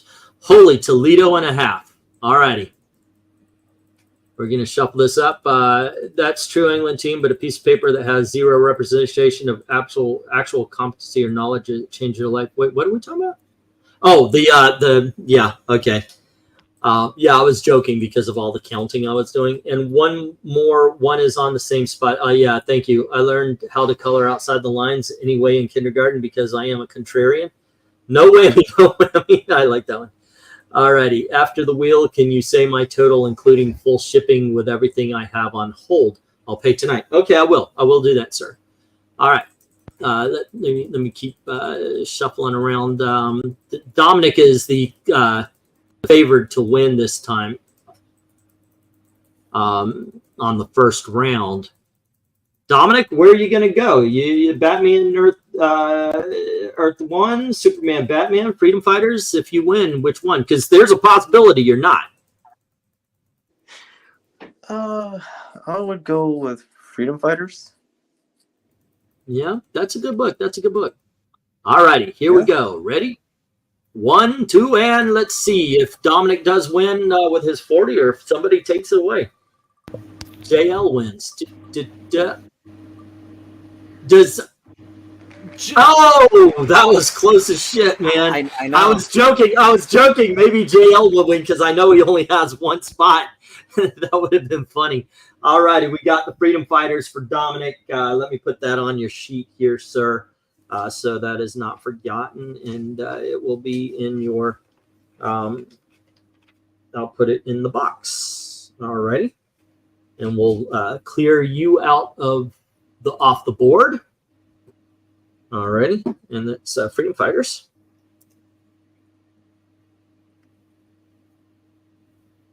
All righty. Next up. Okay, we cleared Dominic, and let's shuffle this thing up a little bit more. No, you typed DAP on the same side and you counted it as one. Yeah. Oh no, we did that. We checked it out. No, we already because it was brought up by Evil Black Cat, and we separated. It was 40 spots. All righty. This wheel is going to cause seizures. She sells seizures by the seashore. Susie saves seizure seashells on the I used to read that. Was it Fox on Locks on Box? If you have a beetle battle and what is the Fox and Socks is one of those things where it's just tongue twisters all the way around. I used to read it to the kids. That's a very fun story to read. Alrighty, and here we go. The second winner of the night.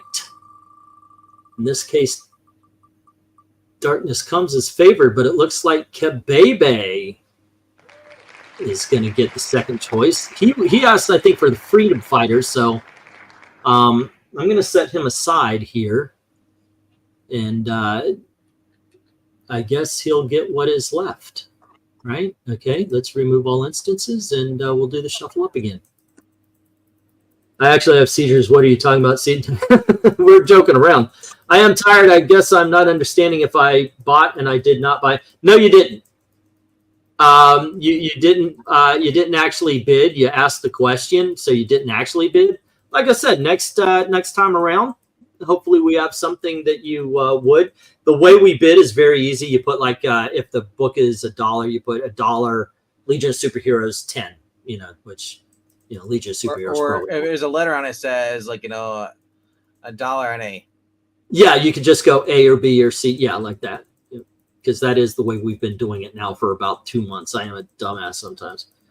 All right. Susie Spazes from Seizure Software. She said, yeah. You're alive because we haven't killed you. All righty. And here we go. I don't kill people. I have people do it for me. 9 lives. Oh! The guy who complains about never winning. When's the last time I complained? Yeah, because he started winning. You know what? I feel bad because the guy, we've got somebody who's not here. What would you go for? You've got Batman, Superman, Absolute Power, or Batman, Earth 1, Volume 1? Absolute Power. Actually, never mind. Actually, I was gonna say something. Get out of here, Ash. Sorry. Well, actually, no. I was gonna say something, but now continue. Okay. Hold on, just a sec. RDV has Absolute Power. I do have Absolute Power. And all right. And so now we're drawing for Batman Earth 1 Volume 1. We move all, and let's see who is got. It's going to be Mama Mortimer Milks More, Mangy Moist Mountain Mule, Mammals Making Manic Moans. Oh, that's pretty good one. That's pretty good. I just realized if you look at Vampirella from a distance, she looks naked. Yeah, she does, doesn't she? Yeah, yep. Yeah. Susie Spazes from. Yeah. Okay, that was what he was saying. Ever since Spider-Verse, says Austin, I've noticed seizure warnings in at least 2 movies per year in the theaters. At least we're not getting the same thing from streaming. Like, oh, this has some attitudes that just aren't right if you follow our politics. Ash popped up recently this week. I think it was in either the best of the week or the top 5. All right, kids, and for the Batman, we have.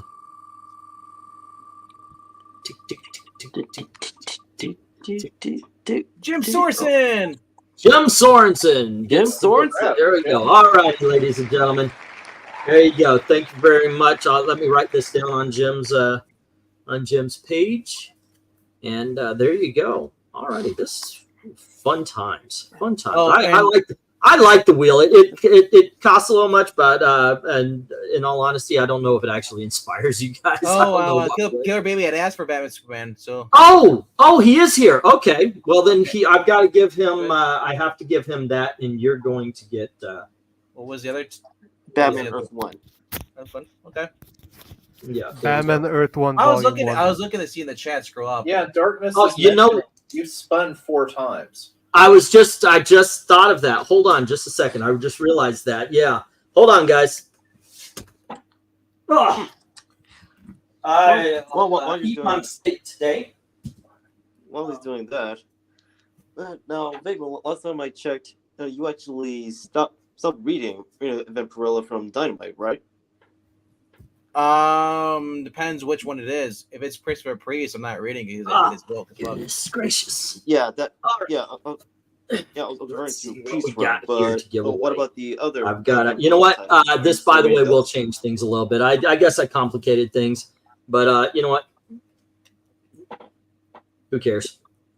Books that were going to be on the giveaway. Can't give those away. That was a gift. We've got Justice League Volume 6 Injustice. Dominic, you won first. RDV, you won second. Or K-Bebe, you won second. Yeah. RDV won third, and then Jim won fourth. So if you guys, in that order, you can call something out. Dominic obviously gets first choice. And right now he's sitting with the Freedom Fighters, Justice League, the Villain's Journey. That's volume 2 of the 52. Cyber Force book 1 from like the 90s. Alrighty. We've got Mals, an Art Spiegelman book about the Holocaust. It is a former library copy. I did not know that when I bought it, but they sent it and it ended up being that way. Gillen's Die. Wait, hold on. That should be like this. Gillen's Die, volume 1. And here we go, kids. These are the good ones. These I just recently gotten them and wondering if I was going to give them away, but the Shield. Ooh. This is Golden Age right here, and Archie, Best of the 50s. All right. Nice. Does that change your choice at all, Dominic? Yes. Yes, it did. Okay, what are you gonna get? What are you gonna get? All right. I like to switch out Robert Venditti's Freedom Fighters for Archie, the Best of the 50s. All right. And Bebe, did that change your choice at all, or do you want to keep the Batman Superman? He won second, so I've got to give that. Let's see. Yeah, I'm careful about that with everything back in the games, the cartoons like G.I. Joe and Flash and Gloves. I didn't. Okay, cool. Guys, he's gone. Quit make jokes at his expense. Who? You walked away. Oh, I walked away. Okay, I got you. But yeah, let's make sure that Killer Bebe gets his second shot. Did that change your choice at all there, RDB? Because you were third. Well, if I can't get the Batman Superman, I'm going for the Shield. The Shield? Great call. choice. Yeah. All right. But that depends on Killer Bebe. Yeah. Then we had, that was 2. And Jim, do you have a choice out of all the ones that you have seen? Jim has said he already has Batman Earth 1. Okay, yeah, but Yeah, so I don't know. Yeah, the Freedom Fighters is back on the list. Just to go through the ones that are available again. Batman Earth 1. Batman Superman Absolute Power, which is the one Killer Bebe won. Okay, so Killer Bebe won, so he's going to get the Shield. So now it's you. And you wanted Superman Batman? Venk? Well, no. Killer Baby didn't originally said he wanted to. He just said he wants the Shield now. Yeah, he won before you. So okay. I'm waiting for the stream here to pop up. That's why. I'll take the Batman Superman then. Yeah. Okay. Alrighty. So that's 3, and then we got to make sure Jim gets his choice. We got the Freedom Fighters. We got. He said Freedom Fighters. Freedom Fighters. There you go. Okay. Yeah, and John, I just want to clear up anything. We make fun of everybody where no one's targeted. What? So what's going on? That was just what the Caesar's comment. So because John said, hey, look, I ripped an E on a Justice League, a Silver Age Justice League, ripped it right off while I was opening the book to show it. I have not lived that shit down. One time, Zach said that he prefers Power Man with Iron Fist. We joke that he can't stand a book with only a black guy in it.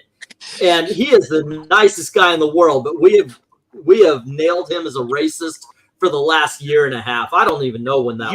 Year and a half. That was 2020, bro. Yeah, it was. We're good friends, and good friends bust balls. Which, by the way, also I made a mistake on, because one day I didn't say bust balls. I said, yeah, we bust nuts around here, and that has not died. So yeah, we are absolutely. I think while we're doing that, you should also explain why you think all Asian people are the same. You know what? I don't. I actually made a video talking about how all those stereotypes. But yes, I was out. I was out with Doug Ernst and Tim Lim from Iconic Comics, and we were at Disney. And me and Doug were off, and Mark and Tim went their own way, and we were looking for him. And I rounded the corner and went, hey, Doug, he's over here. And we walk around, and I saw an Asian dude, and it turned out not to be him. So I have not lived that shit down either. So it's all about it. It's all about it. Can you reread my full total? Yes, I can, sir. With the books that I'm holding for you. Oh. Here we go. We have... which you have paid for. I'm not asking for that. Let's see what. Oh, that's Phil. So actually, I'm not holding a lot for you here. Yeah, I'm only holding 1, 2, 3, 4, 5, 6, 7 books for you. Ethereal, Spiffy, and Okay, so and this is Phil Allen.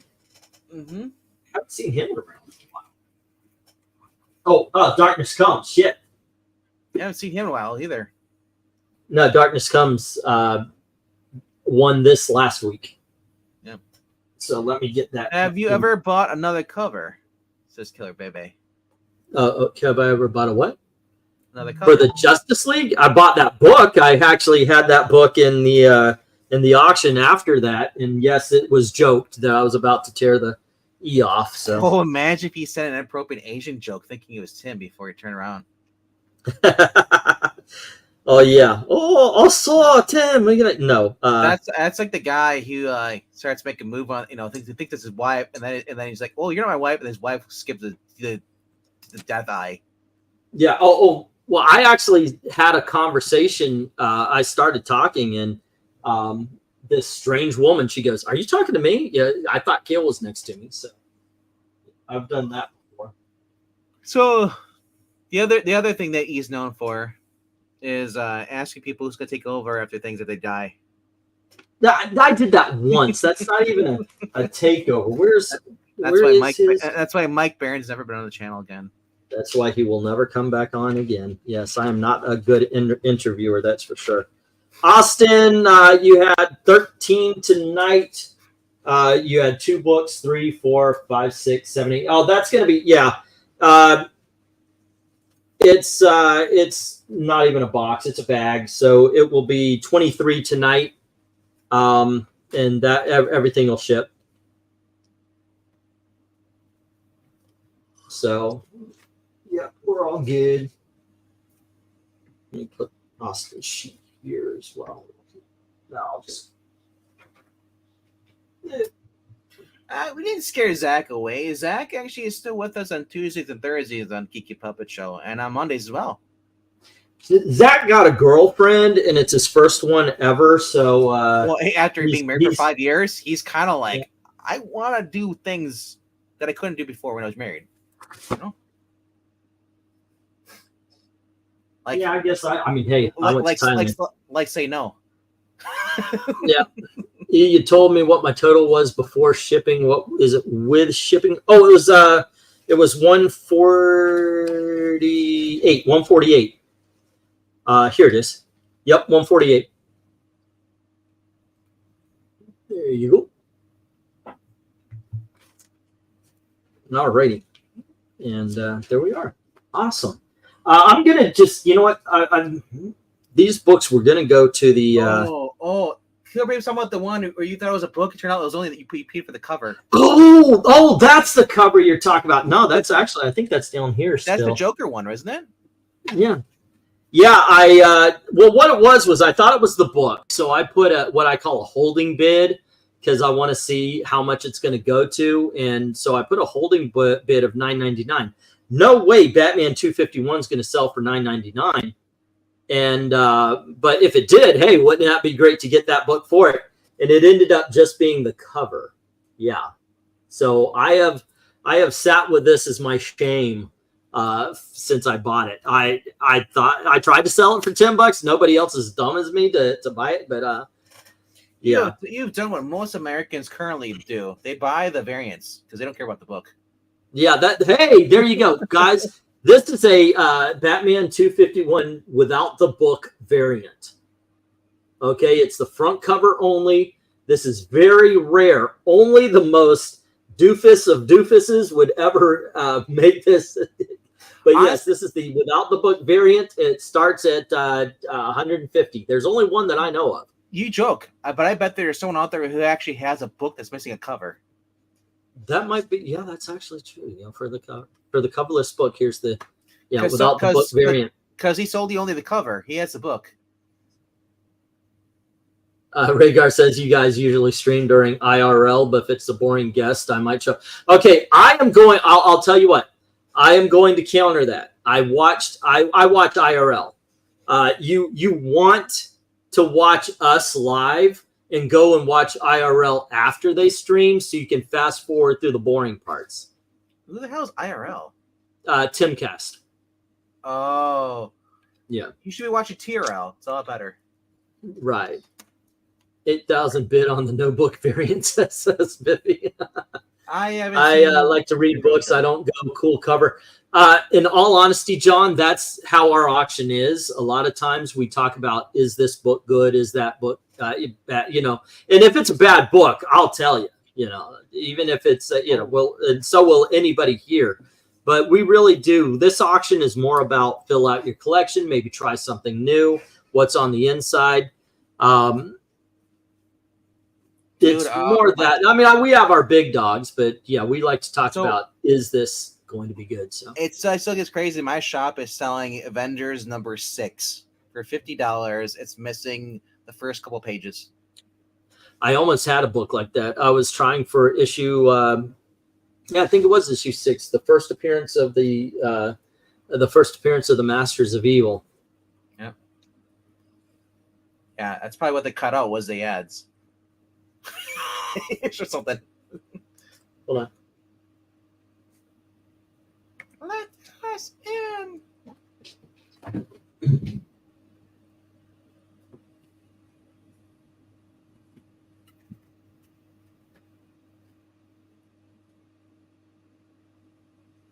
Gunshots come from the east tonight.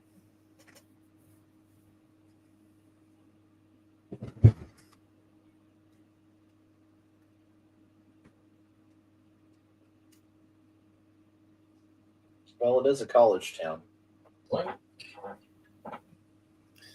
I'm just saying, it's just always have your back very gun. All right. The governors of evil. That's right, Breen. Sorry about that, guys. I saw, or I heard weird sounds back there. I hate these blinds. I hate blinds like this because you can't always get them to close. You can buy different ones to put on there. You can like those. Yeah. I would just put curtains up. Screw that. That's what we're gonna do. I just want to slide them on over, forget about them because they don't twist right to close. I mean, you can see it's those things break easily. Yeah. When you have one that's just hanging there. Yeah, if you brittle easily. Yep, yeah, hate those things. Let's see, John England teen, and these dudes actually care about. Yes, that is true. That is. I hate it because there's no privacy. People can still see on angles. Yeah, that's how it's going right here. I can't close it all the way anymore. So it's like that side is walk bottomless. Yeah. Let's see. Governors of Evil. Sorry. I was expecting England team to walk over and grab the AK. Well, not an AK, but unfortunately, that's a little bit more in. So right now, I've got. I got a spatula. Well, Use it. if they don't have the firepower, but if anybody jumps in without seeing, I've got. Yeah, this is okay. It causes a piercing. You in general, definitely would go for the chest or the head. I was wondering if you're gonna notice that guy that was looking in through your window. This would definitely be a throat shot more than anything else, but yeah. Well, it's only if you get your arm up fast enough, Generally, I'm not. That's one thing I'm very happy about. I'm still quick for my age, but I can't run, but I'm quick at least. So. Shotgun and you're in Indiana, and as far as I know, you're not a felon, so you can carry a gun. You can always go to the local gun store. If you're afraid about having a handgun, just have a shotgun. No, I'm not. I'm not afraid of having a handgun at all. Alrighty. Let's see. I put blackout curtains in my places. Rhaegar, cool. Let me know when I can ask. I don't want to mess up your show or in slow your stream. Wait, what are we asking? I lost all my guns in a boating accident, says Rhaegar. In some neighborhoods of NYC, people have sandbags on the floor against the wall so they can hide when the shooting starts. Damn. I can't even. Even in Orlando, and we've never had that kind of problem. People talk about the South, but South is very integrated. We don't have the northern problems. Sure, occasionally, everywhere there's somebody who's going to be a dumbass about things, but yeah, we don't have a lot. Thank you, Austin. Thank you once again, guys. If you can pay tonight, please pay tonight because this is the way I help out my family. If you can't, let me know. That way, it's I'm not sitting around going, "Hey, what's with this or what's with that?" Yeah, just give a date on that or something like that. That'd be cool. If you are sending a payment in, remember to if you can write in everything, so there's less chance of me fucking up. Blackout curtains are good for people who preserve collections. The sun does damage. Yes, they do. All right, as a Texan, I buy a gun to attach to my gun so I can have a gun. Awesome. Is it illegal to have a bayonet still? It is a knife. Kind of a sword at the end of a gun. Gun sword. Remember when that was a thing? Right? Yeah. I would guess, right? Sir, officer, this isn't a gun. It's an antique. Yeah. So would you like to go back to the time when you were allowed to buy a cannon? I mean, technically by law, you should be able to own a cannon. Well, what I mean is the Constitution was written that you could be as armed as the government was. Yeah, you could. But of course, they've put ban on things. Would you want to go back to the time where you can own a working tank or a working? I don't know if I would. I think there was a politeness about men, even though at a certain point we were in an understanding that you didn't do certain things. Well, let's take it a step further. Imagine if it was legal to have pipe bombs on your possession and not get arrested. Mm-hmm. Would you trust your neighbors who put their grills in their garage and then light it? Oh, there's a guy 2 doors down that bought one of those super big looking grills that probably has the rotisserie chicken roller in it and all that kind of stuff. Yeah. And he's got a propane tank there, and every night I smell in gas, and all I'm thinking is I hope the explosion isn't powerful enough to do damage to my family. I am expecting one day that fucker is going to blow himself up. I kid you not. But I mean that there are people who I hear all the time, and people who, well, we don't want to cook. It's raining outside. We're going to cook inside the garage on our grill, and then they start their garage on fire. That's it. I mean, yeah. it's come down to trust. Basically, it is, because that same person could be like, own a fire weapon. But my thing is that they should not infringe. Even that guy who's an idiot is allowed to own a gun. Oh, by the way, I'm absolutely being corrected here, and everybody's pointing out that you can own a tank. And as a matter of fact, let's hold on just a second. Spiffy says, as far as racism in the South, the worst I really experienced is the odd guy like me who has a rebel flag but isn't actually racist. A lot of people I knew that had rebel flags, it wasn't anything about racism, because once again, a lot of black people I know had rebel flags as well. It's a Southern thing. It's a Southern pride thing. You crank up the, oh my gosh, Leonard Skinner, and you just freaking have your tailgate, right? Black or white. The whole flag thing didn't really start until the 2000s. It really didn't get bad until that racist mother Obama came in and started making things like it was all bad. Let's see. I remember when media journalists thought you could attach a chainsaw bayonet to your gun. That was fun. Am I the only one who has one of those? All right. On my Glock? Spiffy's pointing out, Engleton, you can legally own not only a cannon, but a working tank, jet, or even a battleship. You just need a special weapons permit. So they know who you are. An armed populace is more respectful populace, an ideal, peaceful. That's how I remember living in parts of Kentucky, says Rhaegar. Darkness is saying you can have a tank. My dad's neighborhood in Florida was the same. Everybody assumed to be armed. Not a lot of crimes going on in their area. Yeah. I lived in...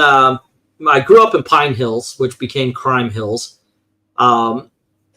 We went a little bit to Meadowbrook area. We were in, but that was still Orlando, still Pine Hills technically. We lived in a place called Longwood, Kissimmee, Ocoee, Winter Garden, and Leesburg, which is kind of a little bit more out. But in general, the Pine Hills was the only one that was really bad. But for the most part, you're surrounded by everybody. And everybody's armed in some way, shape, or form. Recently, the Star of David has been deemed hateful by certain people. Those people can kiss my ass. Anybody who's out there protesting for freaking terrorists, they say they don't even know, but I don't think so.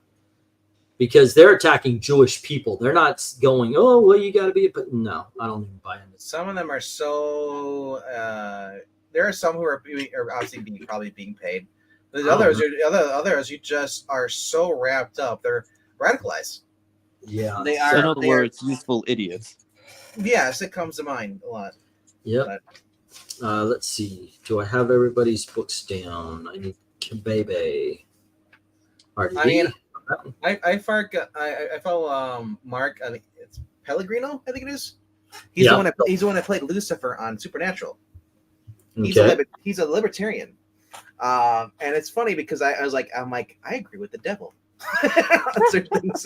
Like he's like I messaged him the other day. He's like he's talking about people are just I'm just tired of people who are want to say things back to me but don't know what the hell they're talking about and just want to get belligerent, and try to cancel me. I'm like, I was laughing. I was like, because he's talking about how people are coming up to cons and think it's their time to go up there and start harassing you at a con, at a booth, just because they come up for a signature and then just explode on you because they don't like what you said. It's like, and I said, like, that's unfortunately the world we live in these days. Yeah, and as him, I said you should be able to conceal carry, or security should have guns there too drawn. I'm going to be that old man that blames technology. I think it's a lot of the TikTok. Let's get ourselves videoed on this. You got those idiotic people who, the stop oil people who go into the freaking Louvre and they splash shit all over a painting that's 8,000 years old with no respect for the history of it. Because to them, there should be no history. They're freaking idiots. Well, they don't realize that they're repeating the actions of not just Wehrmacht Germany, but also the Cultural Revolution by Mao Zedong. Have a good one. Yeah, it's 1:20 here, and I'm kind of hungry. You ever get? I'm just hungry, and I don't know what for. And there's nothing open. Like if I went to McDonald's one night and freaking they regretted the hell out of it. Got their chicken nuggets. God, that's awful. There is nothing good. I've noticed that we have one because of freaking COVID, so they only have one McDonald's. Used to have like 2 or 3 that are open like 24 hours. Steak and Shake used to be a 24-hour shop, or at the very least until 2. So we have one now. We're only down the one, and the service there sucks. Yeah, that And does. you know, You're, I don't know you're if in a yours does this. college town. Go find a Waffle House. There's not one down. Maybe an IHOP, So but that's a little more expensive. I want a little. I $2 gotta or ask, $3. when you go to McDonald's, do you have 2 lanes going into one? Like, so they have like you go into 2 lanes, and there's 2. They take your order, and then you merge into one. To drive up to the window. Does yours have that? Yeah. I hate that. Yeah, me too. Because everybody's fighting to get in there, and then, well, the one time in there, he's like, "Whoa, wait, that's not your order. That we give that to the guy in front of you." I'm like, "That's nice. I'm gonna wait here to get my order then." Let's see. Every single time. Let's see. We got AI is bad. I'm already there. From John Glinzer saying there are 2 types of protesters who are wrecking property, getting arrested, etc., etc. Pro-Palestine and anti-Israel. And oh wait, did I say 2? Sorry. Oops. That's why when people up here talk about racism in the South, I know they likely have no idea what they're talking about. Most of the time, they don't. We're just is. I mean, like you have racists everywhere, but yeah, racism. No. Waffle House is basically a truck stop restaurant. Yeah, and it's good. It's good. It's not my favorite. We don't have a Waffle House on our main strip up here, but we do have an IHOP. I want to offer those people who want to free Palestine to go to Palestine. You guys get on the flights, we'll fly you over, we'll drop you off, and then you can fight for Palestine to be free. Put your money where your mouth is. Yeah, go over there. Okay, so it was brought up to me that we should still do the fundraiser. Mm-hmm. All right. I am not going to be available at 6. I'm taking Gail to work. So I won't be around until after. Okay, so maybe we should start it a little bit later, unless you want to take over and start it off. I'm doing a stream movie show at 7 p.m. Eastern. Okay, 7. So maybe we should move it up to 8 because I'm not going to be around at 6. And honestly, it's not a bad idea. It doesn't have to be too long because MARANYA already reached her $4,000. She reached it. She's got 100 and something extra. She was hoping to get a buffer, a little extra. Sure. So we could do that. So let's start it at 8. I'll make the thumbnail tomorrow and everything. I've already started working on it. Got an Iron Man thing instead of the Phoenix thing. Okay. And if you can, could you put a message in Sports Ball? We're starting it at 8. The reason why I ask is that when I turn off here, I'm going to go. Well, I got the listeners are waiting to talk to you about something after. Oh, okay. I'll take a moment. Darkness is if you eat at Waffle House in Missouri, you can also get a free case of hepatitis. Ooh, they give gifts. It happened for a while there. That's the Chipotle thing too. Darkness Comes says, I like the way on stage with Fresh and Fit, a muscle-bound guy was yelling at a guy a little overweight, and a small guy said to the big guy, do you always walk up to an armed guy and start yelling at him? Yeah, that's what is a little guy, a little man with big muscles. That's what was going on there. He was just, first of all, I cannot think of anything less alpha than paying another man to tell you how to be an alpha. For $20, I'll tell you the rest of it. Yeah. But in order to avoid ripoffs and $5 too, it's just it's ridiculous. Second of all, you're not an alpha if a difference of opinion makes you go off like that. Third, the guy's covered in tattoos. That means it's like a shield to his body. He's hiding something. He's hiding himself. The aggressiveness showed steroids, so he didn't have the confidence that he would build up that muscle on his own. There was so much beta. There was so much beta in that guy. I'm sorry, just because he's got muscles. No, You're not. Congratulations on being rich. I'm fooling people into thinking you're an alpha because you yell into a freaking camera. I yell into a freaking camera a lot. It's about comic books. Nobody thinks I'm a freaking alpha, but I'm not trying to get a freaking. God damn, that guy was a dumbass. I'm sorry. Yeah, and Fresh and Fit, by the way, I watched one of his videos. He went on a date with a girl. If you're listening to Fresh and Fit for dating advice, you're going about it the wrong way. That guy looks at relationships as if it's always transactional. I get it. He talks to whores. It might be cam whores, or it might be whatever you want to call them, OnlyFan whores, but he talks to whores all the time, people who sell their bodies for money, and therefore he thinks all women are like that. He was on a date, and it was confrontational as hell. That's not how you do a relationship. A relationship, especially a marriage, one that even mine, that RDV so politely pointed out, had its problems. We wanted to build a life together. Now, Gail did fall for the trap. She listened to her mom a little bit too much. That got us separated. But even when we were separated, we dated. It was really weird.